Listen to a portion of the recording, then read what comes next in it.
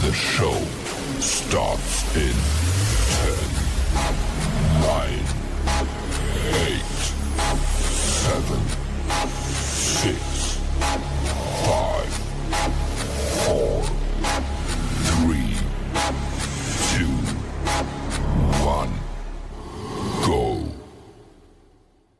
The following content contains adult language and humor that is not suitable for viewers under the age of 18.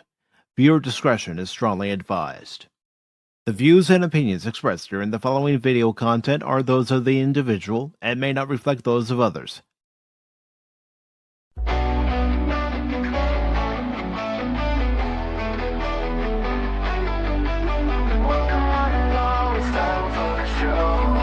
Pacific414 Pop Talk is here.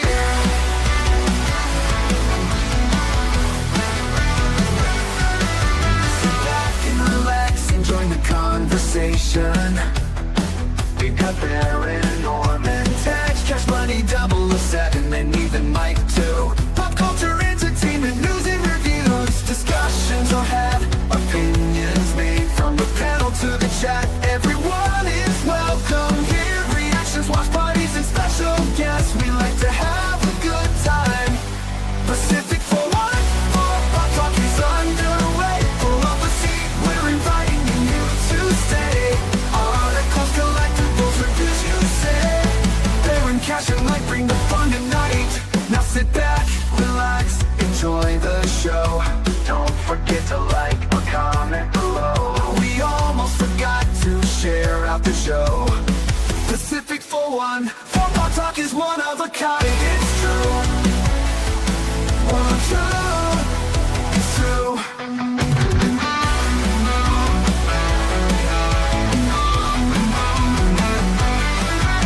Sit back, relax, and enjoy the show. Good morning, good afternoon, good evening, and welcome one and all to the Wednesday edition of Pacific414 Pop Talk, coming to you live on the Pacific414 Blaze channel, the Rumble channel, and the YouTube channel. Along with Barom Orman Tagge, I am your host, Mike. Cash will be along sometime during the broadcast, but Baron, it's been a rough couple of days these last 24 freaking hours. I was doing this last week, and of course, fit myself fine. But other than that, the last couple of days, really sucky news. So yes, really sucky news. Of course, the 2020s, as far as I'm concerned, they sucked. Yeah, and especially with all the famous people that we've lost, friends that we've lost, family members that folks have lost here in the 2020s. But we lost two giants in the last 24 hours. And I do want to say hello to Helion. I hope you're doing well, Helion. Yes, rest in peace, Tim Curry. Rest in peace to Dolly Parton. We will be talking about them here in the beginning of the broadcast. But, Darren. Yo!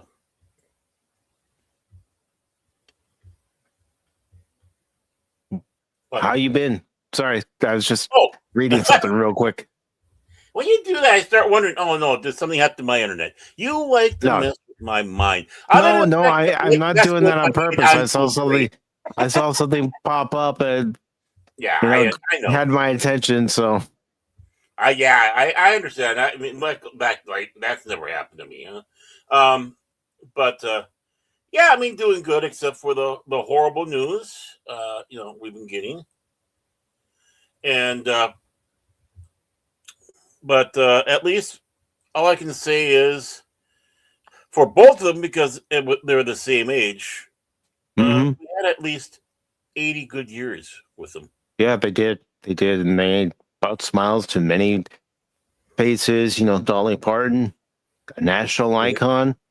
Right. And it wasn't just limited to country music. She was an all-around entertainer, appearing in movies and TV shows during her lifetime. She went out there and wrote for other people, and some were sitting back saying, well, what do you think about Whitney Houston? It's like, that's what I do this for. Mm-hmm. She was proud to give her permission to use I Will Always Love You in The Bodyguard. Yeah. Exactly. And, granted as well, it's always nice to have the extra cash because that's your job. But, I'm sure she was really happy, especially how Whitney did that. Yeah. She did a great job doing it. Yeah. Yeah. Compare the two performances, the one that you hear in The Best Little Whorehouse in Texas by Dolly, and then the one that you hear by Whitney Houston in The Bodyguard. Completely different styles. Yeah. But still passionate and beautiful. Yeah. Yeah. And that's what I was going to allude to. The song became famous not once, but twice. Right. From two different styles. My only thing was, please don't forget Dolly's. That's all I say to the people. Enjoy both of them. Listen to them. They're great. They are, but let's go ahead and get into our discussion of Dolly, shall we? Right. Definitely. Yes. Are we just jumping in? No. I'm just gonna jump into it and good. Yeah. No transitions. Okay. Yep. I just wanted to say before I started flapping my gums, but screw you, Variety. With because I read this, and it's like screw you, Variety. Yeah. Chris Morris. I mean, he wrote this article yesterday about Dolly. Of course, he wrote the one that we're going to be going through today about Tim Curry, but. Yeah. That's why I said to you in the Discord, that's where we come in and we add things that not in this article. But yes, Dolly Parton, the queen of country music, has passed away at the age of 80. What a beautiful lady she was. She was. She really was. And I'm not saying that about her outside appearance. She was definitely a beautiful lady out on the outside, but also on the inside, her beauty shone. Yeah, she was beautiful all over. And how could you not love her? And obviously America did. She's got herself her theme park that's still very popular. Yeah. I would have hated I've watched a couple of vlogs from people who have actually gone to her theme park there in Tennessee. Yeah. And what happened? All of a sudden, out of nowhere, there's Dolly walking around, talking to people. She was hands-on. And everything that she did, she was hands-on. Right. She didn't have somebody, telling her, this is how you're going to do it. She was like, no, honey, this is how we're going to do it. It was between her and her husband. I'm sure they had some interesting conversations. But, Well, speaking of her and her husband, I mean, it was because a woman was fraternizing with her husband that the song Jolene came about. Yep. Jolene, yelling. What a song. And it's you sit back and start going, for crying out loud. Who start going, look at that one. And when you got Dolly. Yeah, exactly. Let's see. Take the cute little Spitfire and Dolly or Jolene. I'll take the cute little Spitfire. Oh, hell yeah. In a heartbeat. It's, of course, this article says singer, songwriter, actress Dolly Parton, whose glittering country music stardom was matched by her pop fame and popular parallel careers in film and TV, died Tuesday in Nashville, Tennessee. She was 80. Her rep said that she died from a brief battle with cancer. Fuck cancer. Oh, I know. And I was suspecting that when they were talking about all this stuff going on there, it's like, oh, please don't tell me it's not going to be that crap now. Yeah. Unfortunately, it was. Yeah. Says the announcement came on her. Go ahead. Oh, I said, the only thing I gotta say is thank God it was brief. You know what I mean? Mm-hmm. Yeah. Not to make anything light of it. Thank God she didn't have to suffer for very long. Mm-hmm.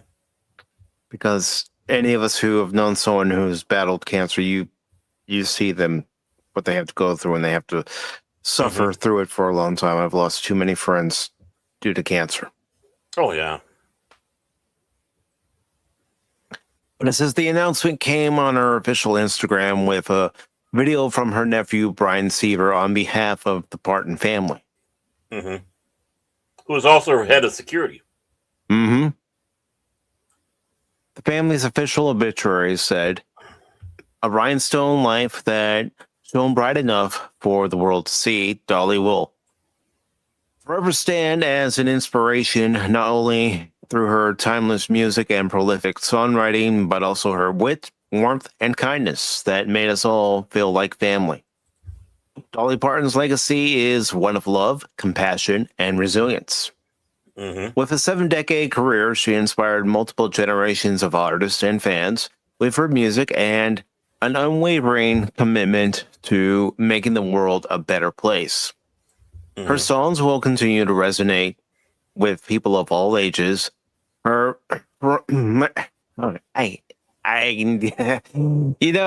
is one word I always get tongue twisted on. Her philanthropic, that's the best I can do. Philanthropic, philanthropic, I think. But yeah, it's a hard word. Why did they come up with words like that? Work will have a lasting impact. In mid-August, she said she would not be able to make it to a Dollywood appearance and was suffering from dehydration and dizziness, writing, my Nashville doctor has kind of clipped my wings, saying, you ain't traveling this week. Well, he won. The doctor won. I mean, because you know how she is with her fans and all that. It's like, I don't want to disappoint. She wanted to be there for her fans. I mean, she had a hotel that's supposed to be opening either late this year, early next year, and she wanted to be there. There were many things she wanted to do. There was a video that she had posted not that long ago talking about some of her health issues, not going into great detail, but talking about some of her health issues and what she has planned for the future. And it goes on to say here in the article, Parton's health issues had become headlines in the fall of 2025 when she announced she would not be able to follow through on a 6-show December residency at Las Vegas Caesars Palace and had been announced as a long-awaited return to the concert stage. As many of you know, I have been dealing with some health challenges, and my doctors tell me that I must have a few procedures, she wrote at the time. Parton had announced that she would not be participating in the Motion Picture Academy's Governor's Award in November 2025 to accept the Jean Hersholt Humanitarian Award. And hello, Lady Mist. I hope you're doing well today. Yes, me too. Me too. Parton was on hand for multiple shows and participating in the creative process when a new musical about her life, Dolly, an original musical, had its premiere engagement at the Fisher Center on the campus of Belmont University in Nashville during the summer of 2025. She had been an active participant in the creation of Dolly Parton's Threads, My Songs, and Sympathy, a traveling concert in which other singers sang her songs along with local symphony orchestras, with Parton herself seen on the big screen. Parton was on hand for the show's world premiere performance in Nashville in March 2025. Parton's biggest public moment in recent years had been her induction into the Rock and Roll Hall of Fame in 2022. She first said she did not want the honor when her name appeared on the ballot that year, saying she was not a true rocker, but she relented under enthusiastic pressure. Parton subsequently released what turned out to be her final album, Rockstar, in 2023, doing duets with top stars and claiming the rock mantle she had resisted. I mean, she was versatile, not just with country, but with other forms of music. Mm-hmm. Extravagantly bewigged, boldly buxom, and graced with a peerless vibrato laden soprano voice. The exuberant Parton succeeded hit-making early career in partnership with vocalist Porter Wagoner, Mm-hmm. with a long series of solo hits, and she has many. Oh, hell yeah. Many of her 25 number one country singles were self-penned. After her predecessor, Loretta Lynn, she was one of the first major female stars of the genre to write much of her own hit material because she had the talent to do so. Yeah. That's the thing. That's the thing that a lot of artists today lack is the talent. How are we doing today? Feeling sad with the passing of Dolly Parton and then finding out earlier today that Tim Curry passed away. But other than that, really no complaints. Country music historian Bill Malone noted, as a songwriter, she has had few peers in country music, bearing a strong comparison with Merle Haggard in her wide range of interests and in her facility with a diverse array of idioms. Her compositions encompass virtually every major theme in country music.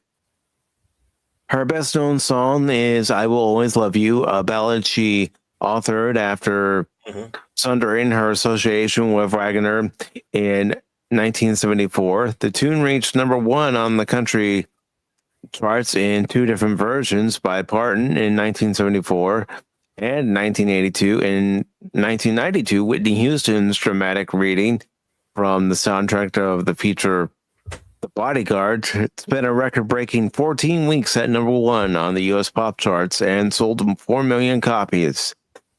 It was the lead track from the film's soundtrack album, which sold 45 million copies worldwide. And of course, let's not forget that I Will Always Love You was used in The Best Little Whorehouse in Texas. Mm-hmm. Funny movie. Funny movie. Charles Durning was great. Yeah. Everybody was good in that movie. Oh, yeah. It's, that's why it was so good. I mean, everybody. It just was amazing. Yeah. Two greats, man. There's no one to replace them. No. I mean, she wrote over 3,000 songs, had like 42 studio albums, right? And those 3,000 songs, she was writing some of them for other people. Mm-hmm. And for different genres, not just country. And she wrote in a way that, I Will Always Love You. Just take a look at that and see how it crossed genres of music with hardly any problems. That shows the talent. I mean, Billy Joel did the same thing with some of his music, where it was able to get passed on to other genres and done. It's that knowledge and love of music, and it shows she loves music. And know for a fact that she just doesn't listen to country, that she listens to all sort of stuff. When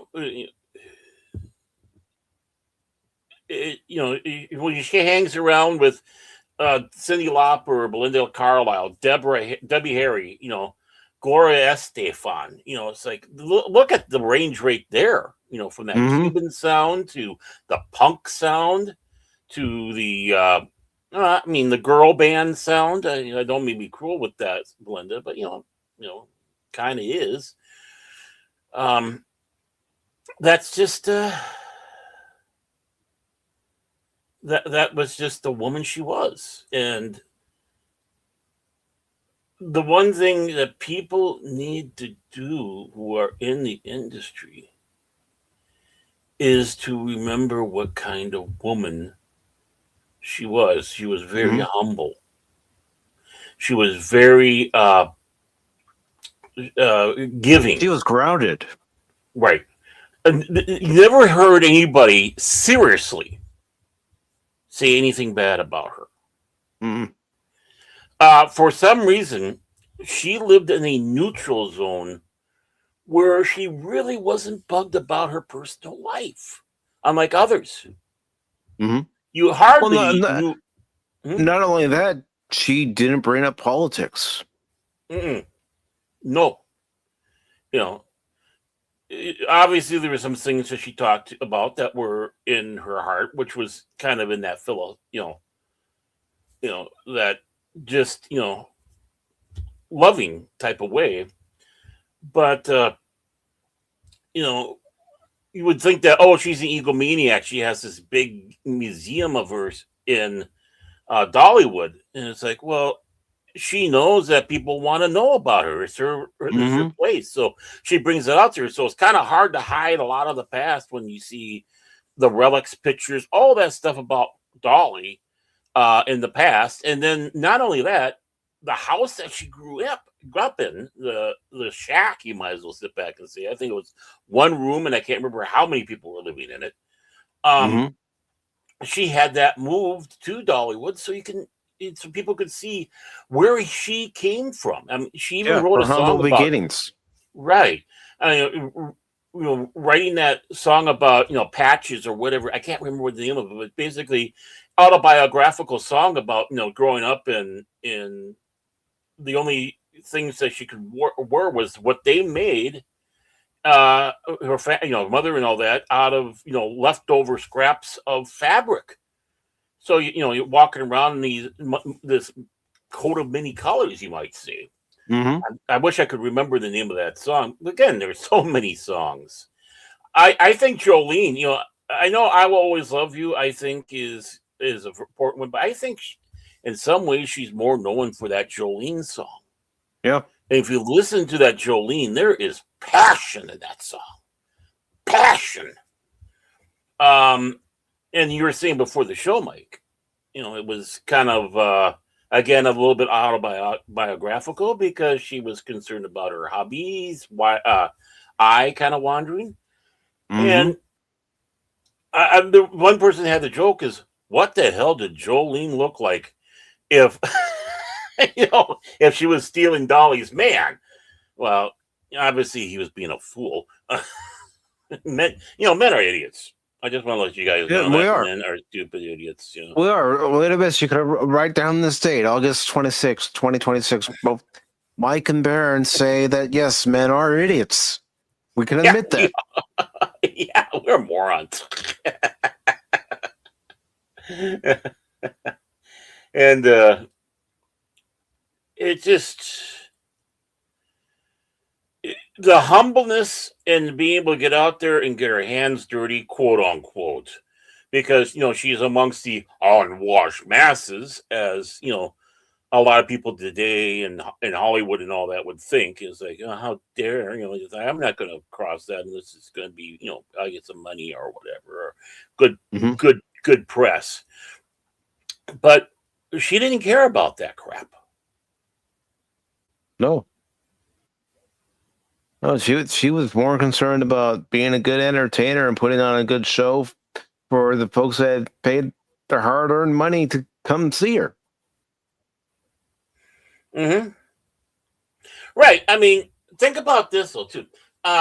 You talk about non-political, right? Or try to keep the politics crap out. And during President Trump's first term, she was offered the Presidential Medal of Freedom twice, and she turned it down, and had nothing to do with the president at all. It was due because her husband was in bad shape in the ongoing pandemic at that time. So, it was personal reason. It's like, no, I got to take care of my husband. Thank you so much, but family first. God Yes. first, family second. Basically, you might say was her attitude, and a great attitude. And then she was offered it again by Biden, and she turned it down then to avoid the appearance of politics.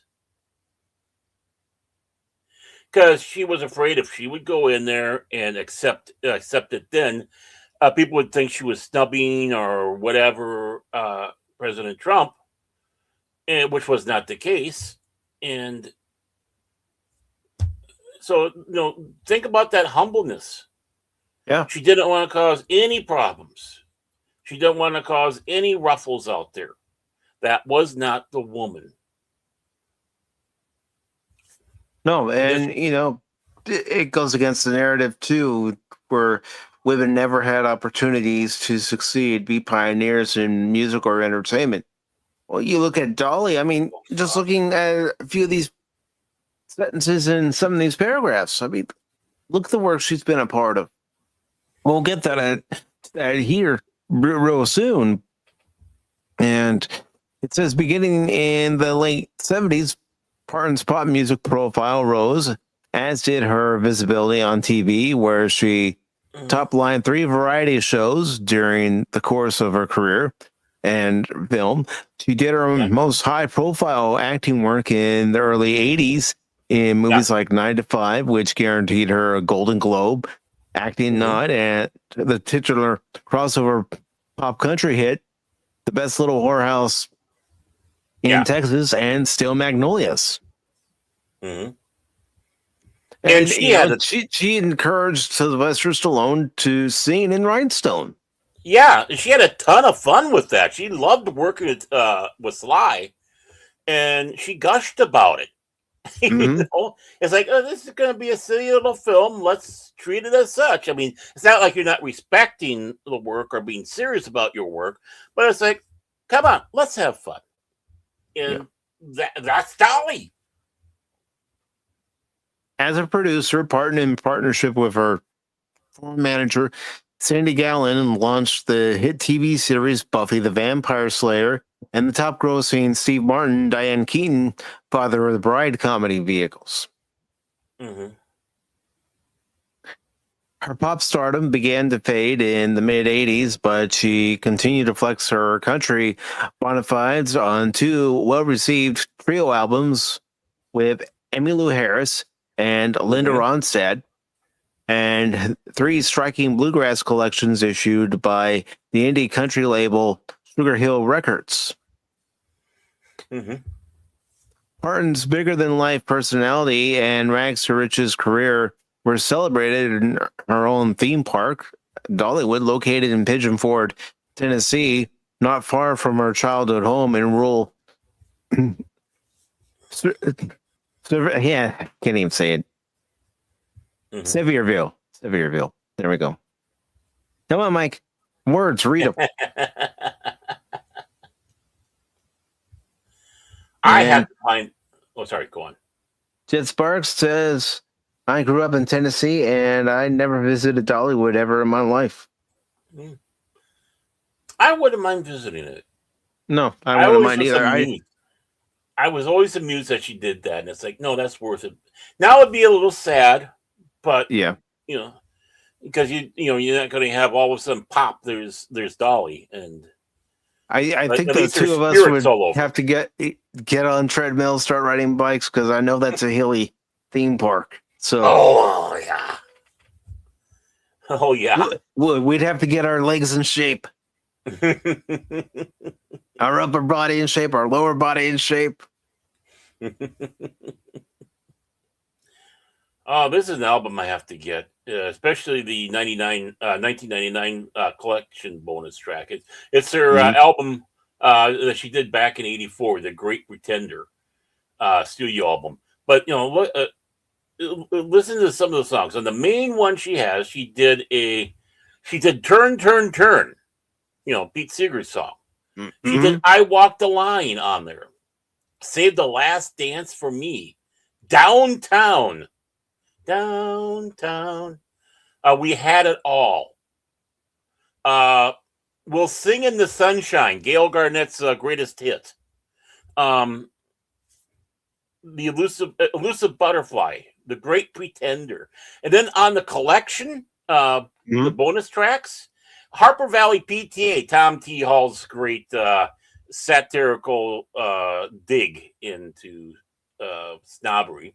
DIVORCE, I Will Always Love You, of course, Jolene, which of course natural, 9 to 5, and of course Here You Come Again. Here You Come Again. That which was a great hit and a great song that she had. Yeah. I mean, you start mentioning these songs and you'll start remembering, oh wow. And that was her. Yeah. And Jet says that he's always wanted to go to Dollywood. Well, if you ever get a chance, take it, man. Yeah. I mean, she's done duets with Kenny Rogers, obviously Sly Stone and Burt Reynolds. She did them, of course, with it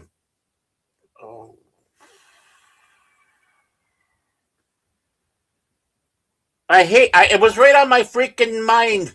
I hate growing old. Think about it as I continue on with the article. If it comes, I'll have it in just a second here. I'll just have it in a second. All right. At the list here, but I think it was on her Burlap and Satin album, Willie Nelson. It was right there, and then went.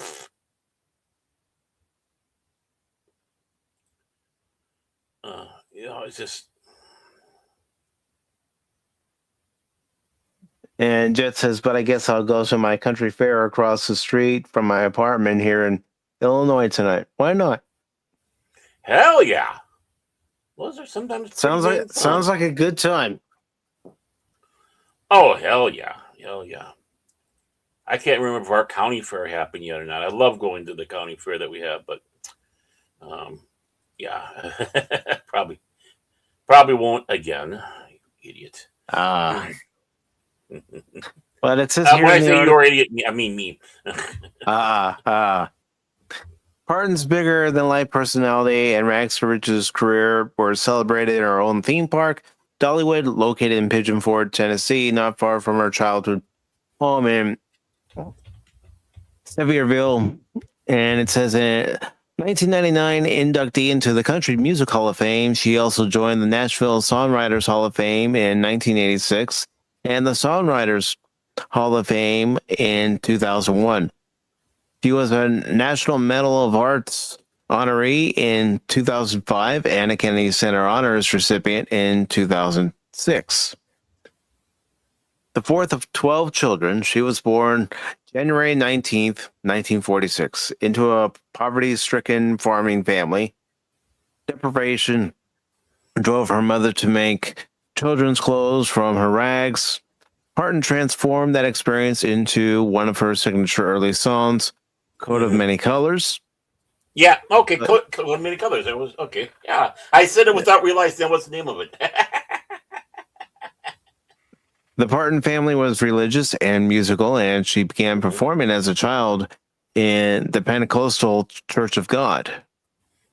Parton first sang on local radio and issued her first single, Puppy Love, on the Louisiana label Gold Band, when she was 13. Her performance on the Grand Ole Opry as a teen. Immediately upon graduation from high school in 1964, she bolted for Nashville, where she set up shop as a songwriter, writing material for Skeeter Davis, Kitty Wells, and others. Signed to Monument Records, home of popular-oriented singers Brenda Lee and Roy Orbison, in 1965, she reached the country top 20 with a couple of her own songs. But she first struck pay dirt when she replaced Norma Jean as duet partner of the pompadour and flamboyantly talked vocalist Wagner in 1967. Though her predecessor's fans were vocal in their dislike for replacement Parton, she quickly became a favorite via Wagner's nationally syndicated weekly TV series, In 1967, a cover of Tom Paxton's The Last Thing on My Mind became the first of the duo's 11 top 10 singles. The pair peaked in 1974 with their only number one hit, the co-written number Please Don't Stop Loving Me.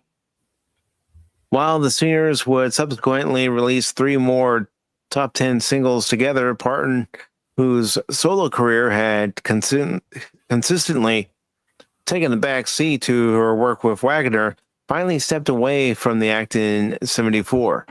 By that time, she had notched a solo country chart topper, Joshua, in 1970, the top 10 singles, Coat of Many Colors, which was number 4 in 1971, and Touch Your Woman, number 6 in 1972. The signature, My Tennessee Mountain Home, number 15 in 1973, and another number 1, the much covered Jolene. Mm-hmm. It says, I Will Always Love You, written as a farewell to Wagner, reached number 1 on the heels of her exit from the act.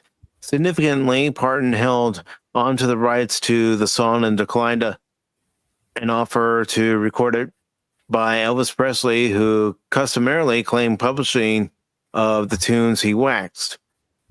The decision would secure millions for her when Houston cut the number 1 in 1992 for The Bodyguard. Mm-hmm. And it says Parton logged half a dozen more number 1 singles through the end of the 70s.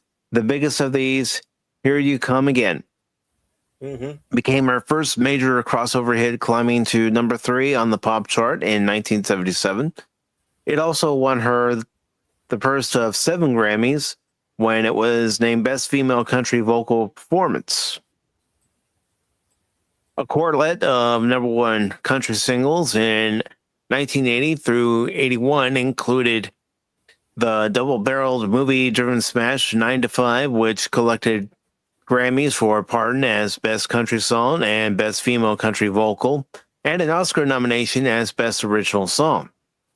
The album 9 to 5 and Odd Jobs reached the apex of the country albums chart and topped out at number 11 on the pop side. Parton launched her film career opposite Jane Fonda and Lily Tomlin in Colin Higgins' hit workplace comedy. And of course, all you have to hear is dun dun dun dun dun dun dun dun dun dun dun dun dun dun dun. Hey, you know what song that is? Dun dun dun dun dun dun dun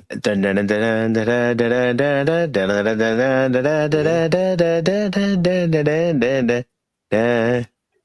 Yeah, I mean, you have that like Flash Gordon, but it doesn't sound like Flash Gordon. It sounds, it's that Dollywood. But both have that.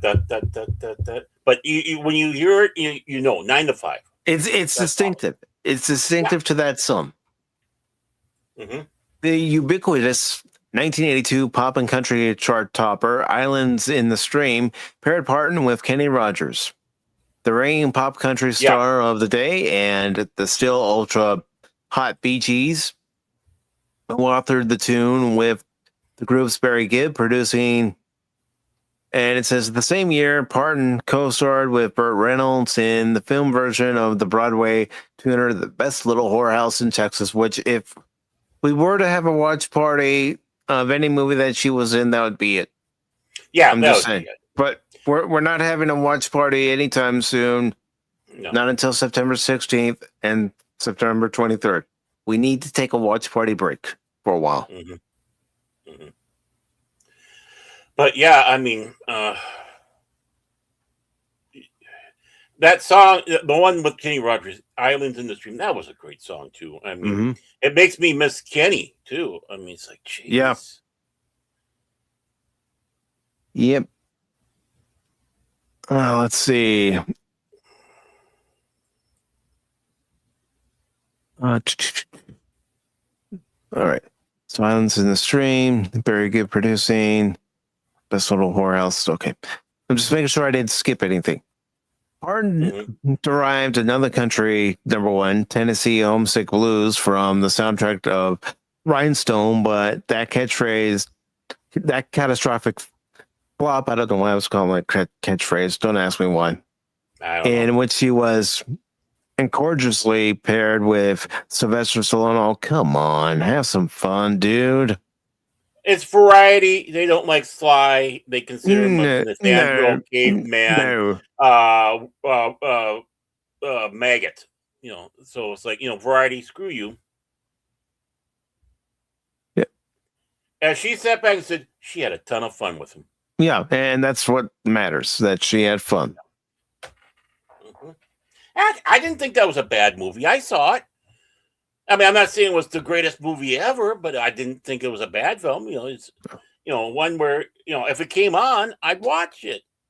I'd probably have a few good laughs. Like I said, Tim, don't ask me. But anyways, it says would make producers skittish about her box office drawing power thereafter. Oh, please. Bite me. Another pairing with Rogers, the country number one Real Love became Parton's last single to cross into the pop charts, peaking at number 91. Her best-selling work of the era was Trio, a tradition-based collaboration with peers and admirers, Harris and Ronstadt. The set topped the country albums chart, became a number 6 pop set, and reaped a Grammy for Best Country Performance by a Group. A long-delayed sequel, Trio 2, finally saw release in 1999. It contained a Grammy-winning version of Neil Young's After the Gold Rush. Rocking Years, a 1991 duet with Ricky Van Shelton, was Parton's last number 1 country single, save for a guest shot on Brad Paisley's 2005 hit, When I Get Where I Am, Where I'm Going. Let's see. By the early 90s, country radio had moved on to a younger generation of performers, and Shania Twain was the reigning country diva. I could take Shania Twain or leave her, to be honest. Basically, they went to the sucky new era of crap country, where a lot of people came in there and were frustrated rock stars, and they couldn't make it in the rock business. So it's like, oh, I know, we'll go to country, which is basically the Garth Brooks story. Oh God, don't get me started on him. Oh yeah, he's a putz. Parton never again commanded the upper scales of the country singles charts. Well, that's what happens in any career. You become hot for a while, and then there's that cool down period. Right. And I don't think it bothered her at all. No. She had things she was doing. Mm-hmm. Partnerships she was signing. I mean, she was still out there.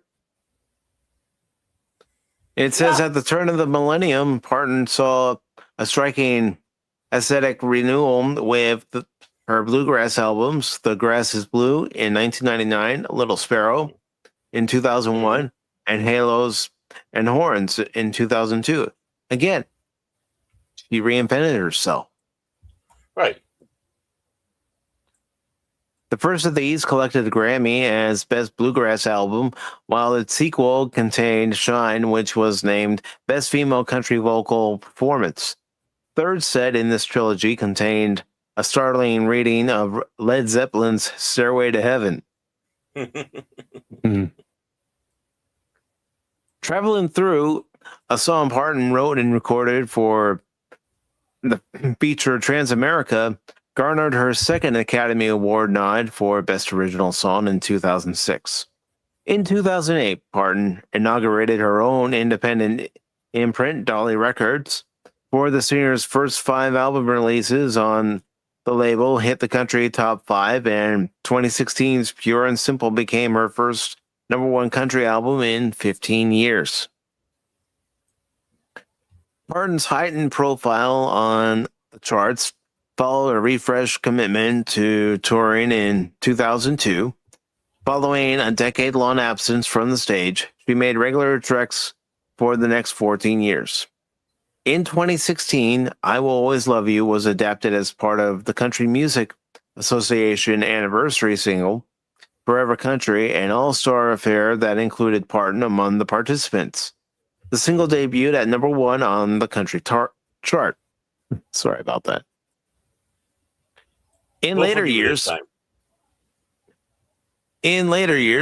Parton and her charitable Dollywood Foundation were active in charitable work, encouraging literacy and combating the spread of the HIV and AIDS virus awareness. That's probably what it should say. She published her autobiography, Dolly, My Life and Other Unfinished Business, in 1994. Active in film and TV into the late decades of her career, Parton was also a regular fixture on Talk TV, where she poked fun on the days of her own penchant for extensive cosmetic surgery, regularly employing the punchline, "It takes a lot of money to look this cheap."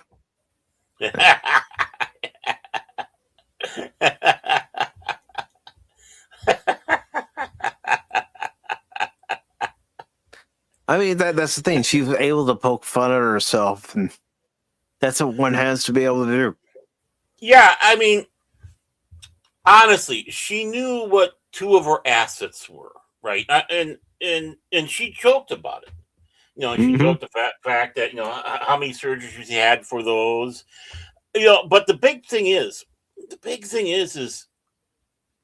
unlike like today, where you have Madonna and Katy Perry and all that being slutty about it, she wasn't. No, she was. It was like it was subtle. It was like, you know, it's like, yeah, there they are, aren't they nice? But it wasn't. You know, it was just the playfulness. It was. She wasn't going to do anything bold. Yeah, she made a cover appearance on Playboy, wearing the bunny outfit.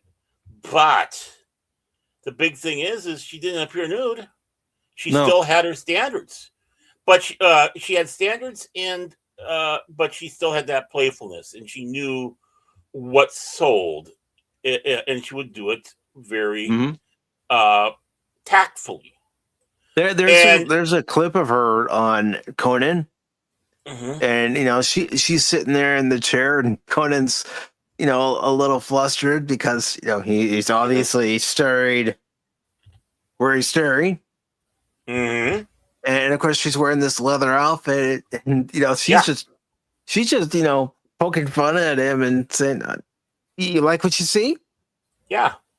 I mean, just like any beautiful woman who's secure in their looks and their beauty, more than happy to, you know, tease a little, flirt a little, and that's what she did.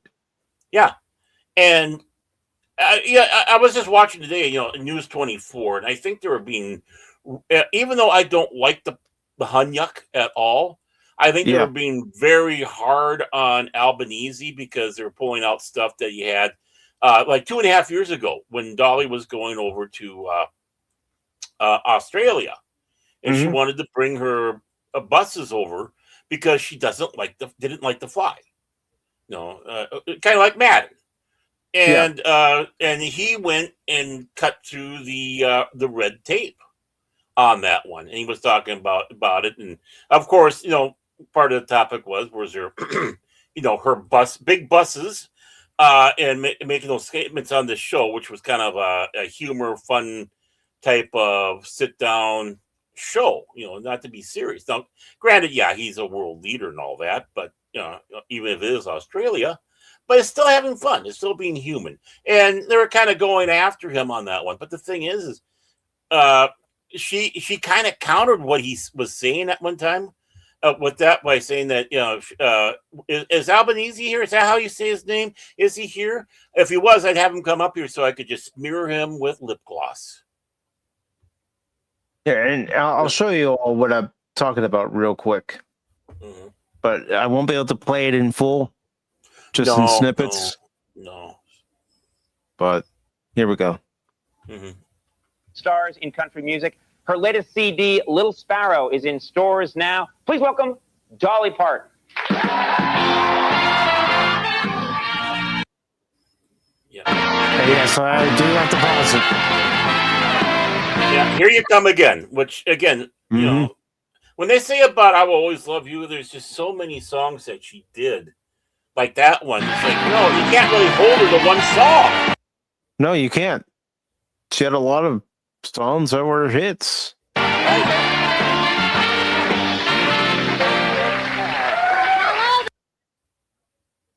Let me help you. Okay. See? Mm-hmm. Double-breasted suit. Yeah. Double-breasted I suit. was just. I wasn't even thinking that the whole time. Happy. Well, I'm happy. You know, you look fantastic. Thank you. Saw you for the first time just about 2 hours ago. You came in to do the rehearsal, and everybody. 2 hours ago. Jeez. Yeah. Never met her before 2 hours before that. Wow. Here was like, oh my God, she looks great. You look fantastic. Well, thank you very much. Is there a... Again, she wasn't full of herself. No. She knew she was attractive. She knew what two things were that was because, well, I mean, she started having breast augmentation, I think 67. And of course, you know, kept working at it because, you know, you got to keep those things up or they do the sagging and all that. And you might say, oh, I'm being double entendre and you know, she'd laugh at that because she basically said the same damn thing. And, no, as long as you're not being crude, she was good with it. Yeah, she was. And that's one thing people have to remember.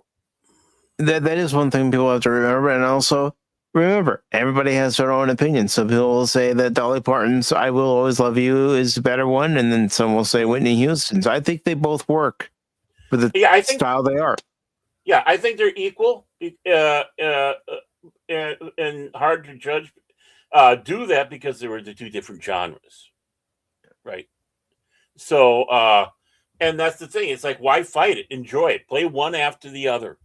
And you can put the coin on which way you do first. Yeah. A woman my age. Well, do you have a secret? I mean, some women claim to have a secret. They, you know. Good doctors. And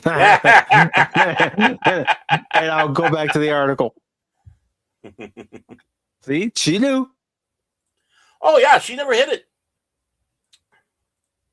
But, you know, the one thing I wish I could ever see of her in the natural, all natural, I want to see her in.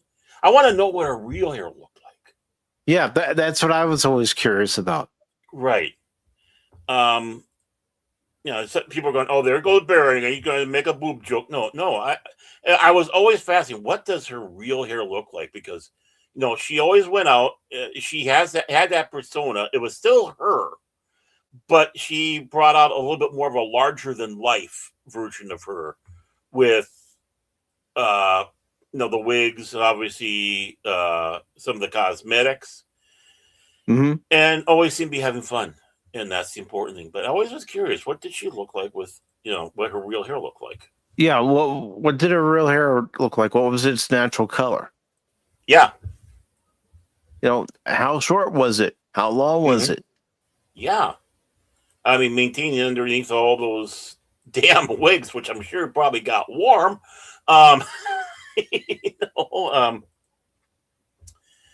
You know, so that's the one thing I was always curious about. What did she look like? Was she a redhead? Was she a brunette? Blonde?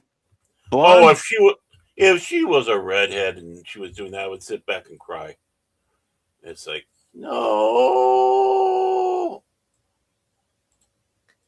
But it goes on to say here in this Variety article, a series of TV movies produced under the Parton banner generated Emmy nominations, and wins for her.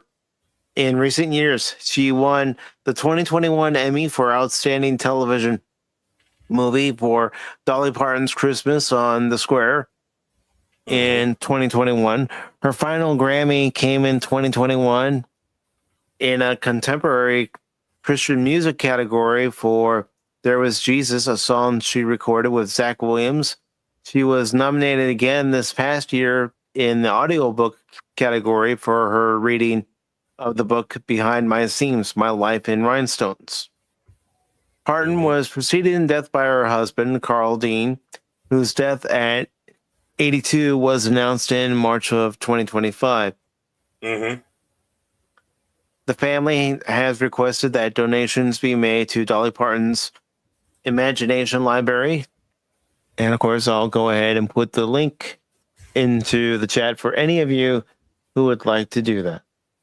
Yeah, I can wholly agree with it because you're talking about books and getting people to, people to read and all that, and how important it was because of her limited ability to do that, being that there's the state of the poverty that she grew up in. Let me get you guys a better link. That link is far too long.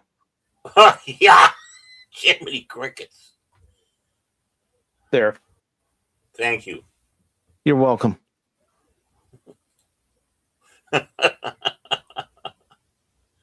She'd laugh at you so much right now if she saw that. She would laugh her ass off at you. Yeah, she'd probably go, "Oh, sweetheart, don't worry about it." Mm-hmm. She'd go, "Why are you being like Cash Money and not doing just doing?" No. She'd probably say, "Why do you always pick on that Cash Money? He's such a nice young man." And then she'd tickle his chin, and he'd just go, "Ooh."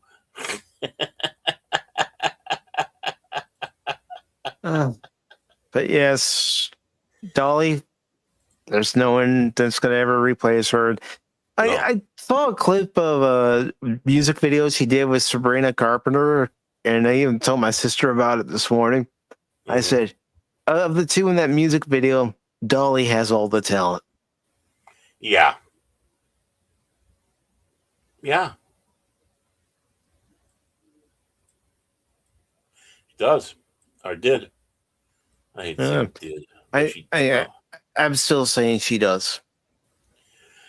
I mean, because her music is still around.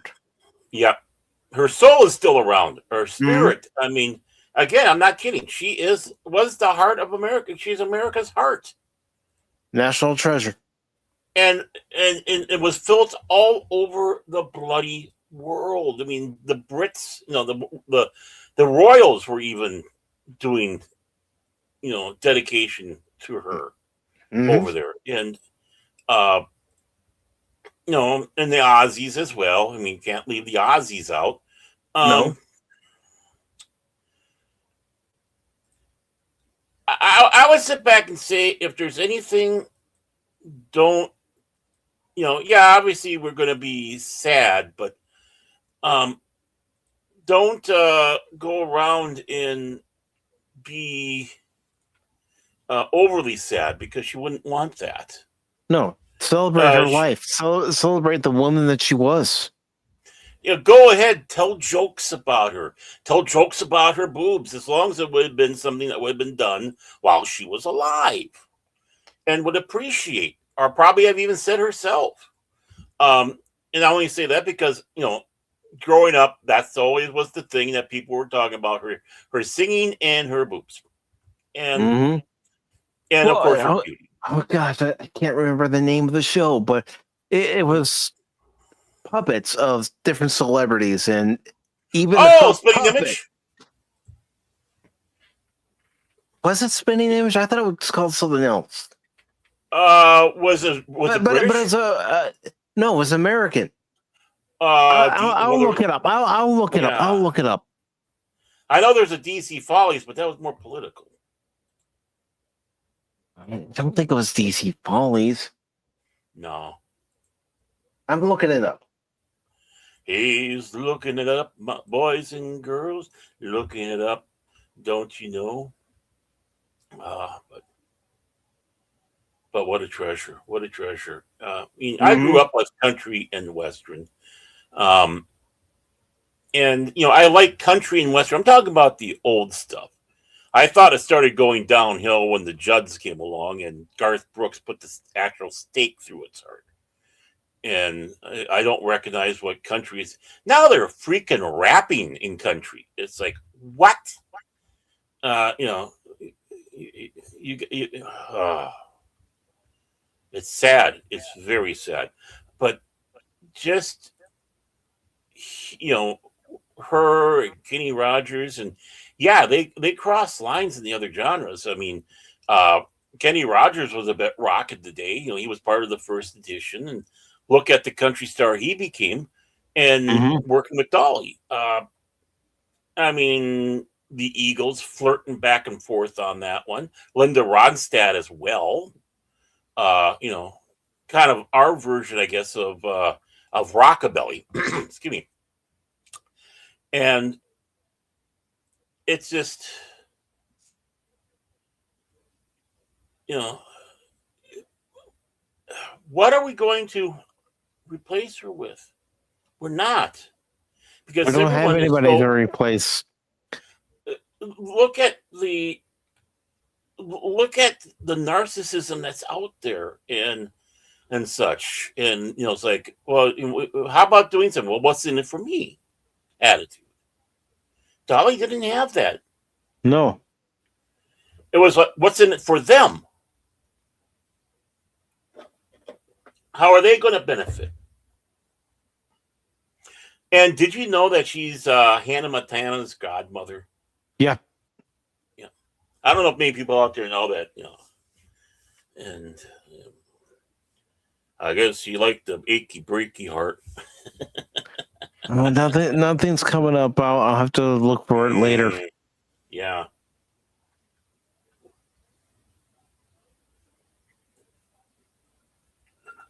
And I bet maybe you. maybe it was on DC Follies where they had a Dolly Parton puppet for some reason. Yeah, maybe. At first, I thought you were talking about Spit and Image because they did everybody on that show. Everybody. Yeah. Yeah. I think it's back still now too. So there's new Spit and Image, I think. But we're not done. I know that this is sad news. I know people don't really want the sad news, but because of the impact that these celebrities have made on pop culture and entertainment alone, we'd be doing them a disservice if we didn't talk about them. Well, what was nice about the Dolly was there's so many nice things to say. It was hard to have it down because you're just remembering such a kind soul. She, you know, just by listening to her in interviews and, you know, Mm-hmm. hearing her responses to questions, if you had a dark cloud over your head, she'd brighten your day. Mm-hmm. She was almost like that naughty aunt that you had, and I'm not talking about the perverted one. She was just kind of like that naughty aunt that you had that would give you a wink and a smile after saying, saying something like, oh, "You, what did you say?" It's like wink, smile, hey, hey, got you. Mm-hmm. It's like she's America's naughty aunt in the good way. Yeah. She would do something to brighten up your day. Mm-hmm. Because she was always bright and cheerful. Mm-hmm. But we have another article by Chris Morris, this time about Tim Curry. Of course, it mentions the Rocky Horror Picture Show, but come on, he's done so many movies, so many TV shows, and heck, anybody remember him Command and Conquer, Red Alert? Mm-hmm. Well, I mean that's Space! just it. I did a rare thing. I actually read this article before the show, which is not my thing. But like half of it is just the guy talking about almost generally random stuff with Rocky Horror Picture, like the history of Rocky Horror Picture. It's like, no, this is supposed to be the history on Tim Curry. Yeah. Shut up. But Tim Curry, who, made an appearance in Home Alone, he was an actor who didn't shy away from appearing on the big and small screen. No, and on stage. Yeah. Yeah, he was in Pirates of Penzance as the Pirate King. Mm-hmm. I think, a lot of people don't realize that was probably where he had his biggest career was stage, and everything else followed. Yeah. I mean, I was even saying to my sister, I said, I can't remember if it was either Annie, because my sister watched that a lot, or if it was Legend, being one of the two movies that I first saw him in. Yeah, I mean, what was it? Lights, Camera, Action. The one that was on, I think it was Nickelodeon with Leonard Nimoy. Behind the scenes and all that, and they were talking. I remember they're going through and talking about the process of turning Tim Curry into that devil beast, and how the headset and all that, and how they made everything in there. It's like I remember that so well because both the process and the man were so impressive. Mm-hmm. Well, once he was in all that makeup, he became the character. Yes. I wouldn't say he was a method actor, but he did get into the role. Yeah, he did. But Tim Curry, who soared to fame in the 70s as the flamboyant star of the campy horror movie stage spoof, the Rocky Horror Picture Show. It's not the Rocky Horror Show, it's the Rocky Horror Picture Show. Yeah, I know people just say Rocky Horror just to keep it short, but it's Rocky Horror Picture Show. And its screen version, the Rocky Horror Picture Show, no, it's still the same name. Well, I think the Rocky Horror Show was the stage play because they weren't on a picture.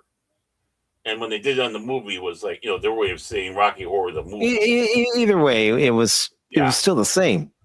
Yeah, it's still the same. Died on Tuesday. Oh, so it was actually yesterday that he passed away. So in the same day. And it's like, okay, Dolly Parton and now Tim Curry. Right. But the thing is, he had said in a final interview last year that he wasn't afraid of dying.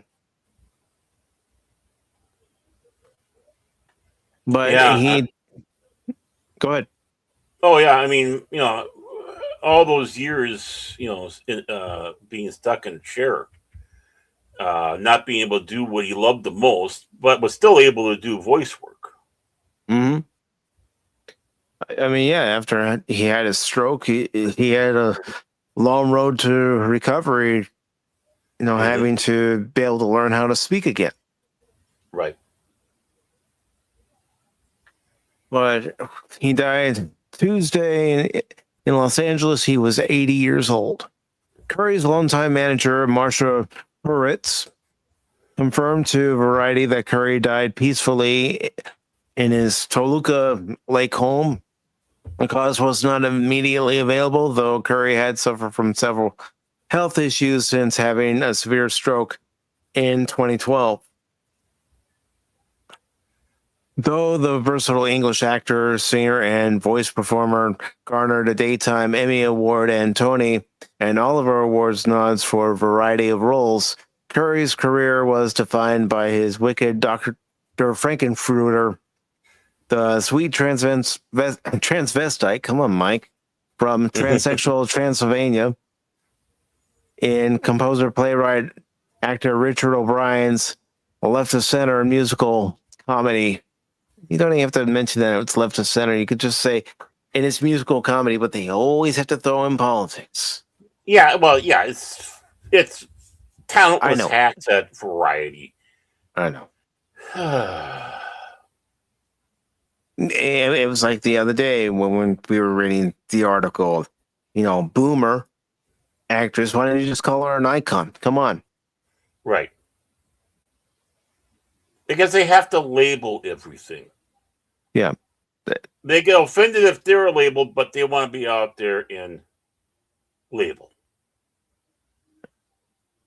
He originated the character on stage in London for director Jim Sharman, brought it to theaters in Los Angeles and New York, and took it to the screen in Sharman's 1975 film, which flopped initially but found new life as a cult movie. And that's what happens with some movies. They may not have the success at the box office, but over time, the more word of mouth from people watching it at home, renting it from the video store, back when we did stuff like that, Yeah. builds up a reputation for that movie, saying you got to watch this. Well, it took a long time for it to get out on video. Yeah, I know. Because they considered that almost sacrilegious because you weren't where you were supposed to be, interacting with a crowd of people. And I remember watching way back in the 80s when they were talking about, because obviously it was going really heavy then. The film actually technically was never officially released. And it was so dismal with the test screening. I think it was only like in one theater and they pulled it, but someone who was recognizing, because people were seeing, in the midnight viewings of, I can't remember what the other film was, but there was another film. They were begging, please let us turn this into a midnight, crazy madness film. Mm-hmm. And they did, and it became that huge, giant, event. Sorry people, I never went and saw. I never saw it in the theater. Actually, I've never seen the movie, to be honest with you. It always played in the bad neighborhood downtown, and I didn't want to go down, fight all the garbage, downtown, parking, this, that, and wondering what you were stepping in. But that's where the long suffering has went up on me. Her brother took her to see it one time. Nice. So, so she can have that. She can have that bragging points over me if she wants. It says like Boris Karloff and Bela Lugosi, whose respective turns as Victor Frankenstein's monster and Dracula in the 30s, Universal horror films, which inspired Rocky Horror, cemented their movie personas. Curry's profile was forever etched by his performance as the outrageous, bustier-clad mad scientist. Well, let's also not forget that he was the original clown in It. Right. That miniseries, I only saw it once. I had it videotaped. I don't know if I still have that videotape anywhere. But that was I thought that was a good miniseries. I'm not a King fan, and of course, I one of the things was Curry was in it, and he did a great job. Yeah, shows what kind of talent he had. Article goes on to say it seemed like something that would go. Curry said of the part in a 1975 TV interview in London. He added, parenthetically, I was hesitant in that if it worked, it might be a difficult image to shake off, but really, I've often thought that it wasn't worth doing unless you took a risk. At the height of the Rocky Horror boom of the late 70s, Curry joined A&M Records roster, cutting 3 rock albums, including Fearless, number 53 in 1979, and Simplicity, number 112 in 1981. Now, this is how stupid Variety is, right? They said he had 3. They listed 2. Why not just list all 3? There's one more name you could put in there. There's your word count, you stupid idiot, which I'm sure that he's trying. I'll find out. I can get it. You keep on going. I can find out. Talk with our folks. Talk with our folks. Hi, folks. How you doing? Oh, I'm looking up. While he's looking it up, for those of you, the big question: what was your first experience of Tim Curry? Did you like him or not? I know he wasn't everybody's cup of tea, but I loved him and watching him and all this stuff. So, what do you think? What's your thought on his his ability of being an actor, and what was that first thing you saw? I'm trying to think myself. What was the first thing I really saw Tim Curry in? I must have been Legend, and of course, he was all covered in that makeup, but knew about him from watching those behind the scenes. And like I said, I think it was Lights, Camera, Action. Was the name of the show? That was the name of the show, but I think it was that one. Which, by the way, also, Lights Camera Action also did a behind the scenes of The Meaning of Life, and they were showing how they filmed the every sperm is sacred, and it's like, whoa, this is a kid's show, and you're talking about sperm. Just settle down, just settle down. Nickelodeon was always weird, but yeah, I mean, with everything, one little bit. Because Mike's looking this up, I could have done it. Yeah, I'm trying. I'm trying. That's fine. I don't mind doing it. You know, I'm hands on when it comes to the show. As his imitation producer, I could have done it for him. I can work, but the thing is, back in the '90s when the Doctor Who movie came out, television movie with Paul McGann, one of the people they went to ask to play the Master was Tim Curry, which I always sat back and thought that would be just absolutely friggin' impressive if he played the Master. He turned it down because he did not like Doctor Who. It's like, oh, Tim, you broke my heart in two ways now. Oh. But imagine if you're a Doctor Who fan, know of Tim Curry. Just think of how he could have played that role and been the Doctor's arch enemy. Mm-hmm. I think it would have been absolutely fantastic. I think it would have been, I don't want to take anything away from Eric Sarandon because he is a good actor. No, it wasn't Eric Sarandon. It was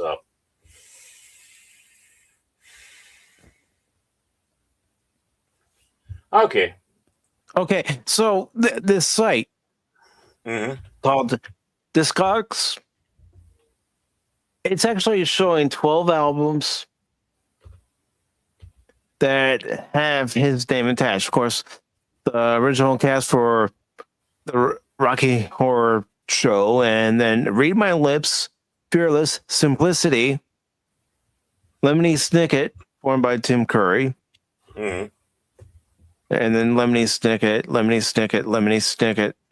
and then From the Vaults. So, oh, Eric Roberts. Anyways, the three rock albums are "Read My Lips," "Fearless," and "Simplicity." For anyone who wants to know. Yeah, you can look it up now with on the YouTube music site or whatever, and see how it sounded if they got it there. I can't imagine they wouldn't. But yeah, Eric Roberts had the role. I didn't think he did bad, but compared to Tim Curry, I think he would just stolen the show. And it says, though Curry would forever be the face that launched 1,000 time warp dances at midnight, Rocky Horror screenings around the country, he proved to be far more than a one-trick pony over the course of a career that spanned more than half a century.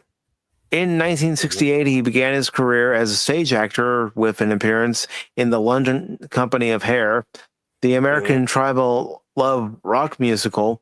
Into the mid-70s, he distinguished himself in appearances at the Royal Court Theatre, the Citizens Theatre, and in other companies playing Shakespeare, Breck, Buckner, and Stoppard before Rocky Horror launched him to stardom. Of course, there we go. Rocky Horror again. Rocky Horror.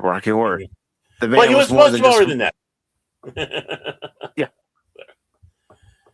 He collected kudos for his work on the boards. His 1981 work as Mozart in the New York production of Amadeus snagged a Tony nomination, while his performance as the Pirate King in Drury Lane's 1982 staging of Gilbert and Sullivan's The Pirates of Penzance, which was one of my mom's favorite shows. Even when our local theater, Moonlight Theater, there in Vista, California, put it on 1 year, we went and saw it. Because, again, it was one of my mom's favorite shows. Right. Hey, how can you not like it? Gilbert and Sullivan and Pirates. Yeah. Did you ever see the pirate movie, by the way? The one that kind of I can't remember. I know which one you're talking about. I've seen clips of it. Oh yeah, I liked it. I got a laugh out of it. Secured a Laurence Olivier Award nod. Later, he returned behind the footlights as the swashbuckling booze-swilling actor Alan Swan in the Broadway musical version of My Favorite Year, and as King Arthur in the New York and London productions of Monty Python's Spamalot. The musical rendering, directed by Mike Nichols, of the English comedy Troupe, Arthurian comedy Monty Python and the Holy Grail. I would love to have seen him in My Favorite Year. Yeah. I mean, you know, we all know the movie. We all know who played in the movie. We knew how great he was in the movie. Now imagine Tim Curry, but it'll be on stage. But you know, doing a form of Errol Flynn. You know? Despite a prolific career in film and TV, and possibly because his Frankenfurter was so indelibly lodged in the public consciousness, Curry never attained the kind of screen stardom commensurate with his gifts. I disagree. If they were asking him to audition for movies, take roles in movies, it's because they knew what kind of work he could give them, what kind of performance he would give them on screen, on stage, Right. big or small. And again, this schmuckapuck forgot he already wrote about the fact that he was doing a lot of stage play, which was basically, I think, his bigger love was stage. So it's like, I'll do that, and okay, I'll do this role, but you know, then the theater show would come along, and how long they play in those, how long they are in those plays, you know, years sometimes. And a little Transformers fact here, Baron. And one of the more recent shows, Transformers Rescue Bots, he played the evil villain, Dr. Morocco. He was. Yes, even he was in Transformers. More than meets the eyes. Yeah, because he was doing. But you know what? Could you imagine if he did Megatron? And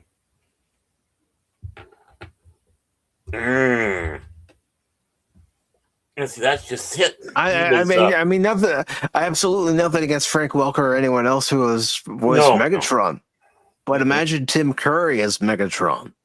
Yeah, I mean, there's nothing wrong with what would happen if somebody else did it. You know? Yep. It says he enjoyed strong roles as conman Rooster Harrigan in John Huston's musical Annie in 1982, and beneath a layer of elaborate makeup that took 5 hours to apply, the arch villain Darkness in Ridley Scott's fantasy Legend. He also appeared Andrali as the butler Wadsworth in the screen adaptation of the mystery board game Clue, which also attained cult status after an initial flop. That's the thing. Some movies that don't do well at the box office might find their audience when they come out on streaming these days. Back in the days that Baron and I were growing up, and it was home video. You know what I think hurt Clue? What? Is when it first came out in the theater, you only see one ending. And they let you know there are 3 endings.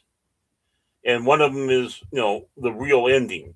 So it made that, and you didn't know where these endings were necessarily going to be played. So it's like, you mean to tell me I got to go through and watch this movie how many times to get the 3 endings, you know? Yeah, because you're not going to be able to go, you know, 3 different times and see 3 different endings. No, that's not how it worked. I think that's the thing that hurt it. Yeah. It says his TV work of the period included a starring role as villain Bill Sykes in the 1982 TV movie of Oliver Twist and a 1989 record industry arc on the CBS crime show Wise Guy. Mm-hmm. Though Curry occasionally took straight dramatic roles in feature films like The Hunt for Red October, which he was good in that. Oh, yeah. Good direction. Yep. And The Three Musketeers, his meteor proved to be comedy. He notably appeared as Plaza Hotel concierge Mr. Hector in Home Alone 2, Heavy Jigsaw in The Lethal Weapon spoof Loaded 1 in 1993. Of course, William Shatner's also in it, so is James Doohan. And, Mm-hmm. you know, you have Samuel L. Jackson and Emilio Estevez. Mm-hmm. And Kathy Ireland. Mm-hmm. Lon John Silver in Muppet Treasure Island. Russian terrorist Major Vladikov in the film version of McHale's Navy, 1997. Gomez Adams in the direct-to-video Adams Family Reunion. Never seen it. Never have either.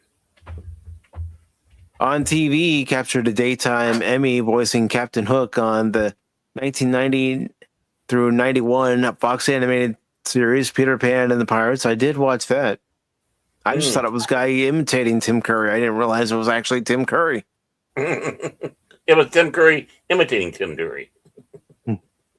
And made a memorable Pennywise the Clown in the first miniseries version of Stephen King's horror novel It in 1990.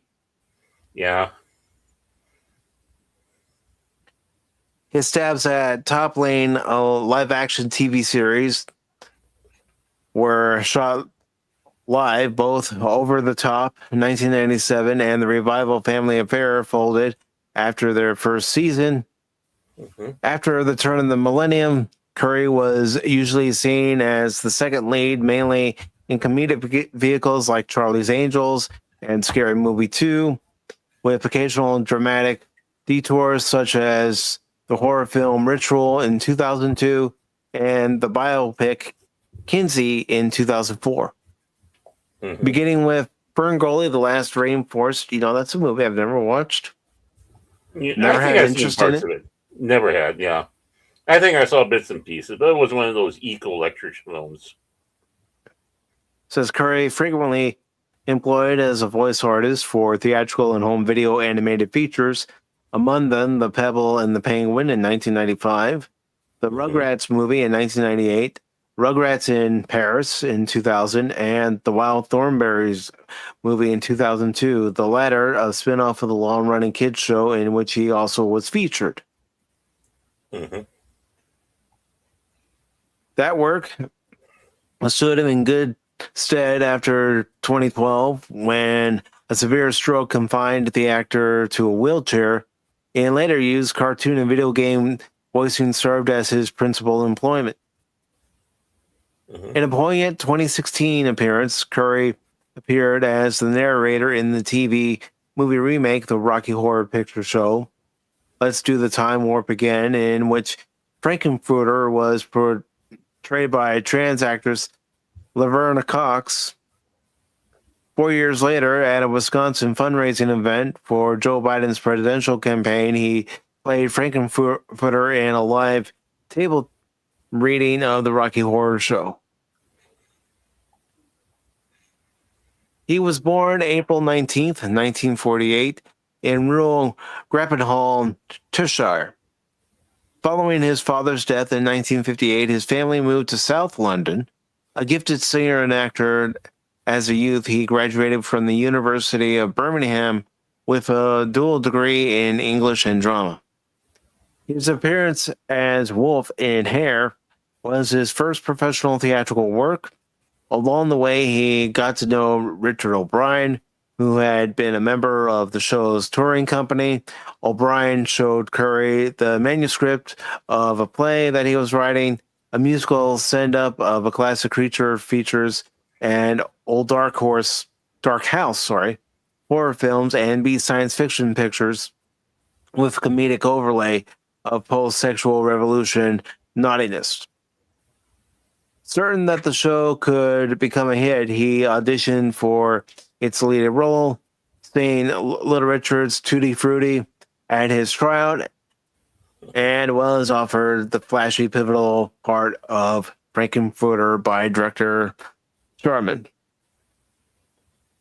After its smash bow in London, American record producer Lou Adler brought the play to LA's Sunset Strip, showcased the Roxy, where it enjoyed a healthy run, with its cast augmented by another star to be Meatloaf.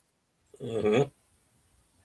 In the more stage surroundings of Broadway's Belasco Theater, or Belasco, the original New York production folded quickly, running a mere 45 performances. Upon its original release, it looked like 20th Century Fox's film version starring Curry, O'Brien, Susan Sarandon, and Barry Boswick would suffer similar fate, despite some notices that reserved Curry's performances for special praise. Roger Ebert wrote that the actor bears a certain resemblance to Loretta Young in drag. He's the best thing in the movie, maybe because he seems to be having the most fun. He's also a capable actor. Until the climactic scene in which everyone's hurtled into outer space, Dr. Fruiter's been the perfect hostess. It says Fox appeared ready to immediately write off Rocky Horror, which tested abysmally and was consigned to a dismal date in Columbus, Ohio. However, as the New York Times reported in 2015, the film's publicist, Tim Deegan, noticed that LA's independent repertory house, the New Art, was drawing large crowds with weekend midnight screenings of John Waters' Scapers, Pink Flamingos. I was totally convinced there was a midnight audience, Deegan said. After successfully pleading his case to Fox's film division, Prexy Allen Ladd Jr., Deegan convinced New York's hip Greenwich Village fixture, the Waverly Theater, which ironically enough had been celebrated in a song from Hair, to book midnight showings of the film in the spring of 1976. By the time the Los Angeles Times' Danny Sullivan visited a midnight screening at the Balboa Center in Newport Beach in 1990 for a story about the movie's extraordinary second life, the Rocky Horror Picture Show had been showing there every weekend for 12 years. By that time, Curry was the adored star of a notoriously attended midnight hit that screened in around 175 U.S. theaters, where Rockies fans yelled out the dialogue, danced in the aisles in full costume, and pelted the screen at key moments with rice toast and, of course, Frankenfurters. And it says Rocky Horror, Sullivan wrote, is more a performance than a movie because during screenings, art imitates art. Yes, but you could have gone on and talked about other things besides Rocky Horror Picture Show or Rocky Horror. Like I said, this thing turned into basically an article on Rocky, horror. I mean, I'm just going to bring it up here. I'm going to IMDb. And I'll share my screen as soon as it comes up. Will just come up, but I'm just going to make it larger for the folks at home, and I'm going down to the very start of Tim Curry's acting career. So it's a long way to go. I mean, heck, he was the voice of Emperor Palpatine in the Clone Wars movie. Mm-hmm. And he was the original pick for the Joker, but then Mark Hamill got it. I hate to say this. I think it did go better with Hamill, but yeah, what would it have been if he would continue on doing that role? Yeah. And I think he could have done it. I think so too. I think so too. Okay. So his first credits go all the way back to 1968 with television theater from. Then Ace of Wands in 1970. You also have ITV Saturday Night Theater 1970. Stage 2 1972. Armchair Theater 1973. Napoleon in Love 1974. Play for Today 1974. The Rocky Horror Picture Show, 1975. Three Men in the Boat, 1975. Rock Follies of 77, 1977. The Shout, 1978. Will Shakespeare, 1978. Sunday Drama, 1978. Tim Curry, I Do the Rock, 1979. Times Square, 1980. Oliver Twist, 1982. Annie, 1982. The Woman's Lunch, 1983. Video Stars, 1983. Blue Money, 1984. Arena, 1985. Legend, 1985. Clue, 1985.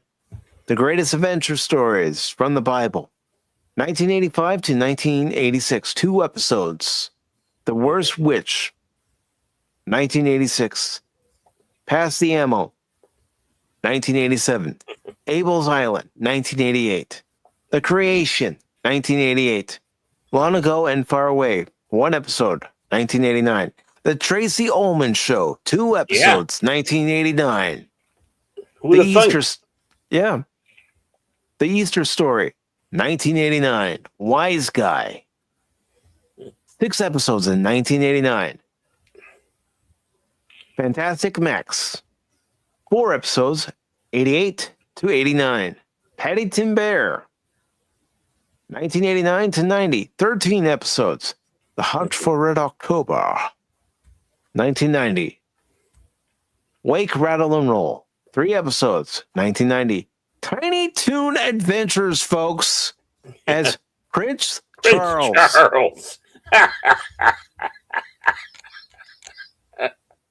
1 episode, 1990. Gotta find that one. Yeah, The Marzipan Pig, 1990. It, 2 episodes. Tailspin, Thaddeus E. Klein, 2 episodes of Tailspin, folks. And the Sly Stallone, actually not a bad film, Oscar. No, it's not. Yeah, it's actually pretty damn funny. Big Deals, 1991. Peter Pan and the Pirates, 1990 through 91. 59 episodes as Captain Hook. Arr. Let's see. Tom and Jerry Kids Show, 1 episode. Timeless Tales from Hallmark, 1 episode. Capital Critters, 1 episode. Steadfast Tin Soldier, 1992. Defenders of Dynatron City, 1992. Fern Gully, The Last Rainforest, 1992. Passed Away. Fish Police, 6 episodes. Batman, the animated series. He may not have been the Joker, but he came back as the robot clown and additional voices. 2 episodes. Liquid Television, 1 episode. Darkwing Duck, 3 episodes. Of course, Home Alone 2, Lost in New York. Eek the Cat, 1 episode. I had forgotten about Eek. Yes. And also for a video for Home Alone 2, Lost in New York, he was the narrator. The Adventures of Don Quixote and Sancho Panda. TV series, 33 episodes, 1990 through 1993. Loaded Weapon 1, The Wild West, 2 episodes. Roseanne. Oscar Wilde. Roseanne, folks, 2 episodes. Forgot about that. The Pirates of Darkwater, 20 episodes, 1991 through 1993.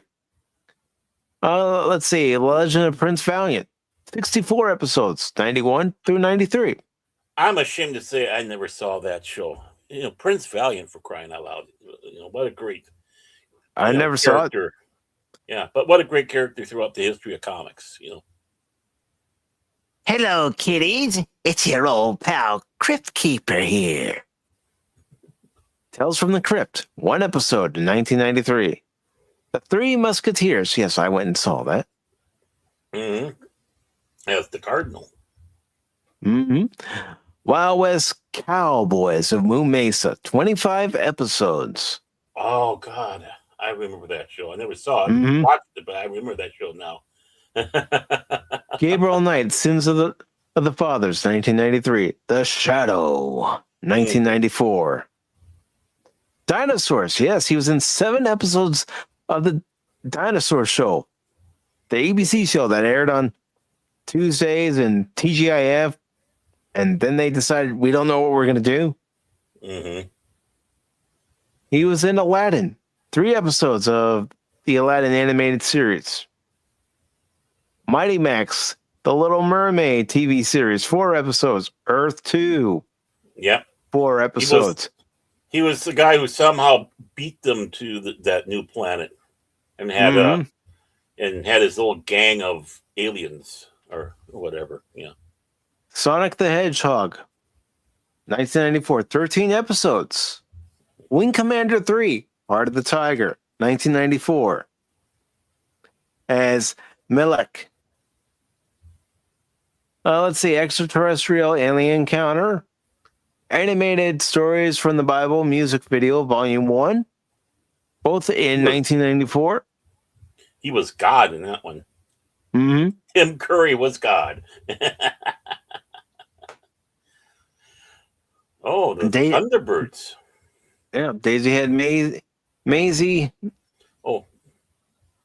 Wazy, and that was 1995. Turbocharged Thunderbirds. That was their attempt to relaunch the Thunderbirds. Mm-hmm. I remember seeing that. I couldn't watch it. I just couldn't. Did you ever see the anime Thunderbirds? That was good. No. That was good. The Pebble and the Penguin, as I mentioned in the article, 95. Congo in 95. Let's see. Superhuman Samurai Cyber Squad. He was in 53 episodes of that, providing... The name. Yeah. I'm sorry. Frankenstein Through the Eyes of the Monster. He was Dr. Frankenstein in that game. Lover's Knot in 1995. Muppet Treasure Island, 96. The Naked Truth in 2 episodes, 95 and 96. Captain Planet and the Planeteers. He was Maul. White Five's computer voice. Well, that's one hell of a computer voice to have. Tim Curry. Can you imagine him doing your narration for GPS? You were supposed to turn there, you twat. What is wrong with you? I can't really do a Tim Curry impression. That's why I'm not really trying. Yeah, it's hard to do when he had such a unique voice. Yeah. Muppet Treasure Island, Adventures from the Book of Virtues, Mighty Ducks, the movie, The First Face Off. He was a voice in that. And he was in 2 episodes of The Adventures from Book of Virtues. I remember that show. 96. Toonstruck, also 96. No, he was in Gargoyles, in 7 episodes of Gargoyles. That one pulled in a lot of genre voice actors, that's for sure. Yeah. He was in the Titanic miniseries as Simon Doonan. Yeah, Quackpack, and then we could just go up to the rest. I'm not going to read all this. He was in an episode of Lex. Yes. I forgot about that. Freakazoid. Mm-hmm. Of course, McHale's Navy. That movie's okay. It's not, well, yeah. The Mask, Duckman, Private Dick, Family Man, 10 episodes. So, I mean, as we scroll up here, folks, the man has a lot of credits to his work. Batman Beyond. Mm-hmm. Voltron, Martial the third law. dimension. Lion of Oz, Charlie's Angels, of course. But I mean, look at this. You can't say you can't find anything with Tim Curry involved in it. Monk. Yeah. I mean, look at this. Mm-hmm. Quite the resume, don't you think? Well, what's easy about that is a lot of Criminal Minds who is, being someone who liked being on stage so much, doing voice work is perfect. And Jet says, oh my God, I remember Superhuman Samurai Cyber Squad. And he voiced the main villain, Killicon.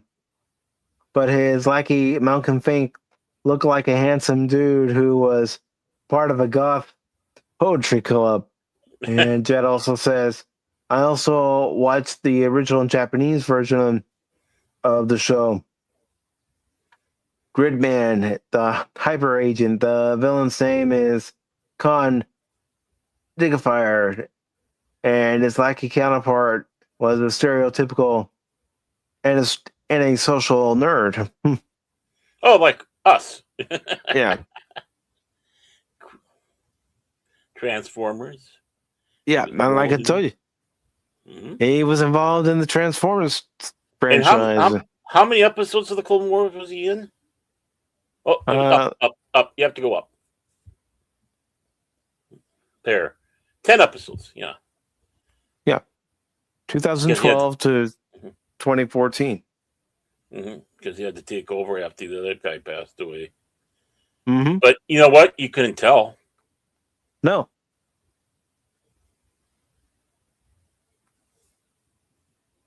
So again, folks,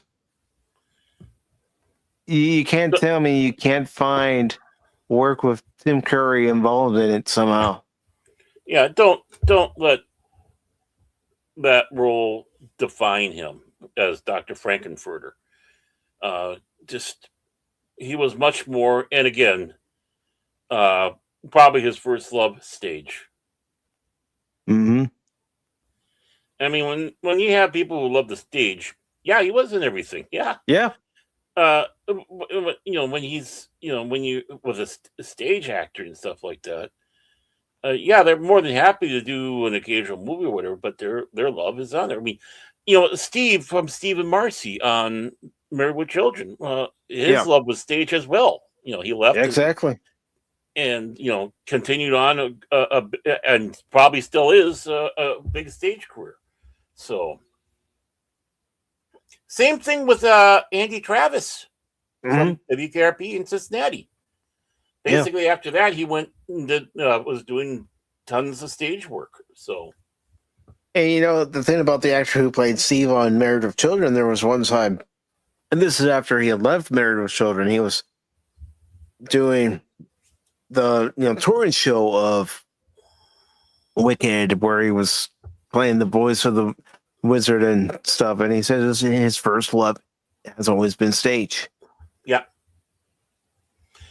The interaction with the audience, you gain immediate reaction from the audience, and being an actor on telly or the films, you don't get that, and a lot of actors like to gauge what they're doing by that interaction. You're doing it right if they're doing it.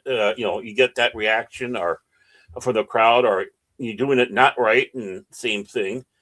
That's the big thing. And they love that. Yep. It helps them continue on. And yes, Lady Miss, he was in The Hunt for Red October. Mm-hmm. He was a dirty Russian. Dirty Russian. He was good in any role that he took. Oh, yeah. Like I said, I would have loved to have seen him play the Master. Too bad he just didn't like Doctor Who. Yeah.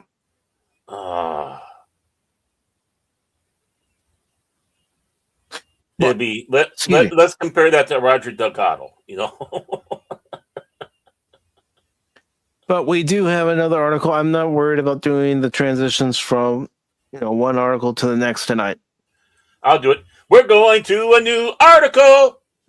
Back to you, Mike. Thank you, Barrett. Thank you. You're welcome. Yeah, I prefer 4 hours for that. Mm-hmm. Preparing for a new article. By the way, where's our latecomer? I don't know. You know, when he says he's going to be late, it means after the show we get the message. Hi guys, you still have to No, you know what he does. I'll tell you what he does, folks. He waits for us to go off the air, and then he joins us backstage. Yeah, that's what I just said. It's like, hi guys, you still be backstage? It's like you could have joined us before we sign off, but hey, nah. Yeah, I was watching the show for a while. Cash. Yeah. A cash will cash. And, if you're listening right now, I hear you, goobers. Yeah, goober. That's what he calls us, folks. Goobers. I'll take it. But we have this article from John Delaraz from Phantom Pulse that says Chris Carter wants his own X-Files, and that's a problem for Coogler's reboot. This was posted on the 22nd, and it goes on to say Chris Carter created The X-Files in 1993 and ran it for 9 seasons, 2 feature films, and a divisive 2016 revival. Now with Ryan Coogler's reboot in production and a director's cut of The X-Files, I Want to Believe, hitting Disney Plus and Hulu, where's its physical release? Oh yeah, that's right. Disney doesn't do that anymore.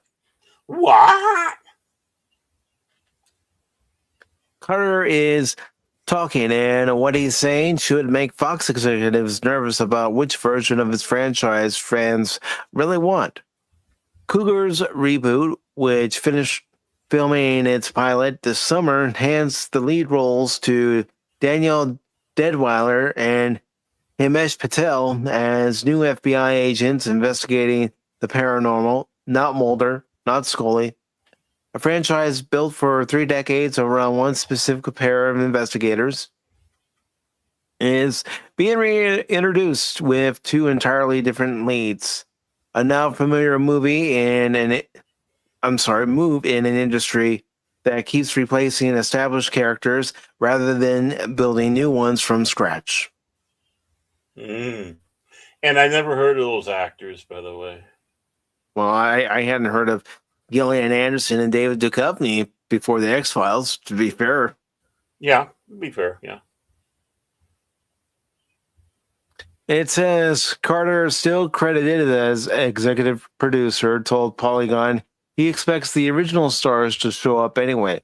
At least Gillian, I think, is going to appear in the Coogler version, he said, adding that he assumes David Duchovny will too. Well, I mean, why not have them both show up in the same episode? Mm-hmm. They're like peanut butter and jelly. Right. You can't have one without the other. That's a notable admission.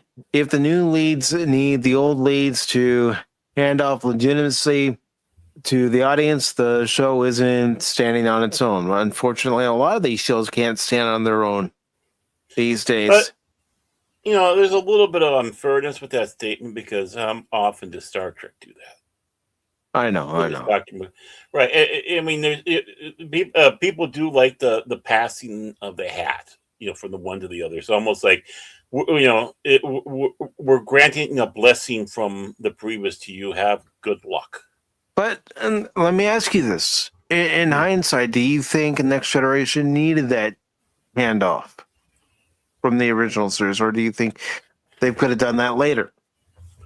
They, to be honest with you, I don't think they needed that scene and encounter at Farpoint. But I think somewhere along the line said, let's give the fans a little surprise. Because nobody knew it was going to happen. Until it happened. And I think that was, just, hey, let's throw this cameo. They never even mentioned him by name. Just at the Admiral. But he was acting like McCoy. So how could it not be? And of course, how old he was. And talking about 137, according to Starfleet Records. I don't see any tips on those ears. But you sound like a Vulcan. Right. I mean, we knew who it was. And what's so impressive about not having died? And, that's the thing. They really didn't need to have that at all, but it was a nice touch. Mm-hmm. And, of course, then it also kind of started the tradition of the passing of a torch to a new series. Yeah. So, I mean, if it's done right, and which was broken by Discovery, unfortunately. Yeah. Well, that's why it sucks. I mean, think about it. The hard one they had was Enterprise. How we're going to do? I know. Let Cochrane be the kid. Be the one who passes the torch. Mm-hmm. But there's nothing wrong with the passing of the torch thing. But it's got to be done right. And most of the time it was done right with Star Trek. I think this Next Generation one was probably the best of the passing torch because it was kind of that short little blessing scene. Mm-hmm. It wasn't relying on it. It was just, here he is. And boom. Why he was there, we don't know, but he was looking over the Enterprise D sickbay, making sure it met his standards. Mm-hmm. Exactly. And it would have been nice if it was him and Crusher, but I don't think Crusher was there. Was on board just yet at that time. But pairing him with Data, basically the quote unquote Vulcan, it was a nice touch. Mm-hmm. But again, it can't be a member berry. Sometimes it gets carried away with the passing with member berry stuff or whatever, and sometimes it rings hollow. I mean, if anybody remembers the abysmal season of Airwolf on USA Network, which I don't consider canon, but you had Stringfellow Hawk, Jan Michael Vincent doing the passing of the torch in that episode and dying.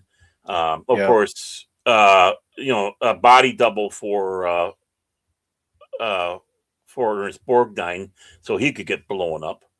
And it's like, well, first of all, the USA series sucked hind teeth, and it didn't work. No, it just didn't work. So, I mean, one of the biggest, one of the best handoffs was Buck Rogers in the 25th Century, when you had Buster Crabbe show up as Colonel Gordon.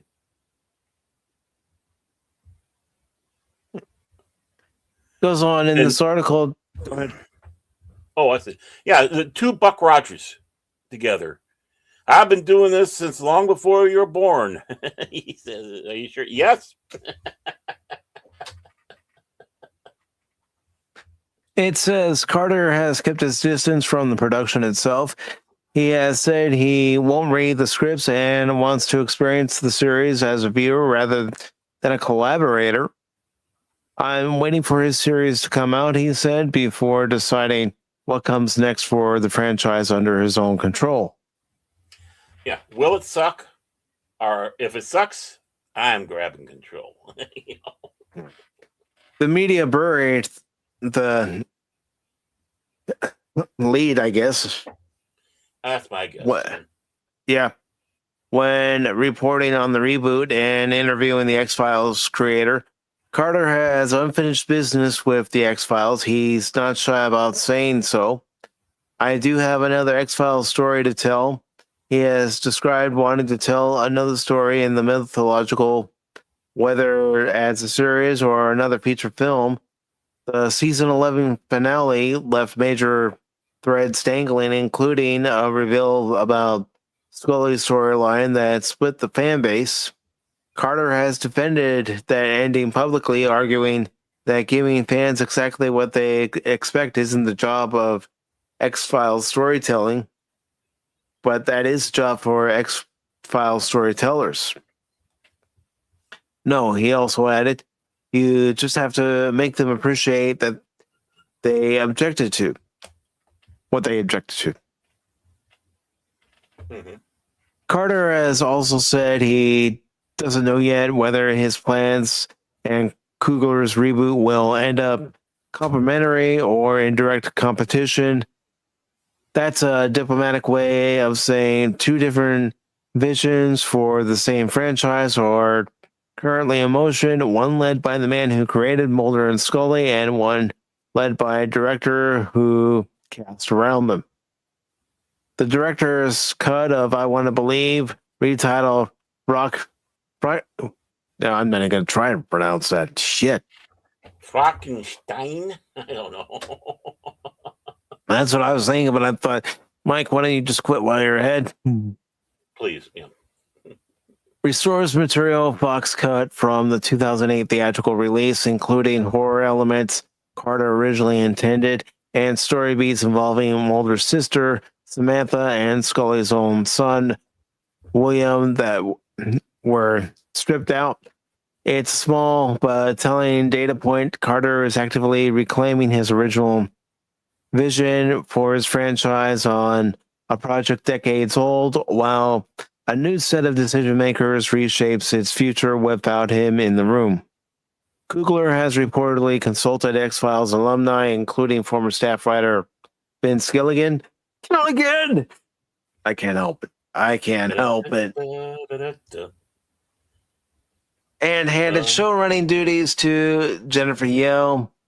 Now that his own directing work on the pilot is done, that's a lot of hands on a franchise whose creator is publicly saying he still has a story to tell and isn't sure the new version will leave room for it.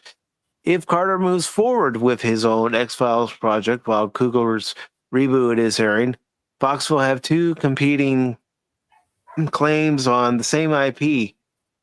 One from the creator, one from the studio's chosen successor. That's not hypothetical. Carter has said it himself. The only question left is which version audiences decide is the real X-Files. I think this man might have some answers. You know what really grinds my gears? No. I don't want to grind gears. How you doing, Cash?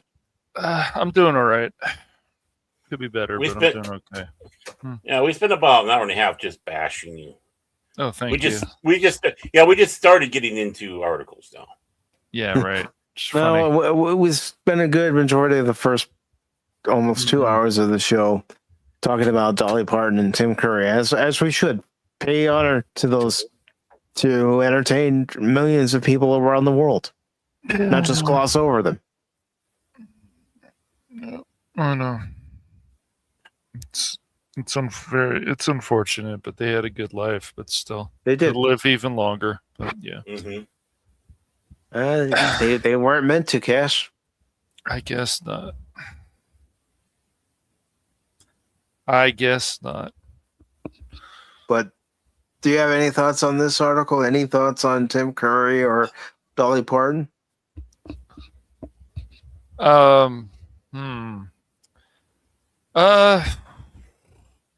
Well, let's see. I mean, Tim Curry has always been what was it? Let's see. Kurt was the one who showed me Legend, good film. Played the devil in that. I don't know. You look at people like Dick Van Dyke, who's still alive. You look at this. I don't know. I think sometimes it's just like Leonard Nimoy and so on, finding out about his smoking addiction and whatever, and what his wife said in that ad of all things. I think that I think with certain people, Kevin Conroy is gone, of course, now, and people that we've watched entertainment of like for years and years of either cartoons, shows, but no, I mean, Dolly Parton 9 to 5. I was surprised even that Jane Fonda had nice things to say about her. I don't know. I just don't. But she did. And so I'm going to have to give her some credit on that. But No, Dolly Parton was loved. I mean, Dolly Parton was in Hannah Mhm. Montana even, I know she had Yeah. plastic surgery done. I know people do that. Sometimes there's people out there who have too much, but Dolly Parton is not someone who, I mean, they were even talking about her at Gamescom, of all things. Gamescom recently. So she made a huge impact all over the place. It was her smile, her singing. So yeah, it's unfortunate she's gone.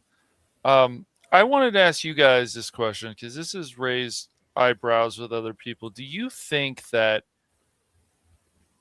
people that had took the Kufadoof shot, the COVID shot before, this was also brought up about Kevin Conroy that, it did hurt their life a bit. Maybe it lessened their life to some extent. And I know Dolly, I don't know how many shots Dolly took. I know she took the first 2 boosters, the shot and the booster. But do you guys think that sometimes that could cause problems with your health? I think it can, but Mhm. it's been brought up. What do you guys think about that? Well, yeah, I believe it can, but again, it doesn't mean everybody does. No, It's the no. you know because well, we're all different, and Hmm. I think that needs to keep on being expounded upon because Hmm. we're not cookie cutters, but then we get treated like that. So Right. Yeah, because that was brought up, and I know people are like, "Oh, it's stupid to say that," but how can any of this stuff be stupid now? What we see with our own 2 eyes, as long as we open our eyes, is that just blindly taking these shots, blindly taking this. With the flu vaccine, the flu shot every year, like you can take that or not take it, fine.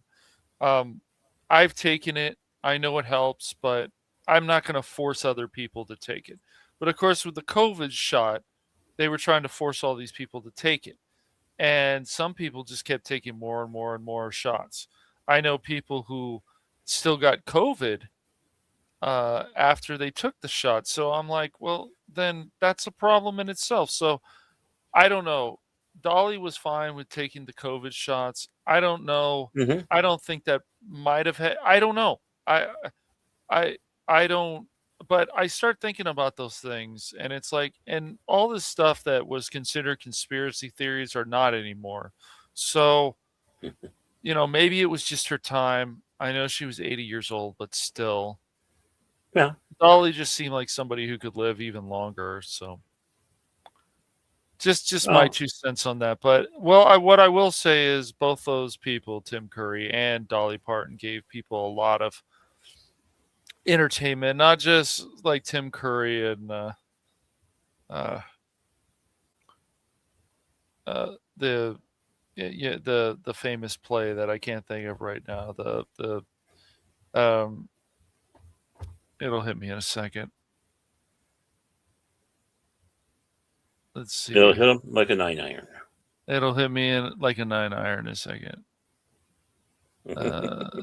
Yeah, the Rocky Horror Picture Show, which I know made a huge impact on people. I remember I was at a house and friends of mine, it was like a formal thing. Or it was a Halloween party and we watched Rocky Horror Picture Show. And I have to say, there's shows that of course have done tributes to the Rocky Horror Picture Show. But I agree with you, Baron, that Tim Curry was more than just Rocky Horror Picture Show. So. Well, yeah. Well, Mike was saying that too. So Is that on true, Gary? I didn't know that. Or but maybe I had forgotten that. Really? Interesting. I did not know that. hmm, Hmm. yeah, I guess I Yeah, was a chicken. I guess so. Guess so. Yeah, Me, well, me there's and the some chicken. people who can't. I know some people who can't even take the shot because it'll kill them. It just doesn't. Hmm. It's just not going to be good for their bloodstream. It's not going to mix well with their body. But and hello, Lady Miss. Lady Yeah, Miss. man. Yeah, Gary. Go for it, man. No, I didn't know that. I see. And so when I hear those things, I don't know. I'm not saying that mixes with cancer or whatever. She had a slight battle with cancer recently. I know she was 80 years old, but I just don't. All this stuff that we're finding out now, years later, about all kinds of things, I just think it's good for us to question everything all the time, especially nowadays. I even question Lindsey Graham's death. That whole thing is just weird to me. I don't know. I don't care if people like Lindsey, don't like Lindsey. That whole thing is weird, Baron. Very weird. But yeah. But Chris Carter, no, I mean, I love the X-Files, but, sometimes I don't think we need, and I'm just going to say it, we don't need a black version of the X-Files, and other people have said it. We don't need X-Files coming back. If Chris Carter is fine with it, wants to reboot, I don't know. We've done so much. They've done so much with the X-Files. And even when the show came back again on Fox, it was pretty good, but it wasn't that good. And then they want to change things. And I've had conversations with Spock about this. You had Doggett and Reyes, and then you had the other two that came in. They're the ones who if you're really going to do X-Files, they should continue the show. But this just seems like another situation where if you don't like this, people are going to call you racist. They already have called other people racist. That's not good. Are they really going to understand the X-Files, or is the X-Files going to turn into social justice? I don't know. Right. But I do want to say hello to Gary, who says Dolly was a big COVID shot supporter. She called those who didn't chickens. I never heard that. Yeah, I didn't know about that. He says he has the clip, so I'm sure he does. Yeah, it was just like Kevin Conroy. As much as I respected him, it really was just aggravating for him to just start going off on people who didn't take the shot and this and that. And so people started thinking, well, maybe that man took too many shots, and it's possible. I can't say for sure, but all this stuff that we've seen, look, I didn't even know Leonard Nimoy smoked that much. Finding these things out. He was an avid smoker. Mm-hmm. Finding these things out, and listening to a professor of mine that says if you smoke just the right way, it can kill you. So then there's people have said that they don't have the cancer gene. Certain people who smoke. So I don't know all this stuff, but it is fascinating. I can't say it's boring. But no, like I said, Tim Curry and Dolly Parton brought a lot of good entertainment to people. So Yeah, I didn't know she said that, Gary. That's unfortunate. Well, like I said, I hadn't heard about that. Yeah. But you know what I have heard about, gentlemen and ladies and gentlemen. What have you heard? Those of you who are with us right now during the live stream, those of you who might be lurking, those of you who might catch this on the replay, I have heard about this. Yes. California Attorney General Rob Bonta canceled the settlement talks with Paramount Sunday night and accuses them of playing games. And we're not going to go through this whole thing because there was a new article that came out today related to all this. But California Attorney General Rob Bonta canceled the planned settlement talks with Paramount over the state's lawsuit seeking to block David Ellison's proposed $111 billion. $billion. Sorry. You're good. Acquisition of Warner Brothers Discovery, accusing Paramount of acting in bad faith. Bonta is leading a coalition of 12 states in challenging the proposed merger and asking the court to block the deal, arguing the merger would give the company too much power across cable television and movie production. Yet, as I keep saying, and I'm not going to stop saying, he and these other 11 states, whether he was the attorney general at the time or not, these states had no issue with Disney acquiring Fox in 2018. That's right. That's the whole thing about this. It's ridiculous. Mm-hmm. I don't like these monopolies, but I don't like them either. But if you don't like one merger, you should have been opposed to the other merger too. Yep. They should have been opposed when, Time Warner and AOL merged together. That's right. Yep. Exactly.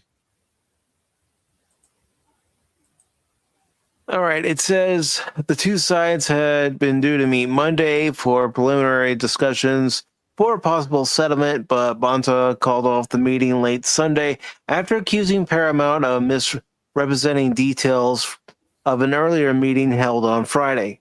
Not only did Paramount leak the alleged substance of settlement discussions, but they misrepresented these discussions, demonstrating a lack of good faith, Bonta said in a statement first reported by the New York Times and obtained by Variety. As soon as Paramount stops playing games and engages sincerely, my office is happy to meet again. I don't trust any state attorney generals when it comes to stuff like this. No. Especially in California or Minnesota, maybe even North Carolina. I don't know. No, yeah. Paramount has. If your attorney general is named Keith Ellison, don't trust him. No. Paramount has been seeking to pressure Bonta to the negotiating table. Last week, the company said it would ask a court to order the states to post a $1.9 billion bond.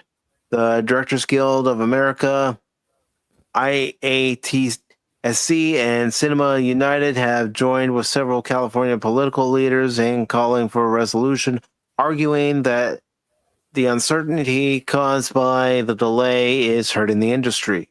But Bonta has thus far resisted that pressure, and his move to cancel the meeting suggests irritation with the public pressure campaign. Well, if California wants to kill Hollywood, it's on them. That's right. Go on, yeah. My office was scheduled to meet with Paramount on Monday, August 24th. I have pulled down this meeting, Bonta said. As I've said before, generally for all cases, I prefer to resolve disputes in the boardroom, not the courtroom. Oh, you could have done that. You could have done that before filing this, but I'm calling bullshit on that statement. As I've also said, if the opposing party in litigation wants to meet in good faith to make a sincere effort to resolve the case, we'll meet. Yeah, on your terms. Yeah, that's what it sounds like to me. On your terms. The canceled meeting had been perceived as a possible opening toward resolving the case, particularly after Paramount threatened to leave California. Bonta has so far insisted that any settlement would require structural remedies, likely involving asset sales, which Paramount may resist. Yeah, Disney wasn't asked to sell any assets besides the Fox Sports part of it. That was it. Well, but they weren't asked to sell anything else, as far as I know. Yeah, I don't think so at all. This is upsetting to them because of a certain orange man who's tied in, or they think is so much tied in, or Ellison like this. That's what it all comes down to. What else is it? But I hate these monopolies. But I do too. It's the but same shit. It always is. I think it's even more than that too. They're not caving to the Attorney General. What was their response? Okay, fine. We're leaving California. See you later. Yeah. And now it's like, I gotta say something now, and blah blah blah, and make my demands still. Well, not making it look like demands, but it is demands, and people can see I'm actually making demands. But I'll say I'm not making demands. That I only talk to them if they agree to everything I have. It's like whatever. Yeah, it's like whatever. Paramount has agreed to postpone closing the deal until after the antitrust trial, which is scheduled for March. As Variety previously reported, Paramount will begin accruing a ticketing fee owed to shareholders amounting to the amount of $7 million per day starting on October 1st if the deal has not closed. And of course, we have this one. It probably has some of the same information as this last article, but this is what Bonta said. He's open to Paramount talks if they put a lid on their lying leaks. So again, it probably has a lot of the same information. Just something that I noticed before starting the show today. So I just thought, let's go ahead and include it. If it has the same information, fine, we can just ignore it. If it has some new information, we can go ahead and take a look at it. Well, how is that for helping set? Let's talk about it in the boardroom. We'll discuss your lying leaks, and we'll come to a decision where you cave into everything. It's like, of course they don't want to talk to you. You already set the tone that you are just going to be a complete total twat waffle. This is what he said Tuesday. California Attorney General Rob Bonta said Tuesday that he is open to re-engaging with Paramount over settlement talks, provided the company is able to put a lid on their lying leaks. Bonta initially agreed to meet Monday at Paramount's request as the company seeks to resolve the 12-state antitrust case that has blocked it from acquiring Warner Brothers Discovery. But Bonta canceled the meeting late Sunday night after news reports emerged about the meeting. That's why he canceled. He didn't like the fact that somebody leaked the information. Well, maybe you better be extra careful about who you tell when there's a meeting like this. Loose lips sink ships, right? Our studios. Our attorney generals. And Lady Miss says, yes, I don't care if she did say that everyone has the right to their fill-in on COVID. For one who sat on the floor as my mom died from it, yeah, I wish the stupid government, both sides, had handled it better. But nitpicking Dolly's life to find something to bitch about, to me, is just wrong. She was scared about everyone and tried to help people. Yeah, she did. No, it's fine. You don't have to apologize about ranting, Lady Miss. What did I tell you last night? If you need to say something, say it. I'm not going to hold it against you. Yeah, I meant what I said. That's fine. I still like Dolly Parton a lot. I'm just saying that, there just seems to be a connection with some of these celebrities and stuff, and how much they care about. And think about it too. In this day and age, people probably pressured her. People within her own camp probably pressured her to say it. And as much of an independent person as she could be, we don't know what was going on behind the scenes. None of us do. None of us were there. No. How you feel about COVID and, the COVID vaccine, that's your own personal business. But,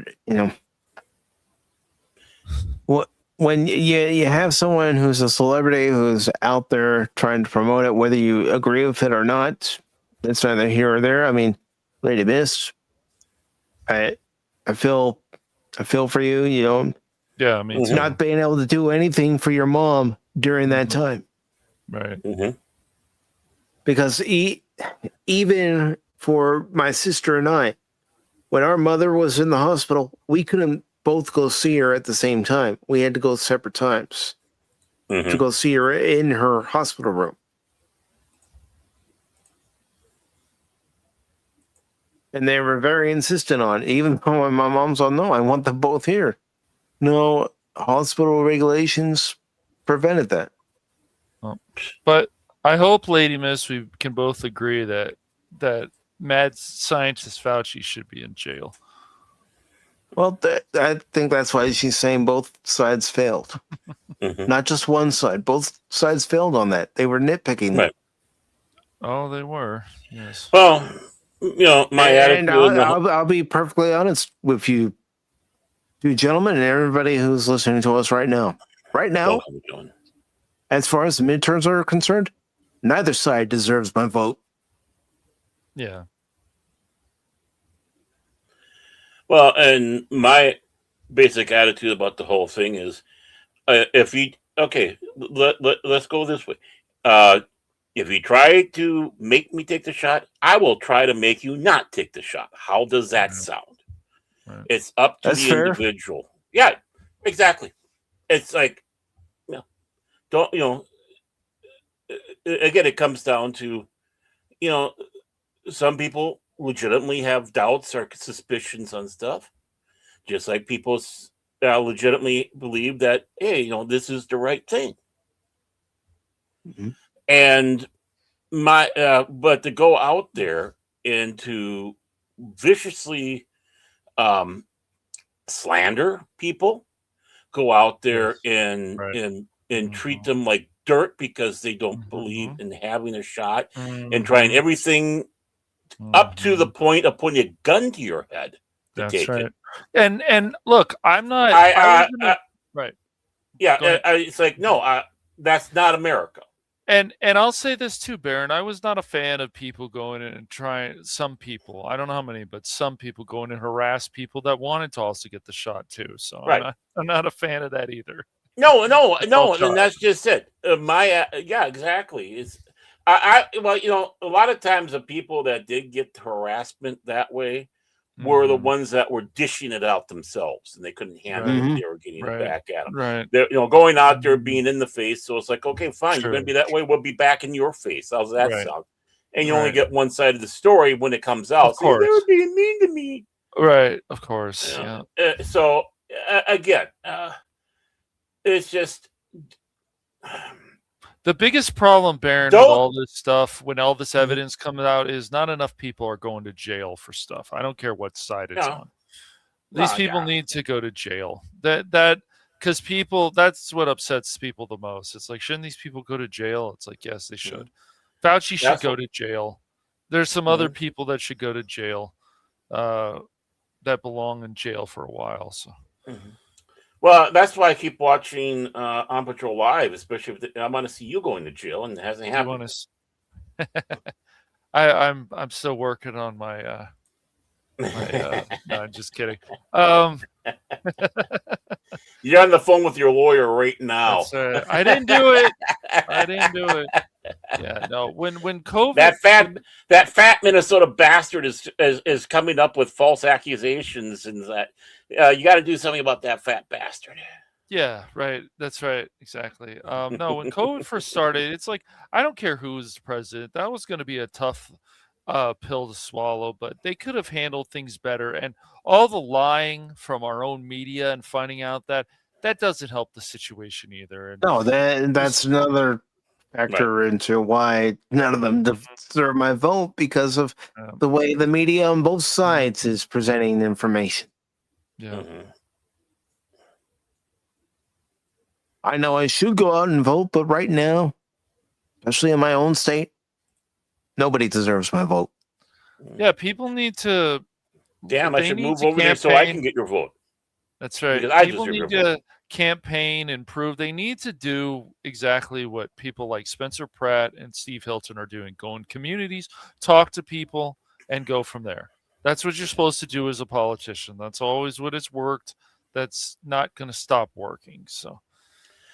Well, it goes back to, again, Dolly. And again, again, let's not find one thing and then tear down a legacy. Right, because exactly. no matter what, everybody, no matter how sweet, no matter how wonderful they are, we're all flawed. Slipped up or done something or you don't agree with, right? Right, exactly. So we can't go out there in this freaking world and, you're not marching in goose step with me on all my views. We can't be friends. That's You have a disagreement. It's like all the twat waffles that are going, I can't handle J.K. Rowling because she only said one thing, that she believed a woman, if you're a woman biological, you're always a woman. And that's the whole thing that they base everything off. Nothing else. Especially when you had yourself one of the biggest allies for the alphabet squad out there. Look, But if you're going to be that much of a twaffle, no one's going to agree with everything on anything. No. Someone's going to go out there that you admire, and they're going to say something stupid. That's right. And it's like, well, how often do they say something stupid compared to being a sweet person? Now, if it starts to the point that they're out there constantly being an asshole, like Mark Hammer and Mark Fluffalo and shitheads like that, then it's like go F yourself and jump into the ocean. That's right. But you have something, accidental hot air, live mic, a hot mic situation, and they say something off the cuff, and whether they don't think they're on the air, and they're destroyed because of that. Or, I mean, it's just ridiculous. Oh, it is absolutely frickin' ridiculous. Absolutely, man. And the thing is then you hear the media, you don't hate them enough, right? You don't hate them, especially with what's his name going on. Fauci came in and told them to change the story I had, and I kept it a secret all these years, including the several years after they let me go at ABC or whatever. I can't remember what the hell that name is. Right, it's like you're really helping your integrity. You're just showing that you're just a fucking muppet out there. And it's. Well, there's barely. And you were all for it because Fauci was your god. That's right. You probably went with it 100%. Fauci came in. Well, I mean, try to put yourself in Lady Miss shoes. Yeah. She got the shot because, well, me and ex-military, one more vaccine is nothing. Plus, I work with sick people and didn't want to spread it to them. Right. If it would help with that, Right. So no criticism to you. Anybody who's in the medical profession was put in a tough spot. Do I take it or do I not? Right. I mean, Lady Mist was in the position of everybody that was in the service and all that. Yeah, you were a human pincushion. They go in there. Here's this shot. Move down. Here's your shot. Okay, move down. Here's this shot. Move down. Yeah, I mean, after when you're done with that, you drink water, and all the water starts coming out. My mom felt the same way. It's like, oh, got to get her kids a shot. Okay, take the shot, take the booster, but. I know other people, including people that I grew up with, who I haven't really talked to in a long time, but I hear from their mother because their mother is still very close with our family, and so is her husband. That people, of course, took the shot and they still got COVID, so that happened as well. Right. At least a few times. So that's just it. I mean, any vaccine's not going to prevent you from getting anything. Right. Exactly. But the thing is in the beginning, which of course they lie about, that's exactly what they said. You take the vaccine, you won't get this disease. Right. And when I was hearing that, it's like, what kind of bullshit is that? You can take anything my mom, and still get it. Before she passed away, was saying it's a vaccine. It's not a cure. Right. No. Exactly. No, it's not a magic wand. It's still part of, and again, it comes down, what's the person's biology? How does this react with that? How does the disease work with that? And why is it that George Burns smokes cigars virtually every day since he came out of the womb and lived to be past 100, while someone has a couple puffs on a cigarette and keels over the next day at the age of 25? My mom, before she passed away, her biggest question was, why are they rushing it out so fast? Right, exactly. Because she was a registered nurse for 30 years. And that was her number one question. Why are they rushing it out so fast? No. Right. She said, vaccines take years. Right. Look, if my biggest problem with all this stuff too, these people have done things wrong. I don't care what anybody says. After all the evidence I've seen, I really completely believe, and I felt this way before, that Fauci is a mad scientist. I really believe that. Oh yeah. And how he handled the AIDS, how he handled this, and the evidence proves it. So the swine flu or the bird flu, I can't remember which one, or maybe it was both. I remember that bullshit. Okay, yeah. Oh yeah, he was involved in that. I remember, and how they were, to give an example, when they had the big flu outbreak that happened, what was it? It was the 90s, I think, or maybe early 2000s. And of course, our media here, local, are going batshit crazy. The flu is going to kill you all. Yeah. And then We only had 3 people die of it in this state. The thing is each one had pre-existing conditions. The one young lady, right, wasn't feeling good and all that. Mom came home and it's like, okay, we'll go to the doctors tomorrow. The thing is the young lady, I think she suffered from like asthma, basically something to do with the lungs. What does the flu like to play with? Your freaking lungs. Right. So when it came to the next day, it was too late for the young girl. But that was one of the examples they brought forward. It's like, do you see connections here? You're supposed to be fucking journalists. The other one, which was very sad, up in the Duluth area, you had a young, I can't remember, if it was similar to what Hawking had or whatever, but he, the poor kid's in one of those wheelchairs like that, already has sadly 1 foot in the grave. And of course, part of it is respiratory. He's got the tube for breathing, and he keels over from the flu. And they make it sound like, that someone who was, Johnny Bazooka running around and hopping over things, all of a sudden keeled over. It's like, first of all, yes, it's a tragic thing. Don't use these people's tragedies to push bullshit. They do. That's what the media does on both sides. We see it. They've and that's what pisses me off. It's like, do I feel sorry for this young lad passed away from it? Yes. Am I surprised? Sadly, no, because of what his health condition. Real quick, I do want to say hello to Shane, who says, "Rest in peace, Dolly. Yeah. Though your human remains fall to earth, your soul goes to heaven, and your plastic poop will live forever." We needed that. We needed that. Did all her implants go to heaven too? That's all I gotta ask. And you know what? She would laugh about that. Yeah, she would. That's why I said, yeah.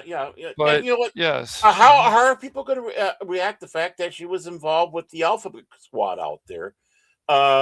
Because they've considered her a gay icon. And she was there. Is that all of a sudden for people to be, oh my God, we can't touch her no more? Because it's like, okay, okay, obviously you saw in that little snippet I showed from her appearance on Conan O'Brien, she poked fun at herself. Right. But the thing is, okay, so she, so she's, fighting for, or not fighting for, but I hesitate to say advocate because that's such a bullshit word now.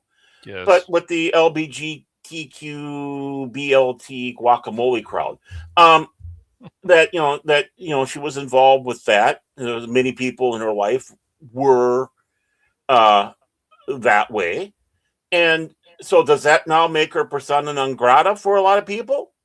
Because you're not going to possibly, Baron, possibly, right? But the thing is that she never hit it through her life. Right. No. Isn't that something you bring out now that no one knew about until now? And you know what? I don't think it really hurt her because look how still beloved she is with everybody. Doesn't matter your beliefs. Doesn't matter what side of the aisle you are. Doesn't matter if you have faith or not faith or a different faith. They still loved her. And that's the perfect example that, we don't have to always agree with every freaking thing. No. We can have a disagreement. You and I aren't always going to agree. Cash and I aren't always going to agree. Lady Miss and I, Shane, Gary, Helion, anyone who's listening and lurking tonight, we may not always agree. But that's part of life, folks. That's right. Right. I mean, don't bother me none, except for the fact that Cash expects us to agree with everything with him. Yeah, no. Excuse me? Lady Miss does say Nice we really need to teach sciences in schools. I don't know what's being taught in schools anymore. I don't either. It's disgusting. I know. Jane says you have to teach kids to read first. That's right. Well, here, and I'm 100% honest and serious about this. They say that how they kicked her out of school. We're not going to have religion in school, but the thing is they replaced it with another one. Many of these people who are running around with trust the science and all that virtually have turned science into a god. They turn it into a religion. They're going out there with more faith than facts, right? Yeah. They have their little chin beards and the fedora, and and go out there and do the actuallys with bullshit. Right. That's what science is now. And when you have someone coming forward and they have a whole stack of papers saying, "Here, I was going through the empirical data and such through all this time, and then they turn around and say, "Oh, you're just anti-science, you bigot! Get out of here. We don't need you. Let's take those papers and burn them because you're anti-science." Right. Well, the science is settled. And real quick, Lady Miss added, and I think this is to what I had said about, before my mom passed away, saying, why are they rushing it out so quickly? And if I'm wrong about that, please correct me, Lady Miss. But Lady Miss says because they used info of the Mars backs from years ago, because the viruses are so similar, it sort of worked. I think I remember hearing something about that. No, you just like to ask a lot of questions, and there's nothing. And that's good, Lady Miss. We should all ask questions. We shouldn't just go, okay, it's fine. Yeah. Okay, well, you said so. You can ask questions about all kinds of stuff. Dolly Parton, anything. Yeah. No, I'm not even trying to smear her or anything. I'm just, pointing out that Dolly Parton. I would never smear Dolly Parton. I just pointing out that we've had some celebrities, including her and stuff, and that is there something that could be with that? Because you've heard already with some people, even like Kevin Conroy, that's possible that, and he was a big advocate for always telling people to take shots, and how many shots he would take. I don't know. It might have done something to his body. Mm-hmm. Well, I mean, nothing wrong with being an advocate. Just don't put a gun to my head and say you have to do this. Yeah, exactly. That's right. But getting back to this article, because there's a lot of word salad in it too. Oh yeah, just like Cash. I mean, he comes in and look what he did to us. It says, as of Tuesday, Bonta said, we don't have anything scheduled. If they are willing to clean things up, put a lid on their lying leaks, and engage in a way that is sincere and in good faith, in other words, in Bonta's terms, we will be happy to meet. He said. And that statement we put out there is like, you're not going to have good faith. Yeah. He already set the tone. Mm-hmm. So, me hearing that, my letter would sit back and say, "Dear sir, fuck you," and sincerely, Baron. They need to take care of the problems and leaks that they have on their team. How do we know it was their team? What if it was one of your team members that leaked it? Mm-hmm. When politics and business intertwine, I don't blame one side or the other. I look at both sides. Yeah, well, that's the big thing. Oh, we can use this to blame the other people. Mm-hmm. Yeah. Bonta spoke Tuesday after a press conference about fentanyl and gun seizures at the Attorney General's office in downtown Los Angeles. Paramount has denied that it was the source of the leaks. A company spokesperson said that we remain hopeful and stand ready to continue good faith discussion to resolve the Attorney General's suit, inclusive of structural remedies to move forward with our transaction. Paramount has not explained what structural remedies it's open to discussing. In addition, Paramount has pledged to continue to make at least 30 films a year for the next 3 years, but Bonta dismissed such behavioral commitments as unenforceable. What? If they sign a contract with movie theater chains saying, we promise that we will give you 30 movie releases each year, and they're bound to that contract, one of those theater chains, if they don't get that 30 movie a year quota, is going to sue them for breach of contract. They just might not be making those 30 films a year in California. I hear there's some hot properties down in Florida. Studios down in Florida that they can use. Canada, they can come up here. Canada's a hotbed for filming. Yeah. Minnesota still is. I mean, we still give tax breaks to people wanting to make movies. Georgia, North Carolina. Oh, yeah. Made in Georgia. Mm-hmm. And Lady Miss says there's a t-shirt that says, I don't think you're stupid. Just set me back when I asked you to spell orange and you ask the fruit or the color. That's the state of education now. Wait a moment. I always ask that. You never know if they're talking about the fruit or the color. I want to know exactly which orange I'm writing so I don't look a fool. Oh, God. Yes. Parents SMRT. I think all three of us on the panel are SMRT.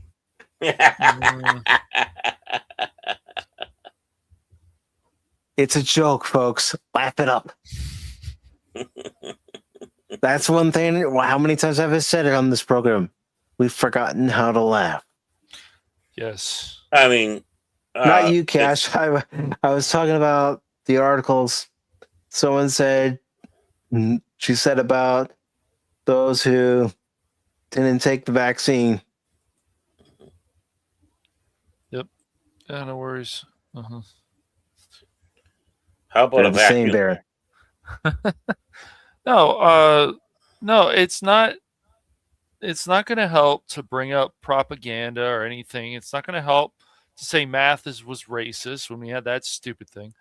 No, I don't like math. Sure, I don't like math at all. But math is hard. Math and me are enemies. But it just, that doesn't help. I mean, telling people what gender they are in high school, whatever. None of that stuff. If you want to go talk to a teacher about that stuff, fine, I guess. But really, just teach the subject so when the kids are ready and they get older and they come out of high school and they're ready for college, that they're ready to do A, go to a trade school, B, go to university if that's what they want to do, C, go to a community college. You could make a lot of money going into the trades. More money than if you went to college, yeah. Mm-hmm. And actually, in many ways, performing bigger duties. Yeah.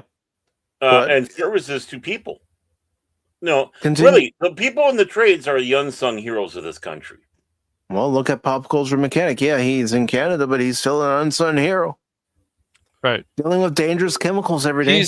He's I would like to say one of the real Canadians there. Not that fake. He is a real Canadian. I believe there's the rights of every man. He is a real Canadian. Except for one thing. That's right. Fight for your life. The Pop Culture Mechanic, dude. That's right. Yeah, but except for one thing. Him working around all those chemicals, he's a step away from becoming the Canadian Joker. Haha. I see what you did there. Yeah. But getting back to this article, if there's anything of importance, it says Bonta has said many times that any negotiated resolution would have to include robust structural remedies in all three markets where the states have raised anti-competitive concerns: basic cable distribution, wide release theatrical distribution, and blockbuster film distribution. In response to the questions, Bonta said Paramount had crossed the line by mischaracterizing the substance of the conversations. He said that such talks be confidential so that both sides can explore creative solutions in good faith. Please, this is politics. When is anything ever truly confidential? Well, the thing is it's like what's Spencer Pratt said. You can't trust this man. This guy's a scumbag. I'm sorry, not sorry. I'll tell him to his face. You're a scumbag. Fuck you. I don't like these kind of people. I just don't. They're just slimy snakes, whatever. I don't know. The thing is it's hard to believe that leaks or things like that are coming from the studios because they are a company. And they know if they let things out, it's going to hurt their positioning on things with the competitors. That's why I think it was his side. Bonta's side. Yeah, I wouldn't. I wouldn't doubt it was Bonta that did That's it. right. That's right. Hey, here's an idea. Why don't we do this? They're all on the same side. It's like, oh, we're fine with the Disney Fox merge, but this one, yeah. Well, even down here in this paragraph where he says Paramount had violated rules of engagement. We don't know that. None of us are in the room. No. I want to know what side Variety's on. That's what I want to know. Are they going to? Oh, come on, Cash. Come on, Cash. None of us, at least I can speak for myself, saying I don't want this merger to go through. I'm sticking by what I've been saying. Zaslav needs to turn his own ship around, flip his own house to where you can sell it for a profit. No, it would just be nice for Variety to say at the end of this article that, monopolies are bad for all, but they don't say that. So they play their games too. It's stupid. Yeah. It says that is amateur hour. That is playing games. We don't play games. Yeah, you do. You're in politics. Everybody in politics plays games. Give me a. Right. Yeah, you guys are. They lie to everybody. Yeah, you're the one that's playing games because you're the government. Like I said before, they have to play close to the vest, the studios, because that's money.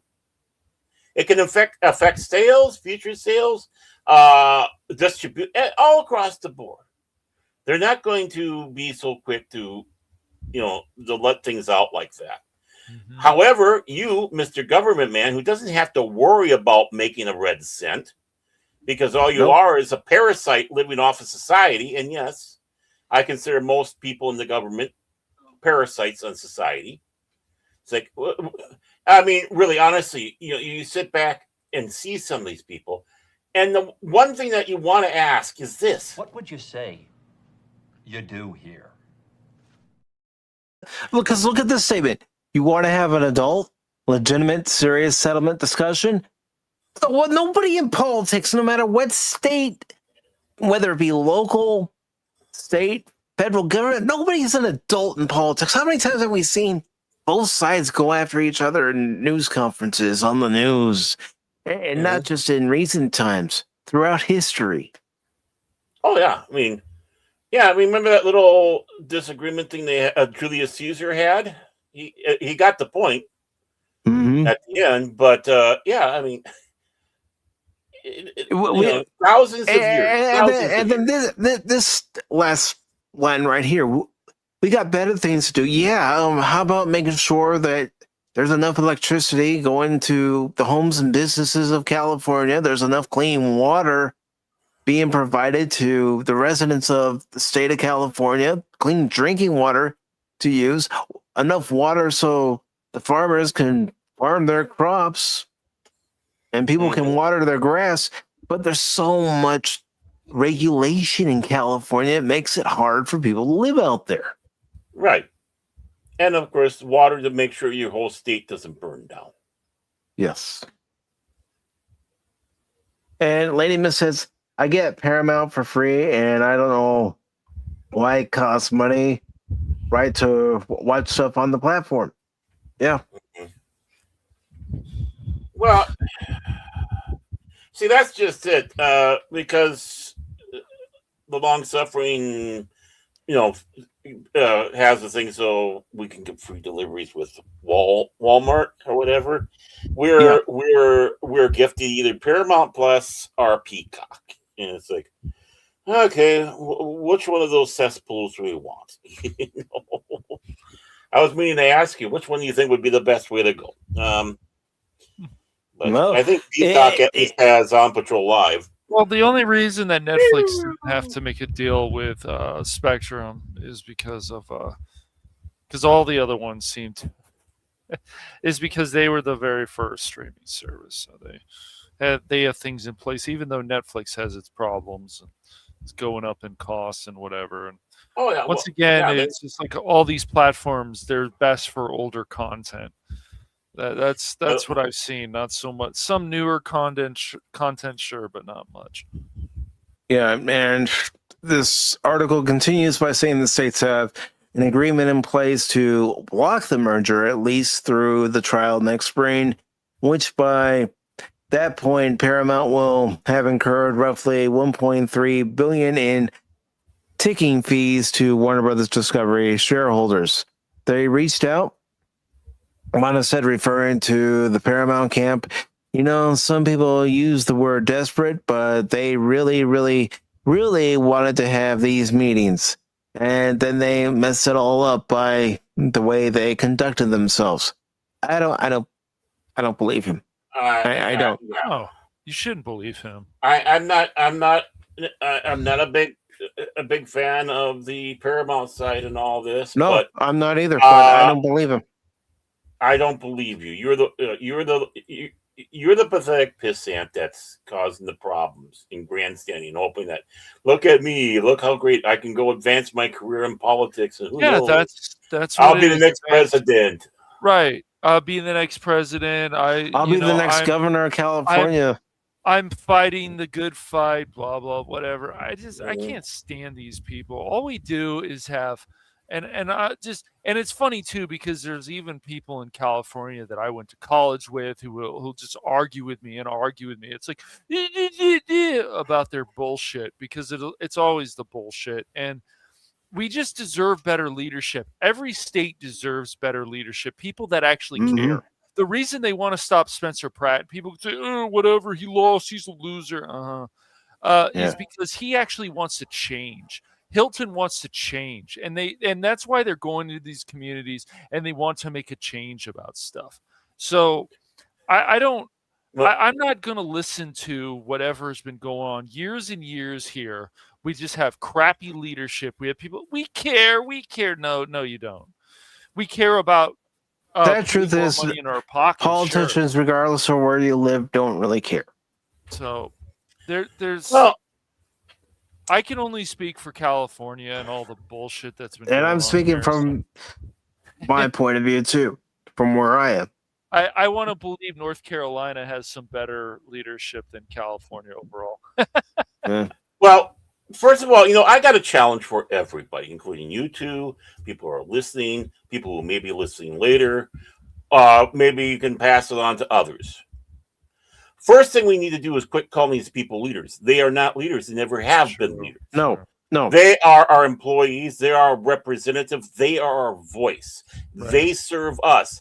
We, they were given an awesome responsibility to try to be the best spokespeople for us. Whether it's representative or real quick, let me get through these last two paragraphs. Okay, I think they'll be beneficial for what you're saying, just by looking at them. Okay. Bonta has also faced pressure to reach a settlement from industry stakeholders and California political leaders. Asked Tuesday about the likelihood that the case goes to trial, Bonta said, "You should ask Paramount." Then he follows up by saying we could be done tomorrow if they were willing to provide the robust structural remedies, he said.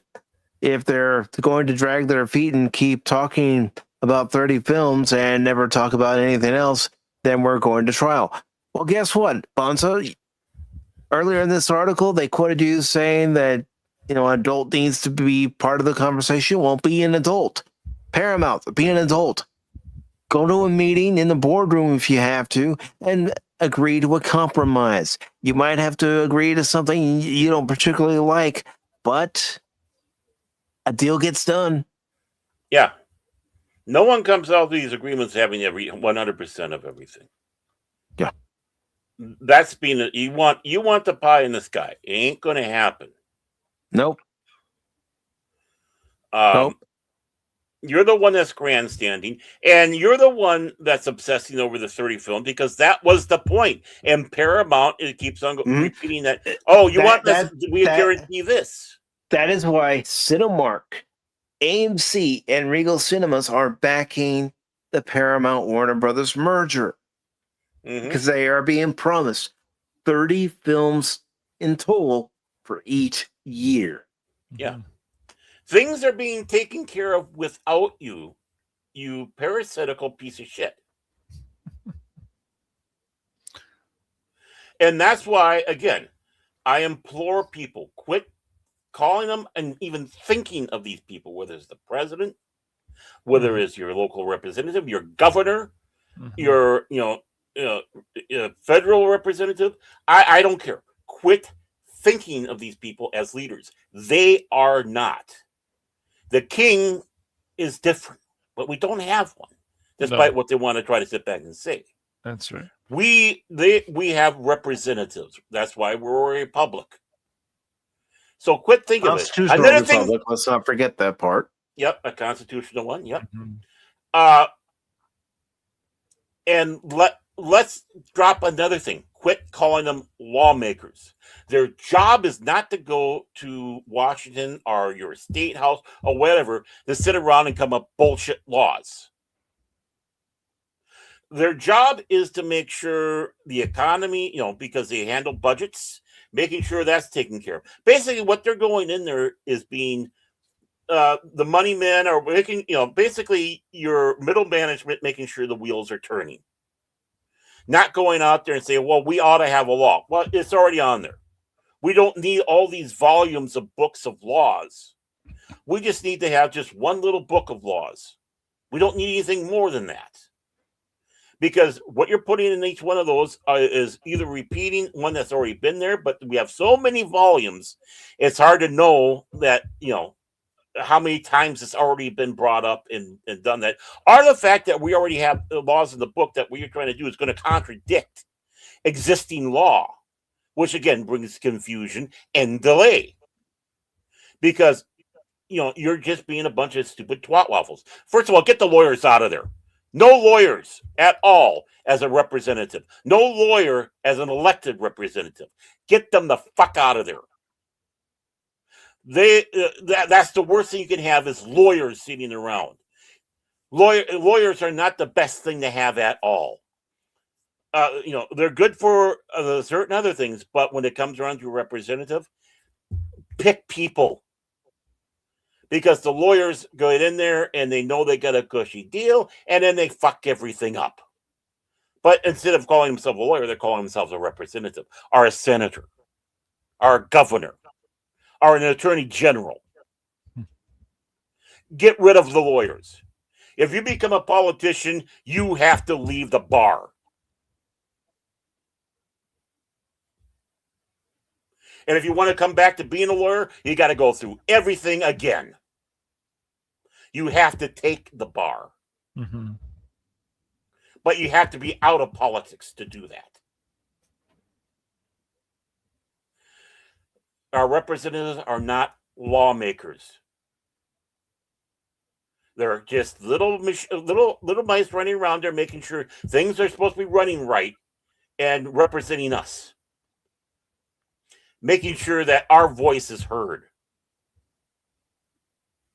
Congress should only meet once every 2 years. That's why we have the 2 year for the representatives. 1 year in Washington, the other year back with your constituency.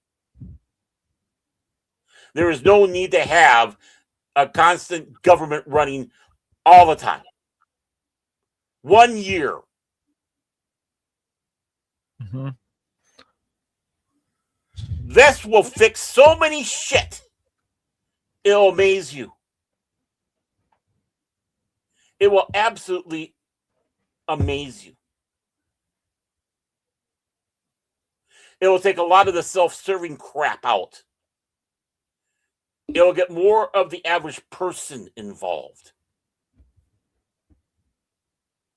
It will help ruin the machine. Well, it's just like a lot of these hearings we have every year. It's just a fucking circus, and it's for a lot of these people, especially the Democrats, it seems, that, just to be on TV and get media coverage and stuff, because they're egomaniacs, obviously, but yeah. Well, right, and let's take care of that. No cameras in there. Right.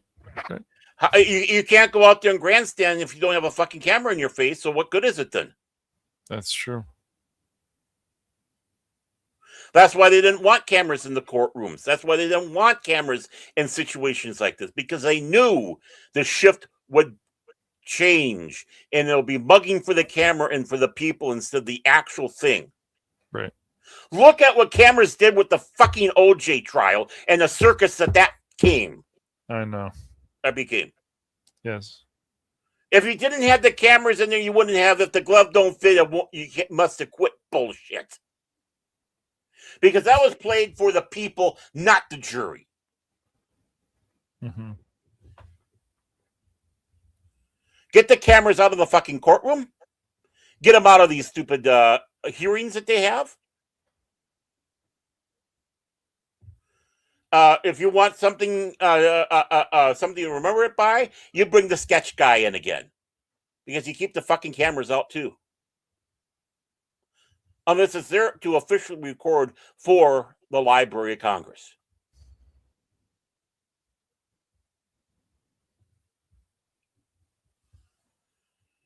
We go back to those simple things. This is that's part of making America great. To turn these assholes focus on what it should be. But they won't go for that because you know why? Then they have to really start answering to us. And they don't think anything of us. They think they're better. They think they're greater. We're nothing but just peons that are simpletons that pick our nose and fling it at a calendar to decide what day we should go and get a haircut.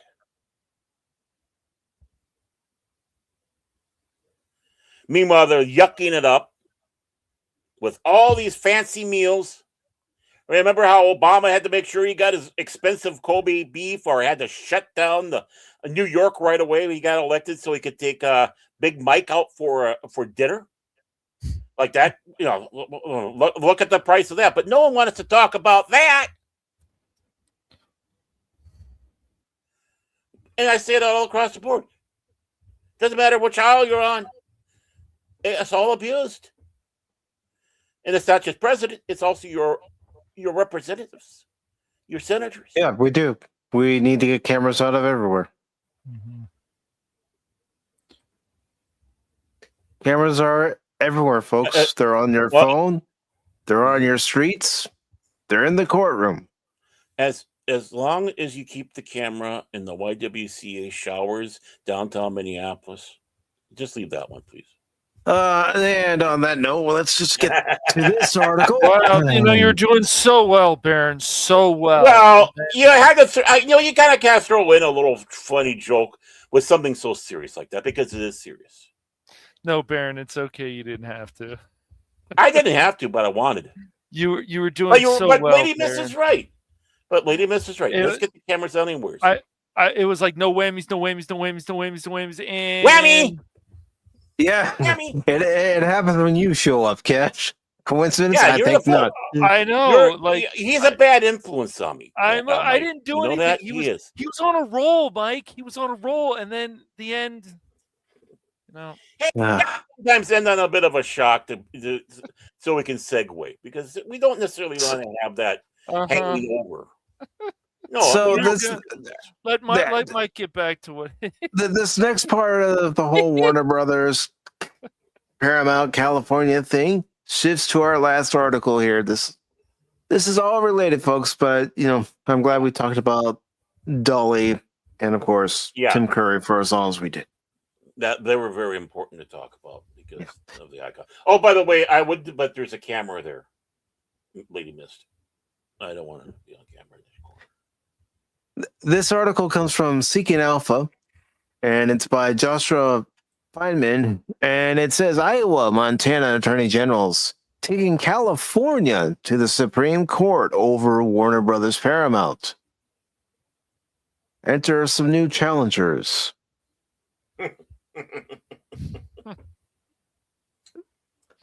Trust me, I've tried putting Baron in a corner. No, even the long suffering can't do that. He keeps quoting Dirty Dancing. You know, with Beatty maybe in a corner. Yeah, except in this case, you can't put Fatty in the corner. I mean, really, you can't. You don't fit in there. But in all seriousness, you know what this sounds like with this story so far? This sounds like a civil war being fought in courtrooms. That's unfortunately what it's become. Well, I'd rather have it fought in the courtroom than an actual battle and have another Antietam or or Gettysburg or any of that. Oh, please. Their battle would be just slapping each other in the face, dude. Come on. Iowa Attorney General Brenna Byrd said she is taking California to the Supreme Court after the state and 11 others sued to block Paramount Skydance's planned acquisition of Warner Brothers Discovery. California needs to understand. Now, listen up, Cash. Yeah, California needs to understand that it does not get to decide what Americans choose to watch or stream. Byrd wrote in an opinion column for the Daily Wire on Tuesday. Oh boy. Byrd argues that the mega media combination should be able to go through, as it would create a competitor to Netflix, which she argues dominates the market for streaming, which it does. And California is once again trying to be the country's regulator, Byrd wrote, and once again, California is defying common sense to raise costs around the country. That makes this a dispute between states, and the Constitution says those can only be heard in the U.S. Supreme Court. Iowa cannot sue California in a district court because Congress said so. Iowa's Byrd and Montana's Austin Nudsman? I'm trying, folks. Both Republicans. Okay, so it is still a battle of one side of the aisle versus the other side of the aisle, obviously.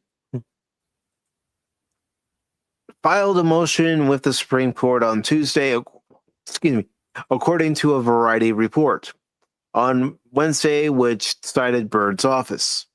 12 states have effectively vetoed a transaction that the other 38 and the United States declined to challenge. The filing said, a handful of states are abusing antitrust law to score political points, not to protect competition, according to the legal filing. Indeed, the untimely lawsuit is already harming competition and the costs are already occurring. Employees at Paramount and Warner Brothers cannot be sure who they will work for long term. The comments from Byrd and the lawsuit filing comes as California Attorney General Rob Bonta is seeing increased pressure to reach a settlement that would allow the deal to go through. Yeah, because everybody who's looking at it say this is bad for everybody. You're hurting people by doing this. Right. You're showing how selfish you are. But I'm not trying to make an excuse here. That's anybody in politics, attorney generals, anybody in the state, federal.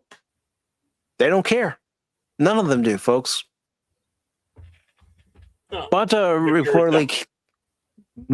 reportedly canceled a meeting with representatives of Paramount that was scheduled for Monday to begin discussing the settlement.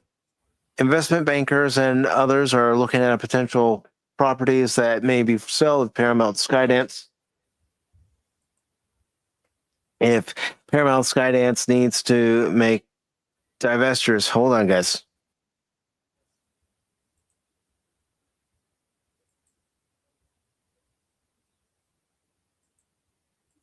Okay. To make divestitures settle the lawsuit, Bloomberg reported on Monday.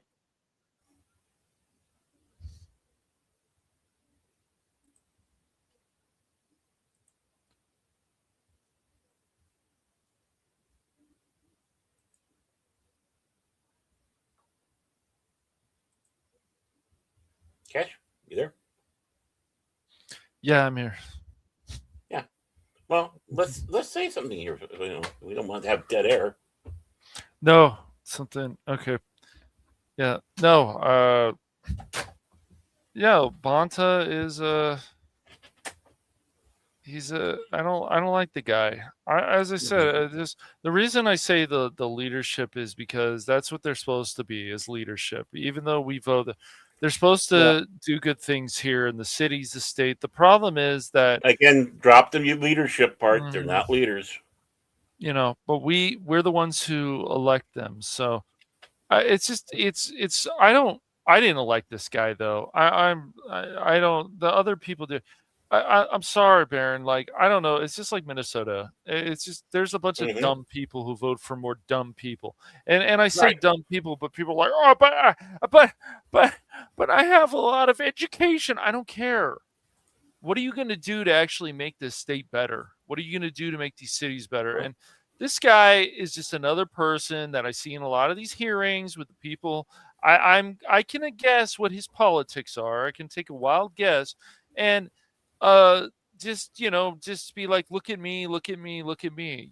There's sometimes even in these hearings people say stuff, and I'm like, yeah, that makes sense. Nobody should disagree with that, but of course they do, because it was like when AOC was talking to that Wells Fargo person and trying to act all smart. It's like, woman, go back and do your research. That shit was embarrassing as hell. Well, anytime she opens her mouth is embarrassing. I'm like, you want to make an actual point, then fucking do your research, you crazy bitch. But this Bonta guy, it's just like to make a name for myself. It reminds me about Ellison and all those other people. Yeah, it's that's all it is. What else is it? And it's their politics. And I don't think Paramount aligns with Warner and stuff, and we can't allow this to happen. And it's just really funny to me that this continues to go on. But yeah, California is like, we're this, we're that. Shut up, California. Well, see, I think what's important is how this story started out, where you have these other states sitting back saying that, excuse me, California does not run this country. No, I'm sure you're familiar, but they think they do. I think you're familiar with the saying, as goes California, so does the United States. Right. And I think this is a response to that, because, this is happening in California. Now we got to start adapting it for, no, I don't want California. California is California. That's right. I'm not going, I'm not enamored with California. No, sorry to say. Right. It's like, it's a nice place to visit, or was. But again, just because California does it doesn't mean the rest of us now have to do it. That's right. And I think that's the big slap here, is like, quit with that arrogance. By the way, Cash, do you guys still have border crossings in California? I'm talking from other states. I haven't heard much about it in the last few years, so I don't know. Because I remember that, and I also started thinking about myself. Those are kind of fucking illegal, aren't they? Because they're impeding between the states. We're not going into another freaking country, going from state to state and being stopped like we're going through a border into another country. That's kind of illegal. See, I realized what it was. You're trying to keep the Sooners out, or the Okies out, that were coming in. But isn't that, again, illegal? It's, of course, dude. I'm sure. Look, they're trying to stop fraud here from people like Nick Shirley, and I don't care how you feel about that guy. I would be happy to help him find fraud all over the place. I don't care even if my life is threatened. I don't care. I'm not interested in these retards. I said retards, YouTube. I'm going to sit back and say this right now, Cash. Mm-hmm. Anybody who thinks what they're doing to Nick Shirley in California and passing that law, because it's going to be not just Nick Shirley, it's others, you're glorifying it. Don't you ever fucking talk to me about the First Amendment, the rights of the First Amendment, and how Trump is doing this, because Trump isn't, but yet Gavin Newsom is working on it. I know. And this is actual it works. Nothing out of our federal government, nothing out of Trump administration is doing this. Nothing like this came out of even Biden's, or Obama's, or W. Right. As much as people want to sit back and say that, right? But Gavin Newsom has it on. Of course, has it going out there. So don't anybody talk to me about the tyranny of Trump.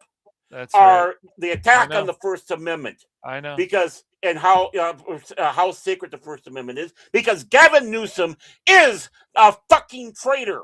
And I will say this right now. No, he is a traitor. Dude. Yeah, I agree. Yes, of course he should be arrested for treason right now, because he's an elected official who should be following the Constitution of the United States overall, and then California's. That's right. He should be removed, and so should So should Karen Bass and other people. But the problem is that they are supposed to be leadership, and I'm sure the people, whatever. I agree with you, Baron. It's just that they're supposed to be. We elect these people, and they're supposed to do the job. I can only speak for California because I've lived here many, many years. What we continue to see here with the Bonta thing, Bonta, beep boop, boop bop, bop ba da is these people are scumbags. And I'm sorry to say, and people will get mad about this, you call them scumbags to their face, because that's exactly what these people Well, are. It's Again. these people because they're just drones. This is all drone mentality bullshit. This is the same thing with the homeless problem. This is the same thing that this is all it's all connected with Bonta, with other all these other people. They want to get involved in this, and California really has a lot to offer. But the problem is that it's always the people who are supposed to be in charge, who consider themselves leadership, whatever.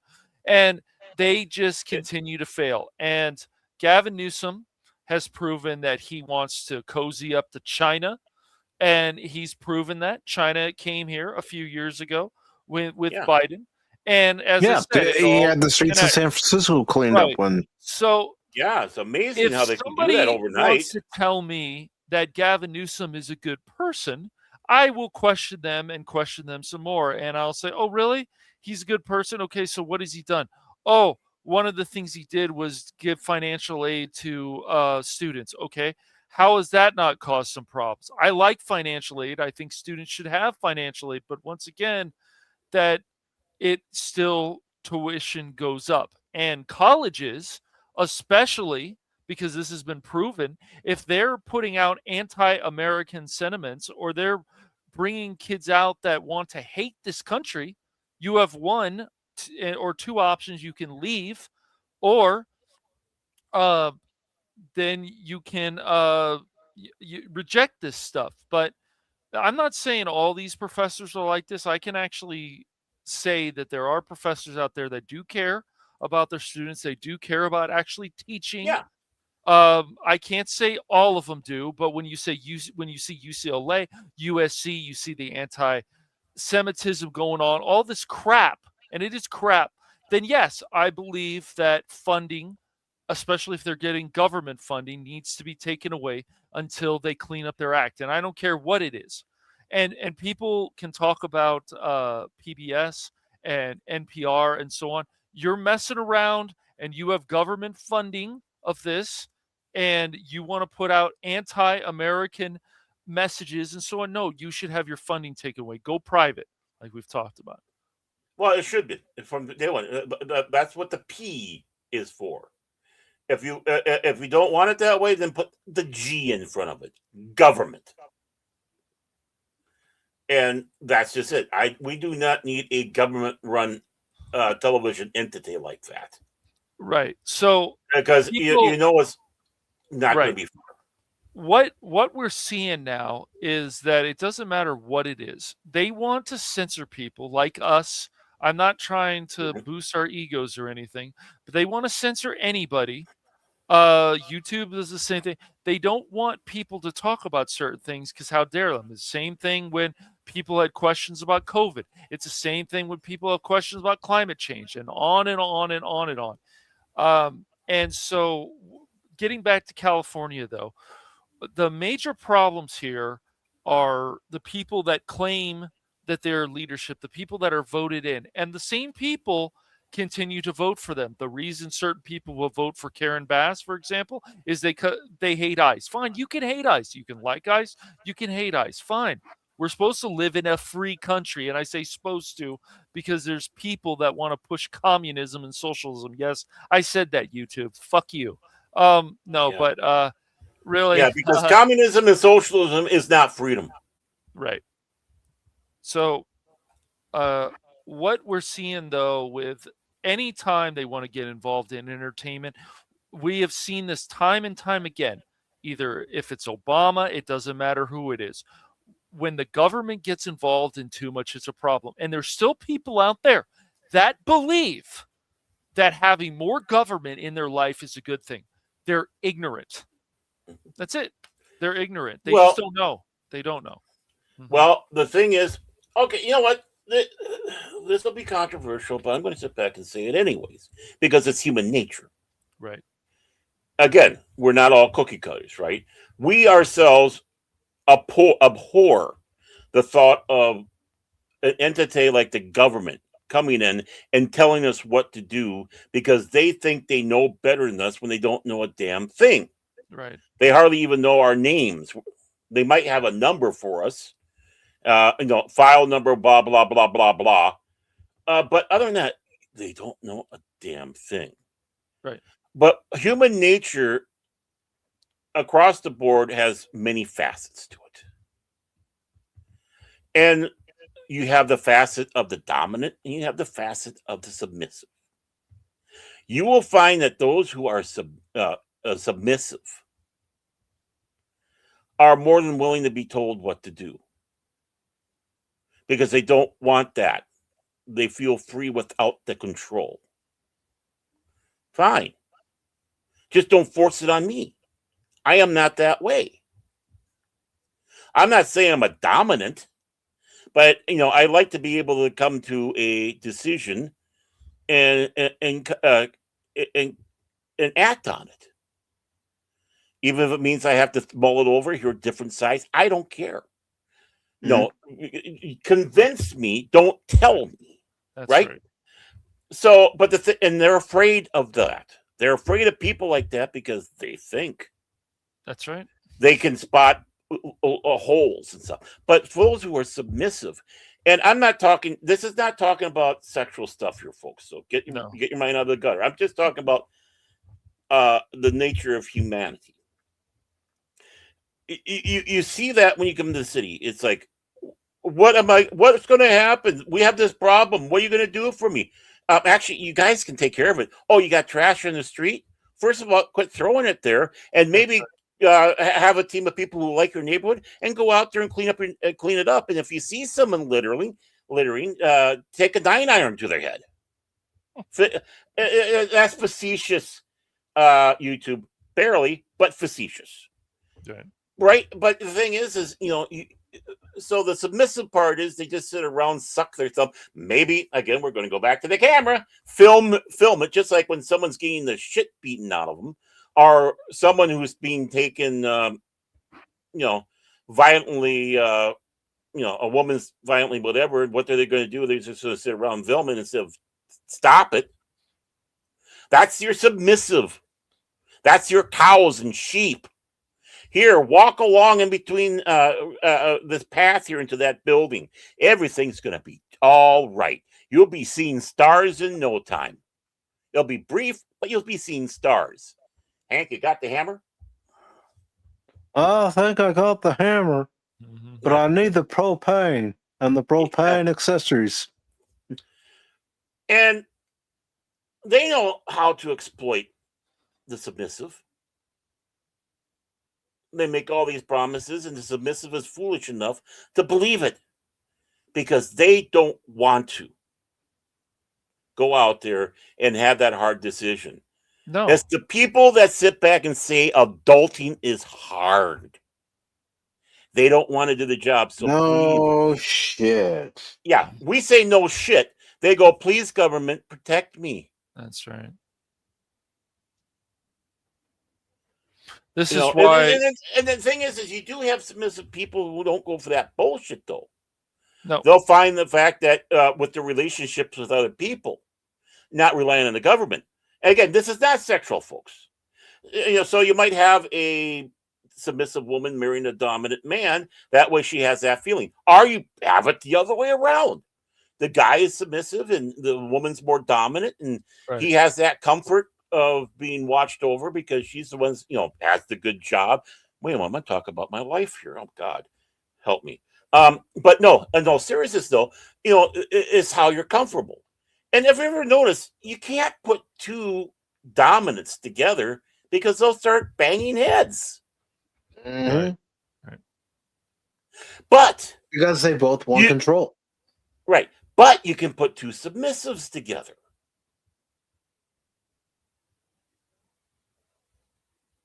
Right. We what needs to be done is, again, get the submissive out of the control of the government and bringing it back to where it is, society, where we are. Find a good man, find a good woman that compliments you on that one. That's what's so important. That you guys are so opposite each other. Those are the relationships that seem to really freaking work the best because they realize they need each other. Even the dominant in the relationship needs that submissive person in their life because they do go to them for advice if you're smart.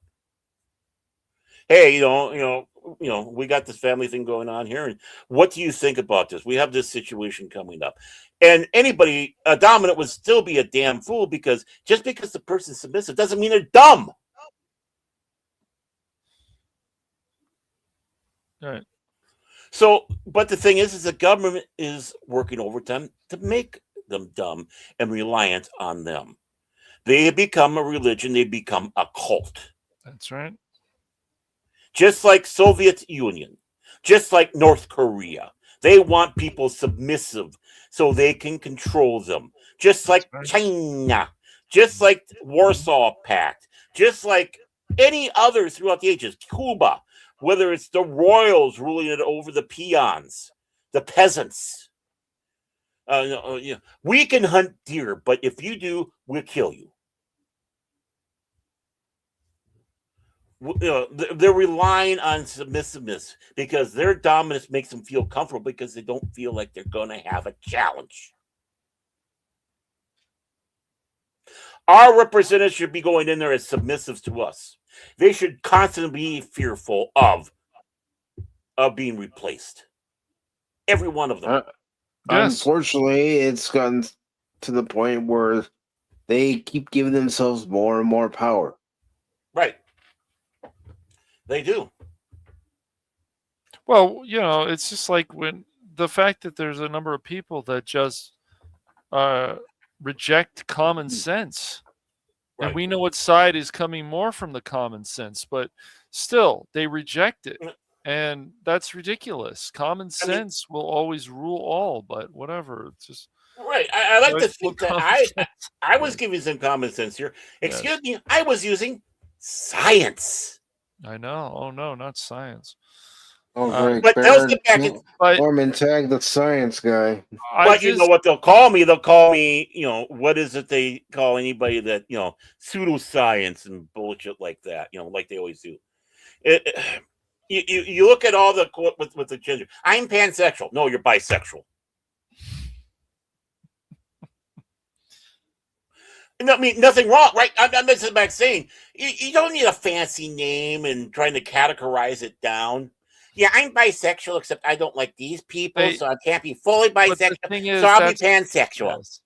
They need special this and special that and special this, but like Mike had said, they always, it's always the games that they want to play. I mean, it's not just politicians. There's a lot of people out there that just want to play games with, and it just doesn't go anywhere. But when it comes to California, yes, there's people that voted in leadership or voted in this and voted in that, and they start being like, oh, I can control this. And I always feel that it's always the same thing. I get attention from the media. Oh, look at how great I am, blah, blah, blah, whatever. Or I'm a lawyer too. I don't care. One of the worst things that is remember what Shakespeare said.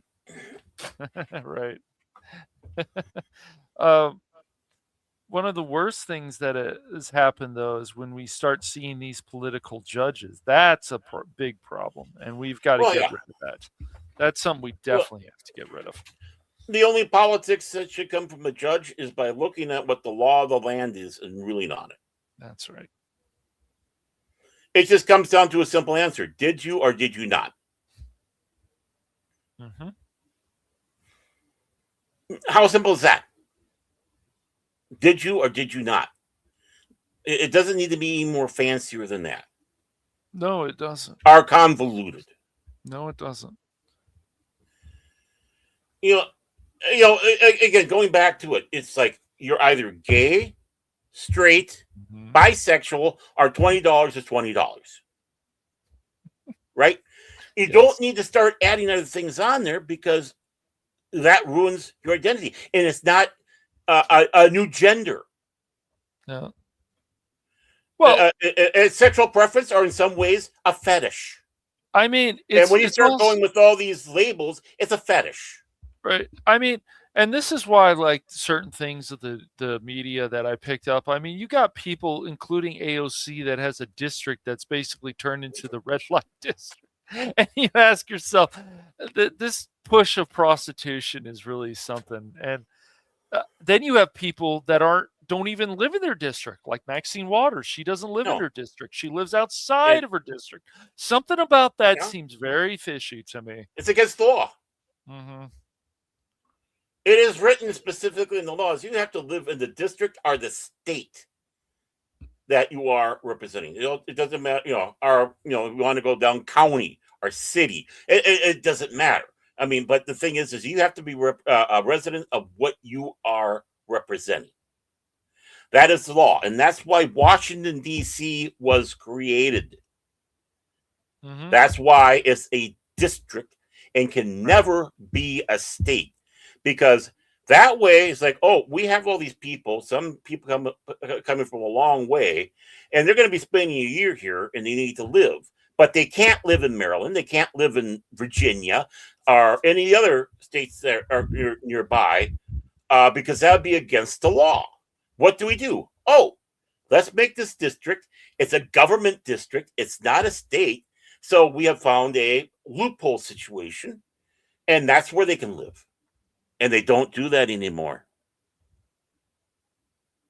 Nobody should be living in Washington, D.C. unless you are a part of the government, the representatives, serving them, people who run restaurants, stores, stuff like that, and staff members.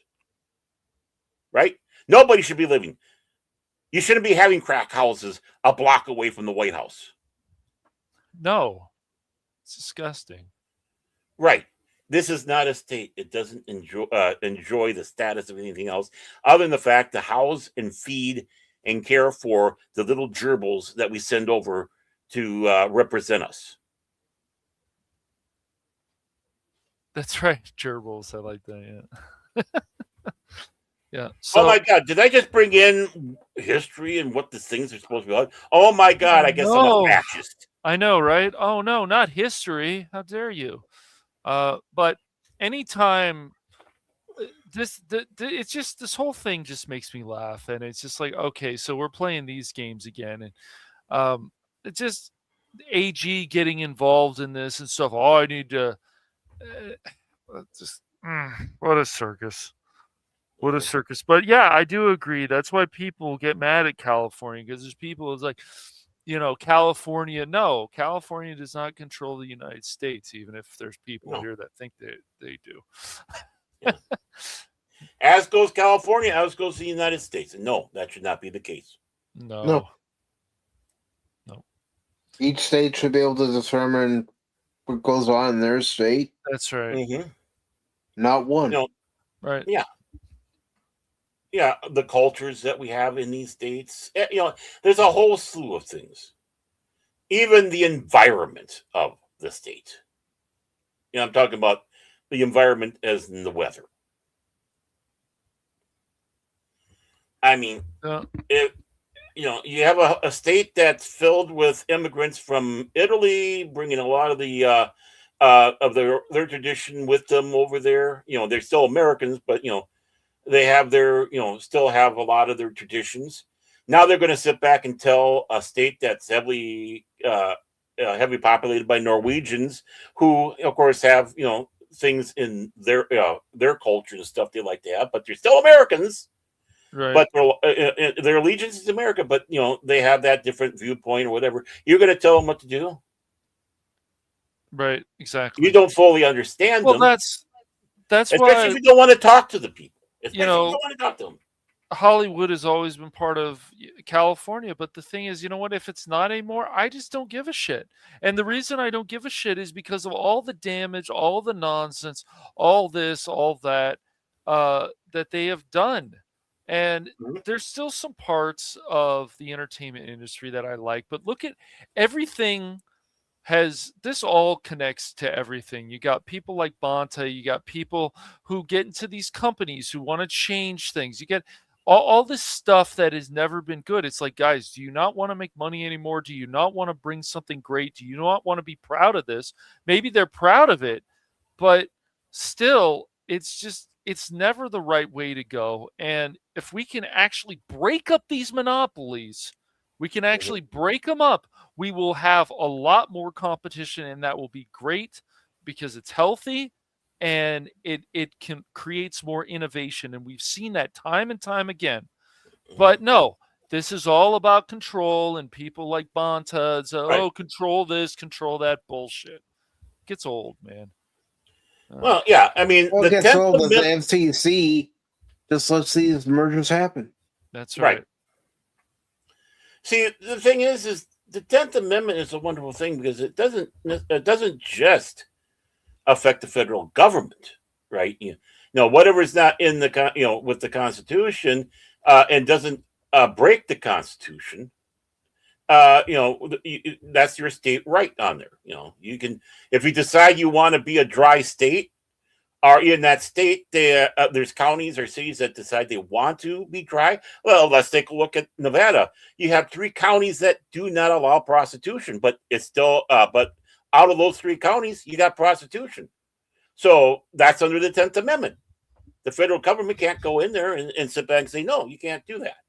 Dude, just imagine that there's people out there like AOC that don't. And let me finish here. Let me finish here. Okay, go ahead. What's wonderful about that is it can be used with state and state. If the federal government can't do that, California can't do that. Nevada can't do that. New York can't do that. Minnesota can't do that. Because you would be, in a sense, violating that 10th Amendment. Because even though you're not the federal government, you're still another entity within it trying to push your way and push your laws on them.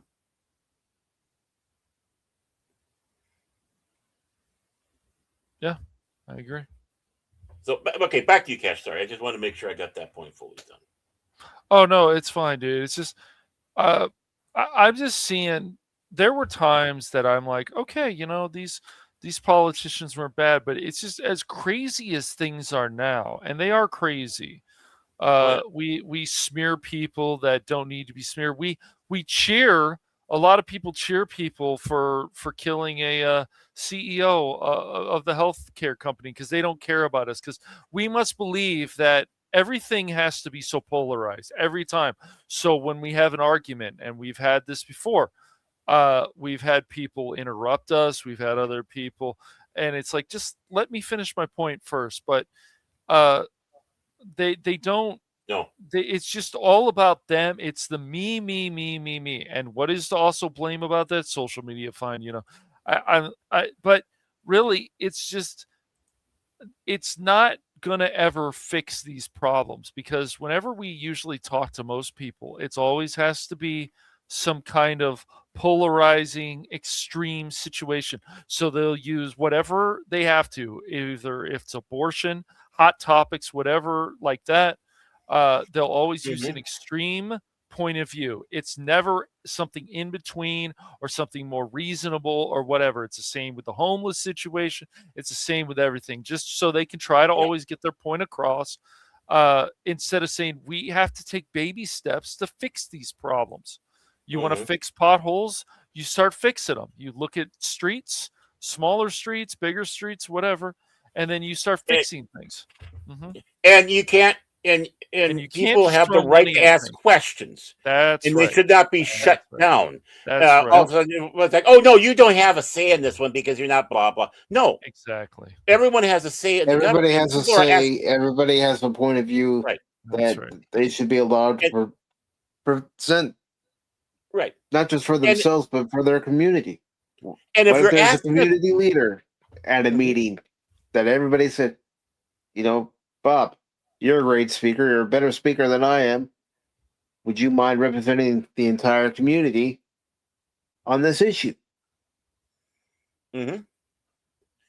Right. And oh, a second, what was that?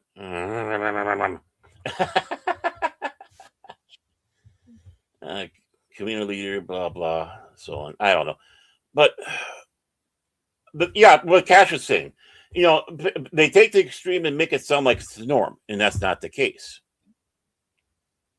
And everybody uses that, right? And any argument, whether it's gun control, abortion, who the hell is knocking my garbage can over at night?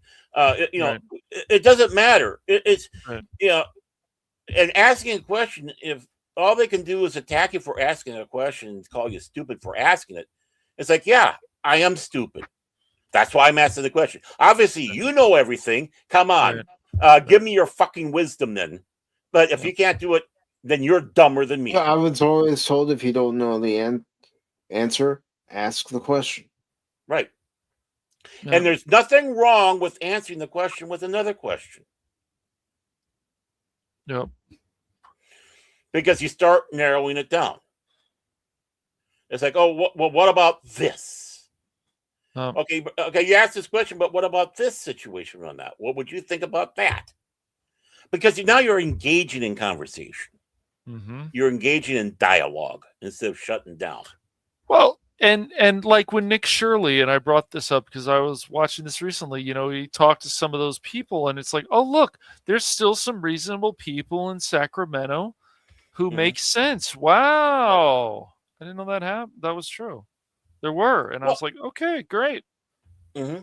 Well, as you were sitting back saying, as you were sitting back saying with, of course, Charlie and others, and I noticed that the great retard, and I do mean that. Sorry, Mike, I'm going to sit back and say it because he is Hassan Piker, dog shocker. Hey, my mom's dog is making noise. I'm going to hit him with some electricity here, and then say, no, you didn't see that. You're just idiots.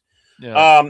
He was engaged in debate with Charlie Kirk and did the little platitude thing. That, yeah. But the other day he's out there mocking Charlie Kirk and mocking his death, singing to it. It's like, well, geez, Hassan, what if that was you?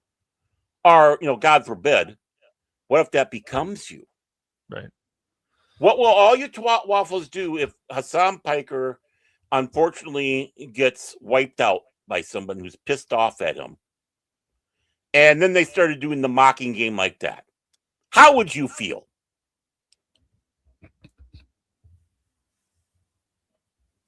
I hear crickets because they're not that smart.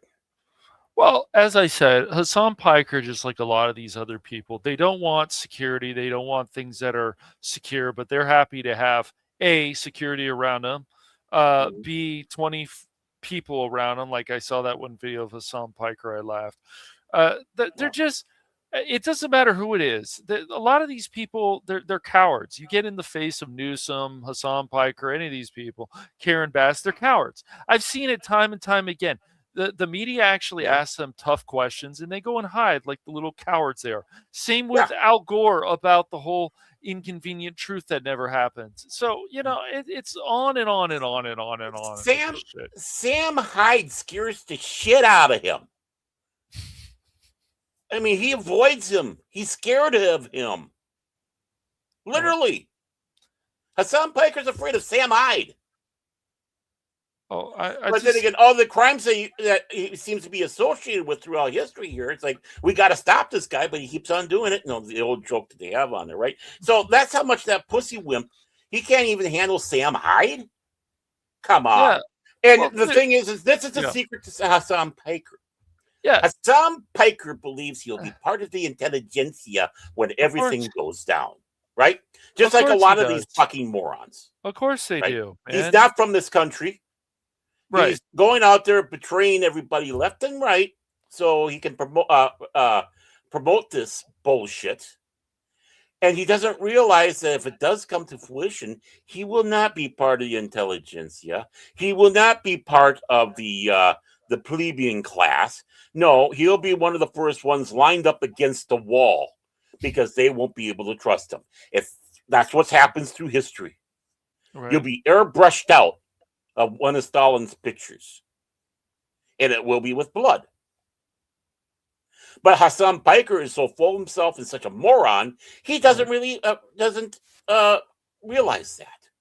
Yeah. He doesn't realize what a dangerous game he's playing if this thing comes to fruition. Right. Many of these people are pulling this garbage, don't realize it. They'll either be put against the wall or put into a camp. Mm-hmm. And they'll sit back and decide, are we going to be nice and dig the trench? Or are we going to make them dig the trench before the act? Let's flip a ruble coin. I only got Kopecks. Okay, flip the Kopek. But It's he's just too dumb to realize that. I mean, just seeing like all this stuff, and it's always has a D by their name when they pull these stunts. It doesn't matter going into Israel, doesn't matter what it is. It's all, I don't care how you feel about Israel. All these stunts. Bonta is the same kind of, it's just a giant circus all the time, and it always connects. It's one thing after another, one thing after another one, and it just keeps going and going and going and going and going. And the amazing thing is, like, even people in California, and I'm sure Lady Miss is not one of these people, but they're even neighbors that I have, they'll still continue to vote for people like Bonta because they have a D by their name, or they're fighting the evil orange man or whatever. It's so embarrassing. And it's like, you guys have so much. You have good jobs, you have good this, you obviously have good family, and you still vote for these fucking people. Something's wrong with your brain. I'm sorry, not sorry, but something's wrong with your brain if you keep voting for the same crap over and over again. Oh, we can't take a chance on this person. We can't take a chance on Larry Elder because he's a black-white supremacist, according to Los Angeles Times. Do we apologize? No. And the reason I go back to this is always the same thing. There's always a ton of people like, Bonta's doing the right thing. Warner and Paramount can't be together.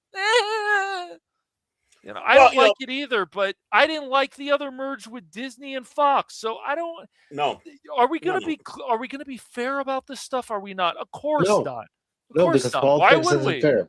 That's right. Mm-hmm. So. See, back at the time when I was younger and actually was a Republican, right? So, okay, your first election, and I've said this story before, but I'll repeat it again. Just because I have nothing, I can't remember shit, and it's the only thing I can remember. I'll just say the same stories over and over. But no, a young, impulsive Republican youth, 18 and whatever, 19, and the first gubernatorial comes up, right? We're going to vote for the governor, and guess what I did? I voted for the Democrat, Rudy Perpich. Mm-hmm. Not because there was a letter after the name, but because the guy who was running as the Republican he's still alive, is a piece of scum, piece of shit, slimy crap hole. Mm-hmm. Arnie Carlson. You see, if you hear that name and you see him come up, well, he doesn't call himself a Republican no more. He's an independent. Well, he never was a Republican for one, and two, he's just an absolute scum. So there was no way I was going to vote for him if I was a letter voter. Oh yeah, I would have instantly flipped the switch for him, right? No, right. Mm-hmm. I knew better. Perpich was the better person. The 2000 election. Didn't vote for a Republican. Didn't vote for a Democrat. Mm-hmm. I voted for the Libertarian. Yeah. And other people say that was your waste of your vote. No, it wasn't. It was not. No. It definitely was not, because if you're voting for what you believe, you are not wasting your vote. If you're being forced to vote for something, then you are. Yeah. If you're being forced to vote, that's a waste of a vote. Because staying at home and not going to the polling booth is your vote. Right. Exactly. None of the above. None of you deserves me getting out of my easy chair and going down and plugging my nose and going, eeny, meeny, miny, mo, which government whore should I vote for? No. that's the case. I mean, yeah, when it came around to W's second time, it was a nose pinching. I voted for him, but with everything that was going on, and of course, I just did not like John Kerry. Yep. I mean, couldn't vote it doesn't for matter what the Kerry. I couldn't vote for Bush. I didn't like either one. No, I mean, in that case, it's like, okay, I do believe Bush would be the better of the two. And yes, let's face it, that's how a lot of votes come down. Yeah, Bush I would be mean, the better of the two. And that, you know what? It should always be that way, because then you start ignoring the letter. Yeah, well, around that time, I mean, whatever people want to believe, since we've gotten into this big political discussion because of Bonta. Screw you, Bonta. But no, Well, no, it's also concerning entertainment, so that's also why I that's right. chose the article. Oh, of course, man. Right. It's a good article. But we got into yeah, exactly. So it's just welcome to Crossfire. Right. Well, that's right. Welcome to Top Talk. That's right. For me, it was like I was at the time voting for Democrats, and that was fine. And I voted for Caruso, who at the time when he was running against Bass and just a few years ago, I think he was still considered Democrat. I'll have to check that. He might have been independent then, but he just made sense to me. But what did they do to him? Oh, he's a billionaire. He doesn't care. So let's just bring in Karen Bass. And it's just like, and I was like, all right, well, we have this knucklehead. And so now you see everything. And her poll ratings are, not that it should matter, but her approval ratings are low, as they should be after everything that's happened. And yet there's still people who want to vote for her. There's still people that believe that there's no problems here with that election for mayor between Rahm and Bass. And I just go, you've got to be fucking kidding me. Even our local news here, it's like, you guys are promoting this sham. And as you saw, the first debate, people that have talked about it, it was just a circus, bashing each other and whatever. It's just, of course, there wasn't anything that was useful in there. Well, to be honest, I wouldn't mind if some of these turned into fisticuffs. Didn't really sure, it'd be okay. I mean, but I go back to thinking of the old days, even back in this country's older days, where you did have that happen. Yeah. I mean, really, honestly, I can see myself in a situation if it depends on who's running against him. If the person who's running against him is an absolute twat waffle, I could see myself voting for Fetterman now. I wouldn't have done it. I know. And the thing is, yes. Right. And I know going into it, we do not see eye to eye on many things. Right. Many things. He actually believes in common sense. That right there is half the battle. He believes in actual common sense. I don't exactly trust Fetterman either, but still, he believes in common sense. He's somebody you can work with. That's how I look at it. He's somebody you can work with. No, you know what? I'd say trust, because he has stood up. He has. I mean, whatever happened after that stroke, got that brain going like you can't believe. He stands up and it's like, and I don't want him a Republican because he's not a Republican. I want him to fix the Democratic Party because that's a Democratic Party that can be worked with. That's right. I mean, you wouldn't have heard me saying this, but how many years ago? It's like, it's like the guy could barely get through that debate, and it's like, oh my God, this guy's just terrible. puppet. I know. And then he had that medical thing, and he's coming out, and it's like, oh my God, he's like Einstein now. I know, but the thing is, Yeah. just like Perpich, who I didn't see eye to eye on a lot of stuff, but there was the important things. We can trust Fetterman. He has his beliefs. We know that he's going to go out there and fight for what's right. Right. And he's going to do things that we don't like because, well, first of all, we have to remember that his viewpoint does go a different way, but we can still work with that. Right. Well, yeah. And I want more Fettermans out there. You need to always ask yourself the question, and this goes for anybody out there, even in chat, anywhere. Do you think you could work with these people on stuff? If you do, then that right there is a good thing. Do you think you could work with stuff on AOC?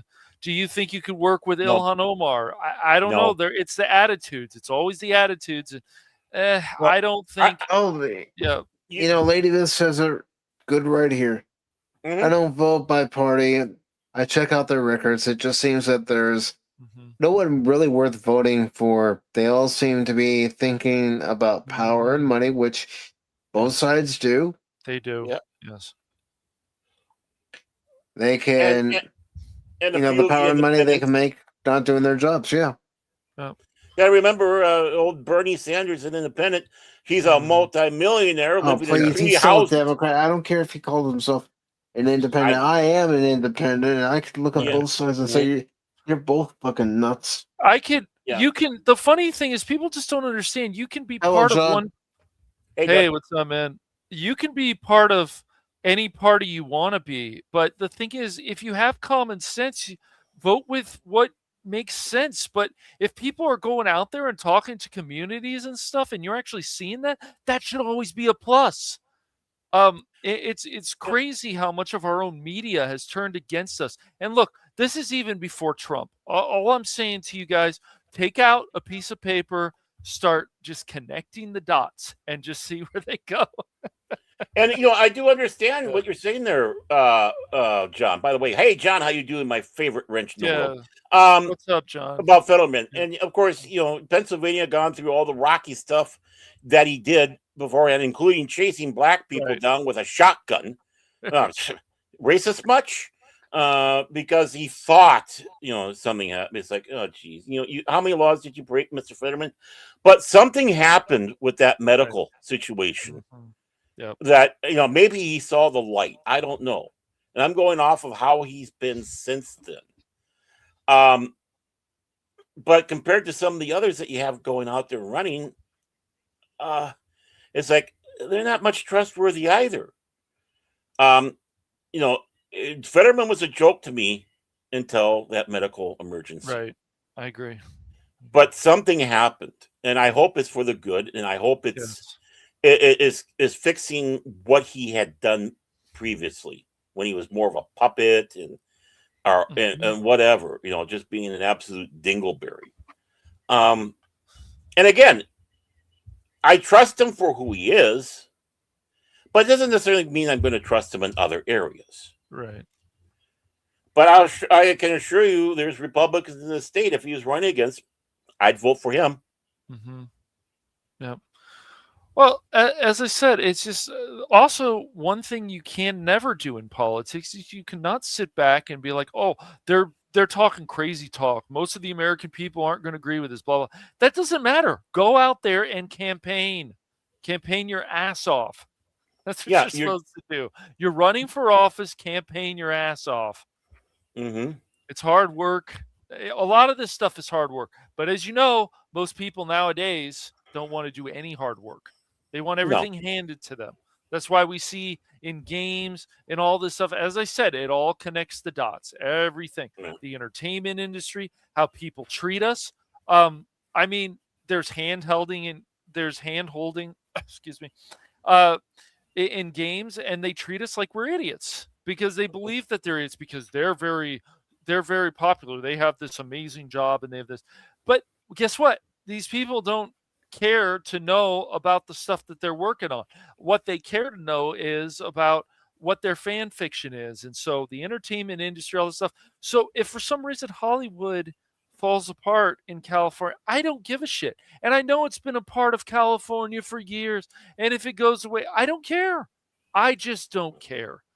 They cause these problems to themselves. They blame the fans. They blame other people. They blame this. They blame this. The media blames us for this. It's insane. It doesn't matter if it's D&D. It doesn't matter what it is. They blame us for this. They blame us for that. It's not that we're victims. We see this. We hear this for ourselves. People get mad. They start rioting. That doesn't help anything ever. It's proven never to help anything. It just causes more and more problems with people's businesses, with this, is that, I deserve this, I need to steal this, I need to do this. We're all flawed, but we can always be better people. That's the whole point. We Or can at least try to always be be better better people, or at least try to. And the thing about it too, Cash, is there are people in today's society who think they're owed everything. I know. But guess They what? do. No one's owed anything. No, they're not. You may think you're owed everything, but you're not owed anything at all. Nope. You are owed life, liberty, and the pursuit of happiness. That's right. It's up to you Yep. to work on that. But that's what you're owed in this country. Life, liberty, and the pursuit of happiness. The ability to try. Not have handed out to you, but to try, to make the effort. And hopefully come up with, and hopefully have the smarts to know that if this is not working for you, it's not your thing, try something else. That's right. And also realize that it's not going to necessarily happen on the first try. That's right. Right? You got to keep going and working hard, and smart. That's the other thing, smart. So, that's what we're guaranteed in this nation. Yeah. I don't want to be lectured. And of course, going back to Bernie Sanders, I know he's Democrat. Might as well call him the Democrat socialist because, he's with Ellison and all that, with that crazy faction of traitors. And yes, I do mean that when I say traitors. Right. That's not a hyperbole I'm throwing around. That's not mocking. That's right. With what their disregard to the American way, their disregard to the Constitution of the United States, people's individual liberty, they are traitors. But you have, he calls himself an independent caucuses with the Democrats. That's right. Right? Mm-hmm. But I don't want a man who is a multimillionaire, has 3 fancy homes, has cars in the hundreds, in the tens, close to 100,000 fancy vehicles he's driving around and start condemning people who are rich. That's right. The moment, and of course, a wife who ran a college into the ground and criminally sucked out all this money to help them along too. Right. So it's like, not only did I destroy the college, I was able to get a bunch of your money because I did that. But no one wants to talk about that. No. Even though it's out there, it's look it up. It's there. Exactly. The moment that he and his little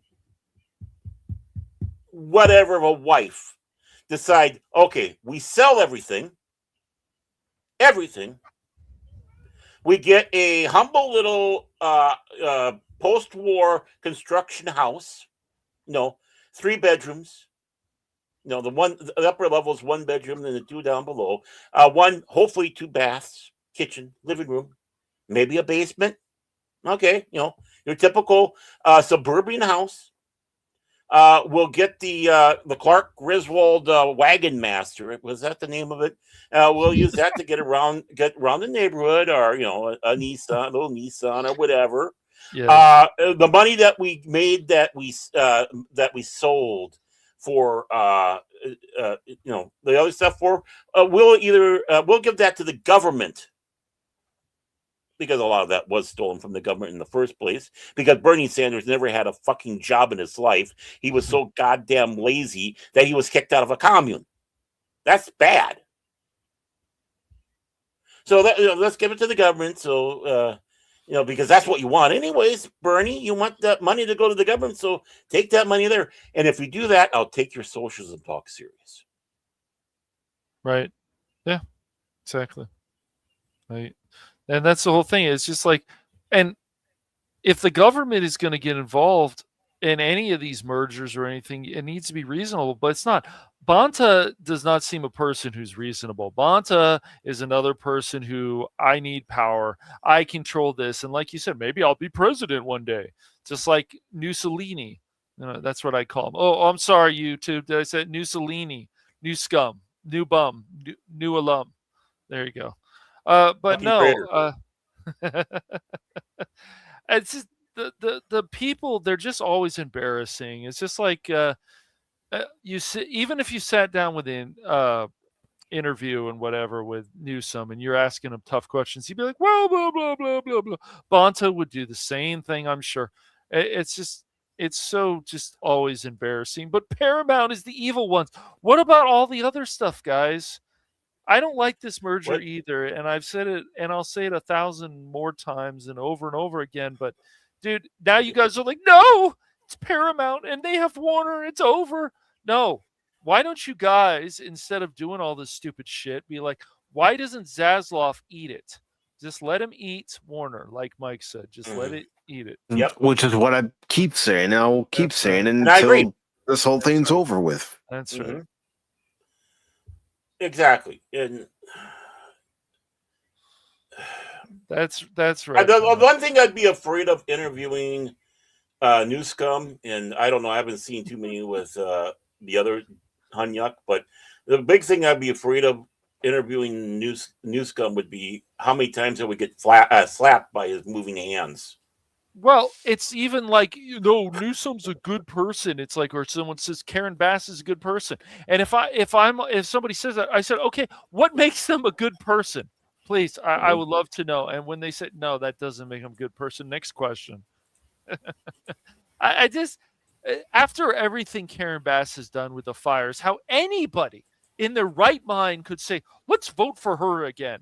Oh, because she's against ICE. And people will, Cash. Right. You have to understand, there are still people, regardless of what she's done or hasn't done in their view, they're still going to vote for her. Doesn't matter what side of the aisle she's on. Drone mentality. They're still going to vote for her. There are people, regardless of what a Republican candidate has done, will still vote Republican. Oh, I know. Right. I know. I agree.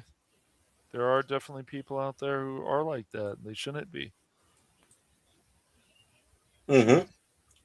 Well, yeah, that's just it. It's like, all they do is get their information from political ads. Right, of course. True. Sadly, that is how people get their information, even in today's day and age. Barom Orman Tagge claims he carries Pop Talk, but Cash Money has countered and saying he's the one. I have paperwork. Cashmoney007 this November. I have paperwork here of absolute proof that Cash Money back in 2016 had a chin job, so he looked more impressive. Chin job. If you cannot trust his appearance, how can you trust his abilities? Vote Baron. Leave the fake chin out of it. Do you think my ad would be? Do you think this man deserves to be in office? Look at this man. He's unhealthy. He has a donut obsession. This is not the man for you. Vote for Cash. What do you have against donuts? You just lost my vote. Hey, wait a moment. You're attacking his love for donuts. You just lost my vote. Wait a moment. Are you talking about me or Rob Ford? At least I don't do crack. Man, not yet. You're driving me to it. You're driving it to me. But, yeah. But gentlemen, it is starting to get late, so let's go ahead and wrap this up. I got my third win going here. Come on, man. well, good for you. Good for you, Baron. No, but I'll turn the show off. It's just, but yeah, I mean, my ad would have to be about how unhealthy Baron is, and he's not good for people, and this and that. So, what do you mean? That was my ad. I was going to start off with. I was going to end with, at least I'm honest. Vote Baron. At least I'm honest. I'm fat. I'm no good. I fart a lot. Cuss a lot. I like boobies too much. Yeah, and I make inappropriate comments left and right. I go, hello, nurse. Yeah, but at least I'm honest about it. Vote for me. That's great. Well, for me, my mommy likes me. Well, yeah. Well, your mom is just trying to be nice to you. Secretly, she voted for your brother. Yeah, Cash has a fake chin. How you know his what he says isn't fake? Prove it. Prove it. Prove it. But before we get out of here, I want to see your chin certificate. But before we get out of here, does anybody have anyone or anything they'd like to promote? Well, I always do because I haven't worked with him in a little bit. I got to get a hold of him and go, don't you like me no more? But yeah, Pops' channel. Hopefully the last one we did is coming up here that we did with the I Am Legend. But I know the others are so. But there's so many other things. Please go over there and encounter all the magnificent things that Pop shares and the people he shares them with. So, yeah, Pop's channel. He's a good guy. He's a good pal. He knows what he's talking about. He's also very tired because he's always busy. And let me get Pop's link. Papa Doodle Doo. He's gonna kill me now. Oh, yeah. I'll just let Pops do that. Yeah, well, yeah, that's what I said. You know, he will. You know, so. I have a drone strike.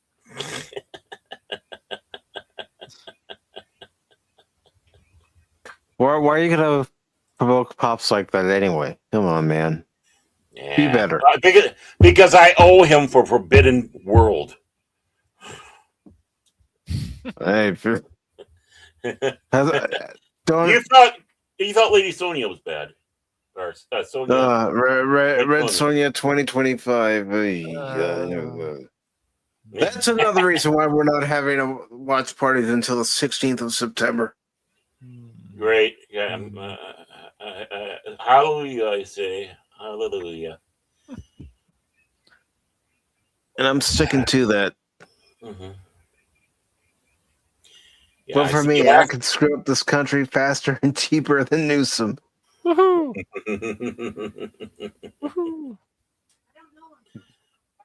My first executive action walking through the doors into the Oval Office will be game over. So. No, your first executive action is going to be a plate of donuts in the Oval Office, and you're going to be told to sign executive orders. You're going to be going, can't this wait? Okay, now you've done it. I got to do it. Bum, ba-da-dum, bum, bum, bum. Donuts! They're really good. I'd eat them all day now if I could. Donuts! They're everywhere. Chocolate cookies, jelly, gotta get my share. Gosh, okay. Mm-hmm. Oh boy. Mr. President, Vladimir Putin's on the line. I'll call him back. I got donuts in my mouth. Jelly donuts. They're real good. What type of donuts do they have over Russia? Send some over. Sir, we were drone attacked by donuts. The drone came over and just started bombing us with donuts. Donuts everywhere. Got in the tank trap. Really? Well, I see some on the White House lawn. Excuse me, guys. Oh, these are good. Good donuts, man.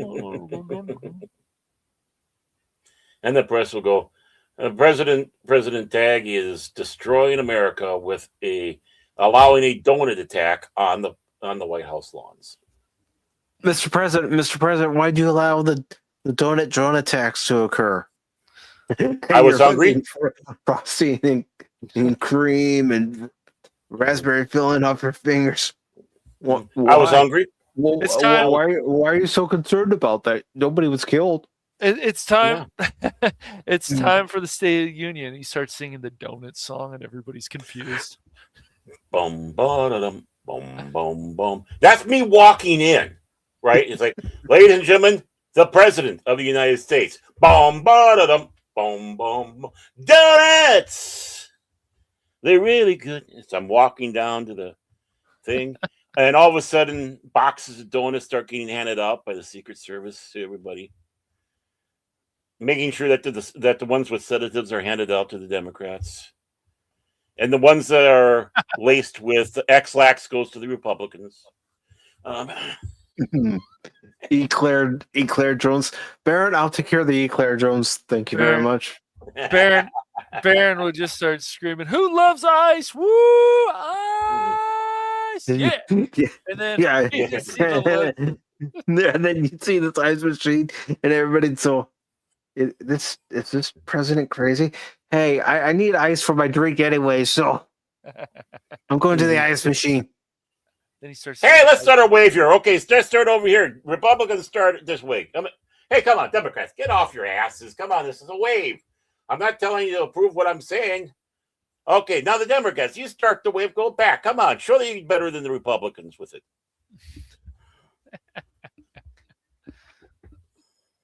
See, I'm bringing us together.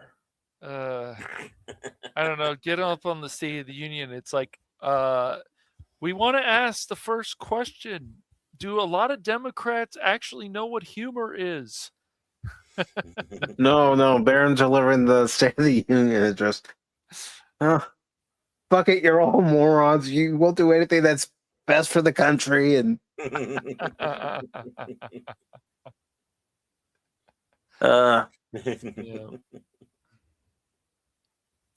has anyone turned off and back on McConnell yet?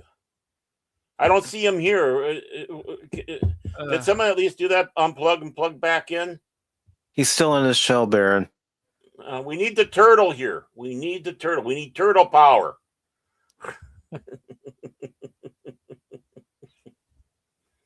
President Mike, private railroad car will be shaped like an eclair. Why not? Not the real President Mike's. Well, yeah. My limousine though, as president, would look like an eclair or something like that. You know how you have the Wienermobile from Oscar Mayer, one of those done up so it looks like an eclair or Bismarck, Phil Bismarck, and that would be the presidential. If I were president, I'd sign an executive order that nothing of Kurtzman and J.J. Abrams' Trek exists. I can accept that. I'm going to tell my brother that later. Zombie Turtle Mitch, yeah. This cannot be canon. It has been told. Today, President Tagge has signed an executive order that guillotines are to be brought back into the penal system and sent letters out to Kurtzman, Abrams. Okay, Baron. Western developers. Hey, at least I was just signing an executive order saying their crap doesn't exist. There should be an executive order that Western developers should always be able to make attractive female characters. Let's go! Make video games. Listen, you gotta make video games great again. Make women's have boobies again. No, Lady Mist, I do not. It's like I was saying the other night. If it occurred on the episode of The Muppet Show, a show with puppets, that'd be fine. But an actual episode of Star Trek, no, I'm not okay with that. Poor Mike. It's time to meet the Enterprise. It's time to meet the crew. We're gonna go into the final frontier with you. Bum, bum, bum, bum. It's time to meet the Klingons. It's time to meet the Romulans. It's time to go to the neutral zone on the Star Trek show tonight. Woohoo! Why is there always a hand up? My keister, now you see, it's kind of uncomfortable when I sit in my seat. Bum, bum, bum, ba-da-dum, ba-dum. Actually, I was going to go, why is it always illogical with the human emotions too? Why do the Klingons always fire at you? Yes, they did it. They did it, John, to mock the other Trek fans. That's why they did it. Yeah, they're just twat waffles. Yeah, I didn't have the volume up, but there, sometimes when you're going across there, you see those little clip things, and they start playing these little clip things. And it was one where Spock, and in a Vulcan puppet are on the bridge, and the Carol Kane puppet is flying around like one of Gonzo's chickens or whatever. And I don't know what they were saying, but the look on Ethan Pencilneck Peck face and how he's acting is like, that's not how a Vulcan acts. You're acting panicky and around and whatever. No, it's like, that's where you walk in with that stoic look and raise the eyebrow as you're watching all this. But of course, they don't understand that stuff because why? They're stupid. But yeah, I want to promote in space.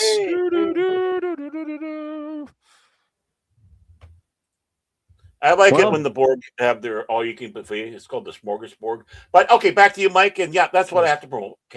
Pops. So. well, speaking of Star Trek, I do want to let people know that on September 8th, there will be a special episode of The Adventure Continues, a Star Trek discussion, where we are going to celebrate 60 years of the Final Frontier by having just that, a discussion. There's not going to be a specific episode for that night. We're just going to talk about it all. The good, the bad, the ugly. And trust me, even the Trek that we love has some ugly. Oh, hell yeah. But, of course, I do want to take the time for thanking everybody for joining us. Let's see what John says here. Bugs Bunny is Captain Kirk. What's up, Spock? Daffy Duck is Spock. You are illogical and despicable. You are despicably illogical. But I do want to thank everybody who didn't make it to the live show tonight. First, starting with Helion. Thank you for stopping by, Helion. Appreciate it.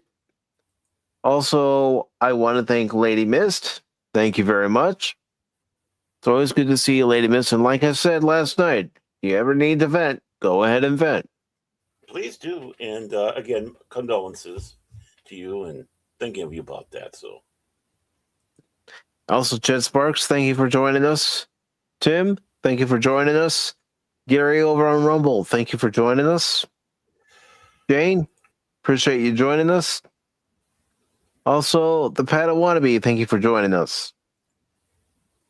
And John Rendell, Pet Forever. Thank you, John. Really appreciate it. But as far as what's coming up... I don't know who any of those people are. Baron, you're an asshole.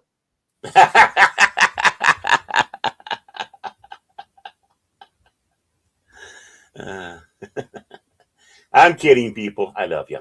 I kid because I love. No, he doesn't. No, he doesn't.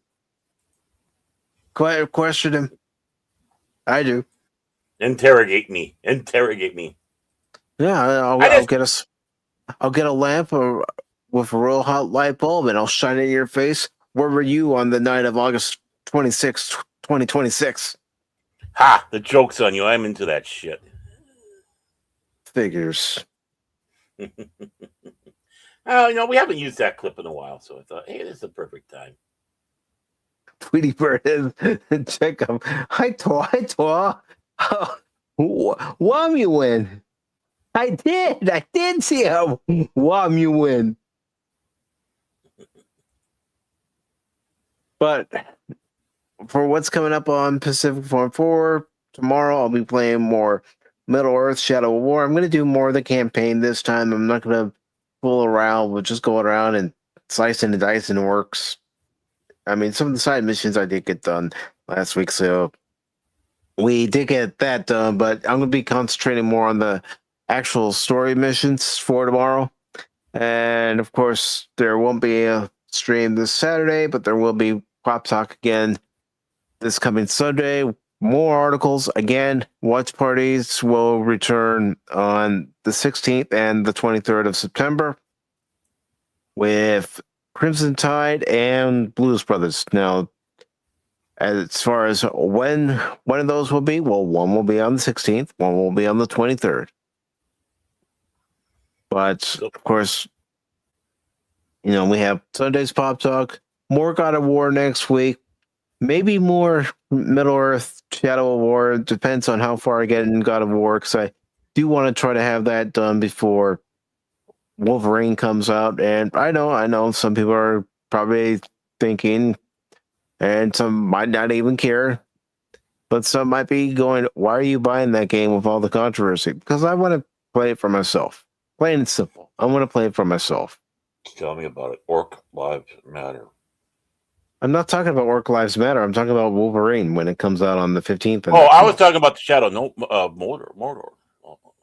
The orcs are attacking me. Well, they gain up on me. Because you were mean to them.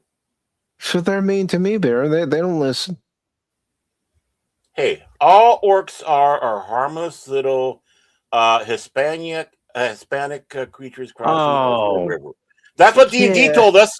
That's what D&D told us, right? That's D&D. That's D&D. Well, yeah, and who's racist now? Let's compare a horde of barbaric beasts to Mexicans and put them literally in sombreros.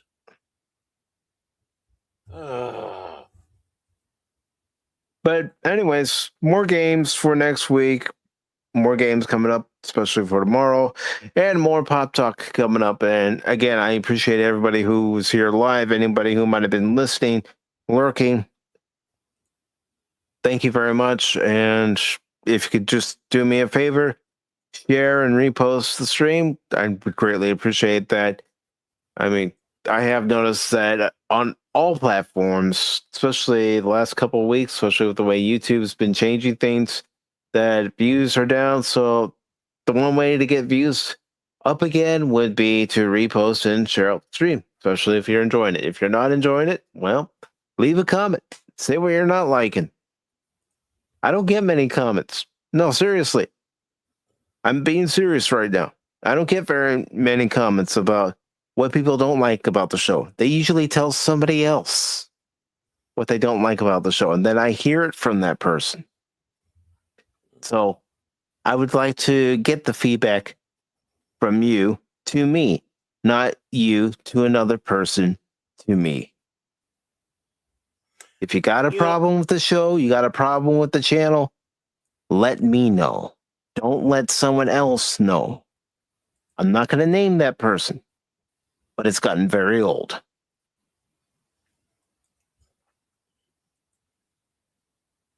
You really got to get it has, ladies and gentlemen. One person keeps hearing from other people what they don't like about the channel, what they don't like about the show, but those same people do not tell me. Enough of that high school bullshit. You don't like something? Say it in the comments. Or you're part of my Discord. You see me in VC sometime after a stream. As long as it's not too late, you can talk to me. I'll listen. Yeah, go to this Discord. It's a great place to go. Talk with other people who like Pop Talk. Mike as well. Again, like you said, concerns, comments. The only thing we all ask for is please be polite about it. Don't don't be mean about stuff like that. But doesn't mean you can't be honest. Be honest, just don't be mean. And we know that sometimes honesty sounds mean, but we know better than that. No. Yeah. We won't get our fifis hurt. And that's what I want. Just say it as you mean it. Just like I say it as I mean it. Don't take offense to it. Mm-hmm. I call it as it is too, folks. I may not do it a lot on the streams, but trust me. I call it as I see it. Mm-hmm. And that's why I'm saying to anyone who has talked to this other person and told them their complaints about the show, about the channel, come to me. Stop going to this other person. But I do want to acknowledge this because, Lady Mist, you have been very generous.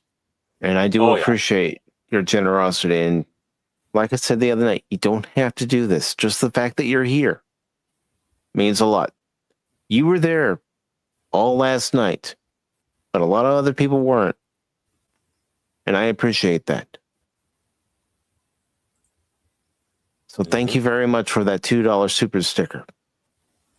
It's because of you, this ship keeps going.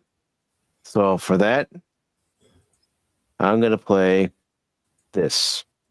Greed is the purest, most noble of emotions. Greed is dead. That's the 10th rule of acquisition. No, it's not. The 10th rule of acquisition is greed is eternal.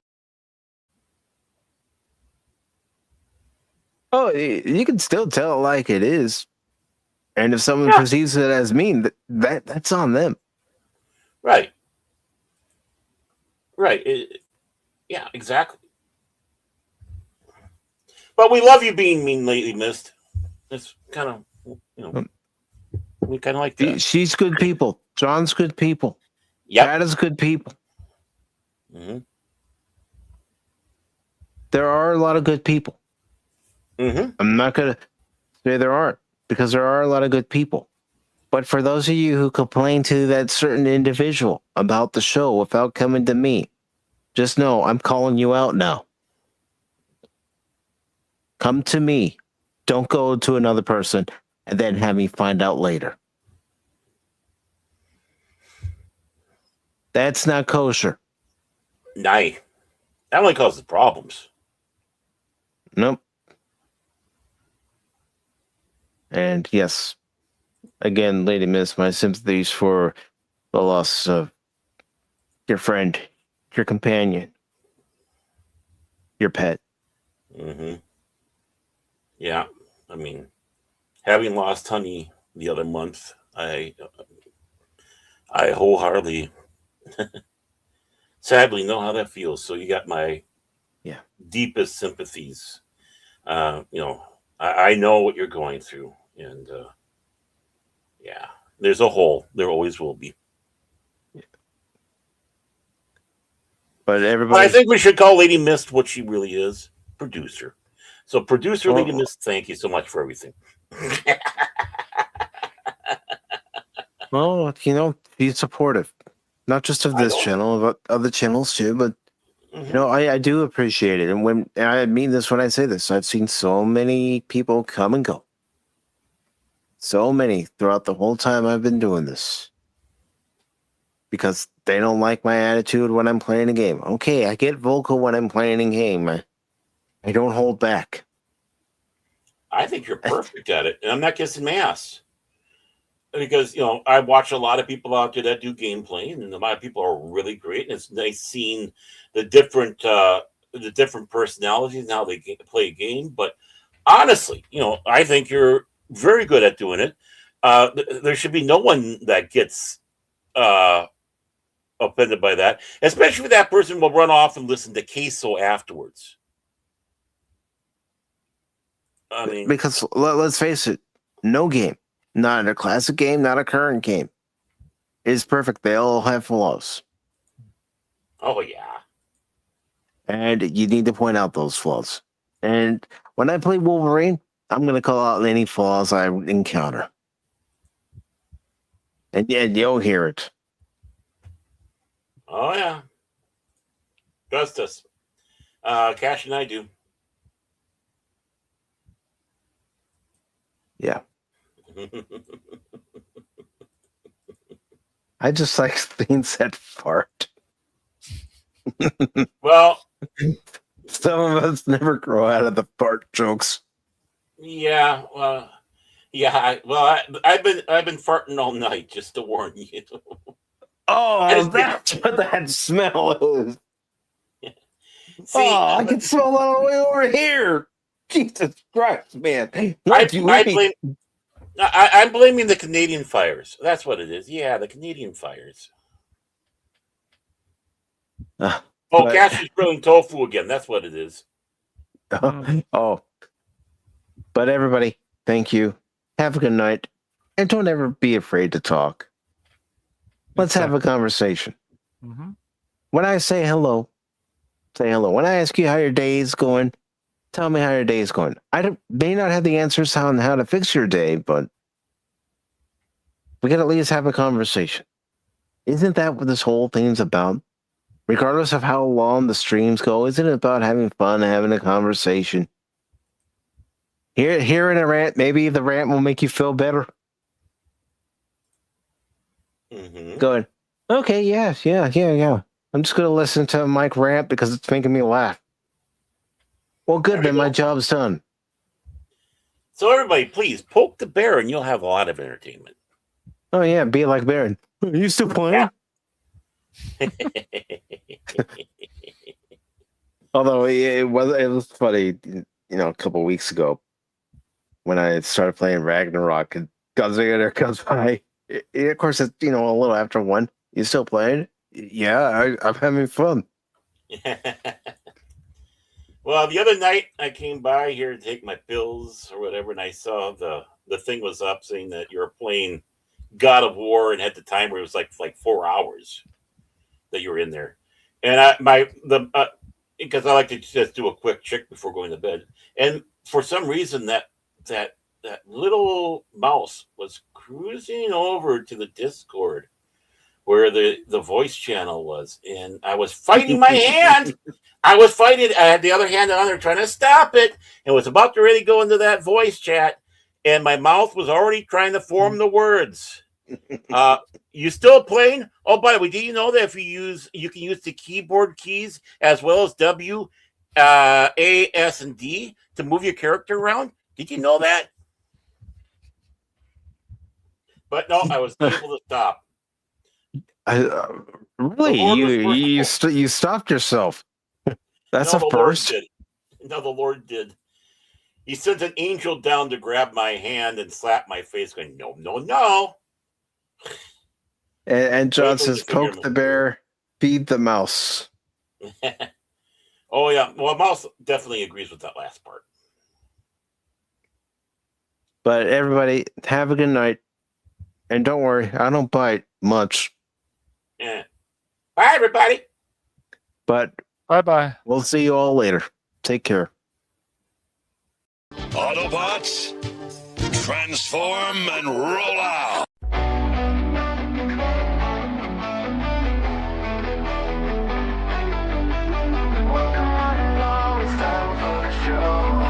Pacific414 Pop Talk is here.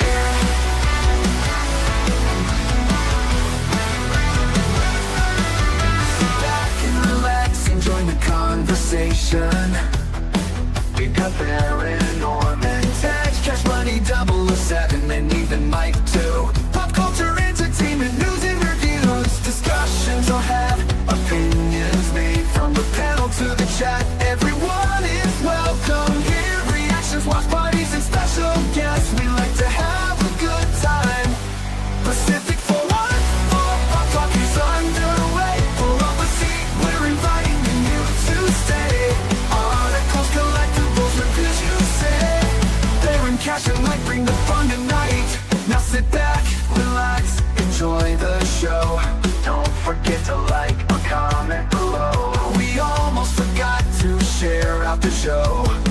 Pacific414 Pop Talk is one of a kind. It's true.